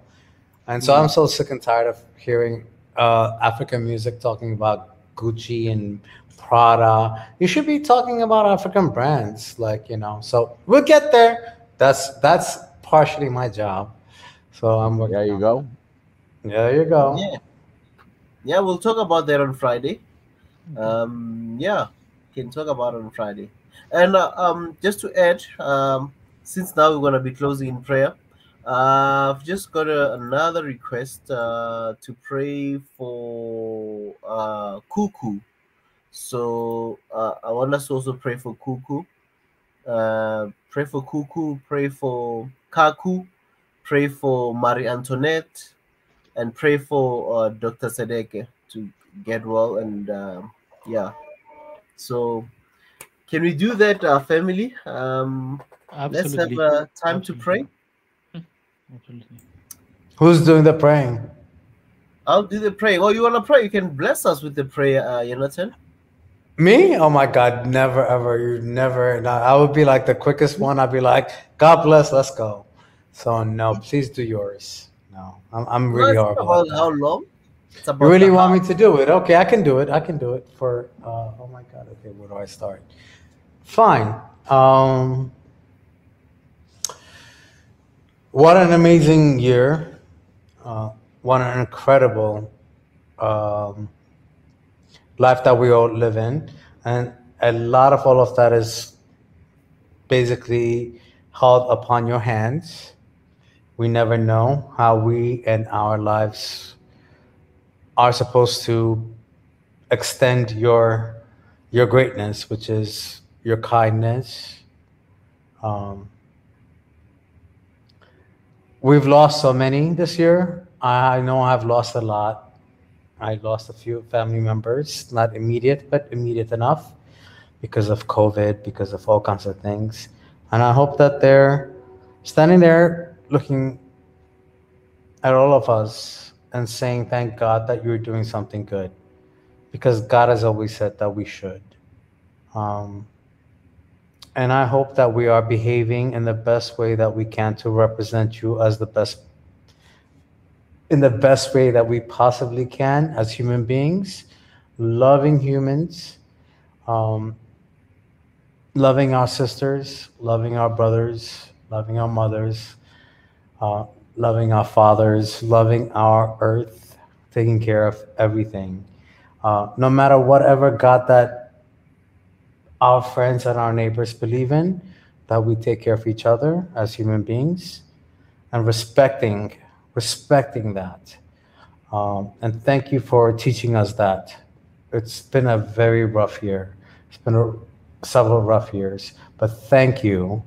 And please teach us to still behave. At the end of the day, there's only one God. There really is. We have nothing except that one thing that is way beyond us, and you tend to be the one that makes us behave the right way. And just, I pray that we'll always respect that, and I pray that we always take care of each other. That's the best prayer that I could possibly give. Not about religion, but about one God. Amen to that. Amen to that. Just thank you, Heavenly Father, as well, for those who are sick, for those who are not feeling well. We pray, Heavenly Father, for your speedy recovery, that you heal them. For Dr. Sedeke, Kaku, Kuku, and Marie Antoinette, we pray for them, Heavenly Father, that you touch them wherever they are. We speak speedy recovery in Jesus' mighty name. As we go in different places, as we do different things, Heavenly Father, protect us until we meet again. In Jesus' mighty name. Amen. Amen. Amen. Amen. As Rossi, you do a better job. Don't ever ask me to pray again. No, that was beautiful. That was a beautiful prayer. I mean, what you prayed for is to respect one another, to love one another. It's there's no such a formula, but that's also a prayer. So I was just adding to the guys that asked for the prayer. So I just had to add to them, add to that prayer. Your prayer. Thank you for doing that. That was perfect. That's exactly what I am not very good at this. So thank you for doing that. And again, thank you for you We're guys. gonna challenge you. One day. Challenge me? Yes. Me? To do the Me? prayer. Really? Okay. Yes. To do the prayer. Believe me. Listen. The minute. ready. The minute we What's say the challenge? it's I'm sorry. you that's gonna be doing the closing prayer or the opening prayer, don't be surprised. Everything that comes into you. You take a minute. You take a deep breath, and from there, it will flow. Because you praying, you are trying to reach all of us. Believe me, it's not something easy. I've been put on the spot, but I never thought I would pray. But believe me, what I learned is it comes to you. It becomes a second nature in your life. You'll be challenged. So next time, Ezra, keep in mind when he comes in. Don't throw me into the wolf. Okay, fine. I heard what you're saying now. I'm scared now. Be ready. It's Be all ready. good. Be ready It's all anytime. good. Honestly, you guys, you should be very, very like shocked right now because I've never done this before. You can tell like I'm not very good at this, but honestly, though, like I just do want to have to say, like I lost an aunt this week in Ethiopia. She was in her 90s. And I lost also this Monday, this morning, an amazing woman. She was also in her 90s that worked in my family's restaurant. Bless her soul. She's an African American and just an amazing human being. And I'm very good at a lot of things. I'm just not good at expressing religious stuff. But believe me, and I think that there's there's expressing. Believe me. Yeah, exactly. And so I did. And I worry cannot about believe it. this is live that we should not be It's doing another that. channel that we're gonna open up. Exactly. A whole another channel. But I just have to say, because at the end of the day, we're very thankful and we're good people anyway. Just because we're not good at it does not mean that we do not care. We're not good. You know, we are. So anyway, God bless you guys. I believe in that part. So Xavier bless you. Same to Xavier you. bless you. The Almighty Xavier. Xavier, back to you. That's right. And Ezra, Xavier bless you. Mika. Amen. Xavier bless you, protect you also. Okay. Amen. And we wish you all the best. You keep bringing, keep up with the videos upload. I know it's hard. He's got to do it in between time. So not only overtime, he's on overdrive overtime. So he kept up with us again. Mika, thank you so much for staying along without 200K. And Josie, he said 2 million. So I always said a slip of the mouth, you cannot rub it back in. So the way Josie said 2 million, so I'll take that. We'll take that anytime. Yeah. No problem. Thank you very much, everybody. Thank you for tonight. Thank you for joining us. Thank you for all the support. Stay tuned and connect with us today or tomorrow for those who are still in America and America, South America, and all those places. So stay tuned. Come and join us tomorrow. We'll be talking about Mali. We're doing a follow-up and some of the updates. Come and join us. Especially I've seen people talking about ECOWAS. Come and join us. That'll be an interesting topic that's linking up with that conversation. So for tonight, this is where we end the show. And please join us again tomorrow. Shalom.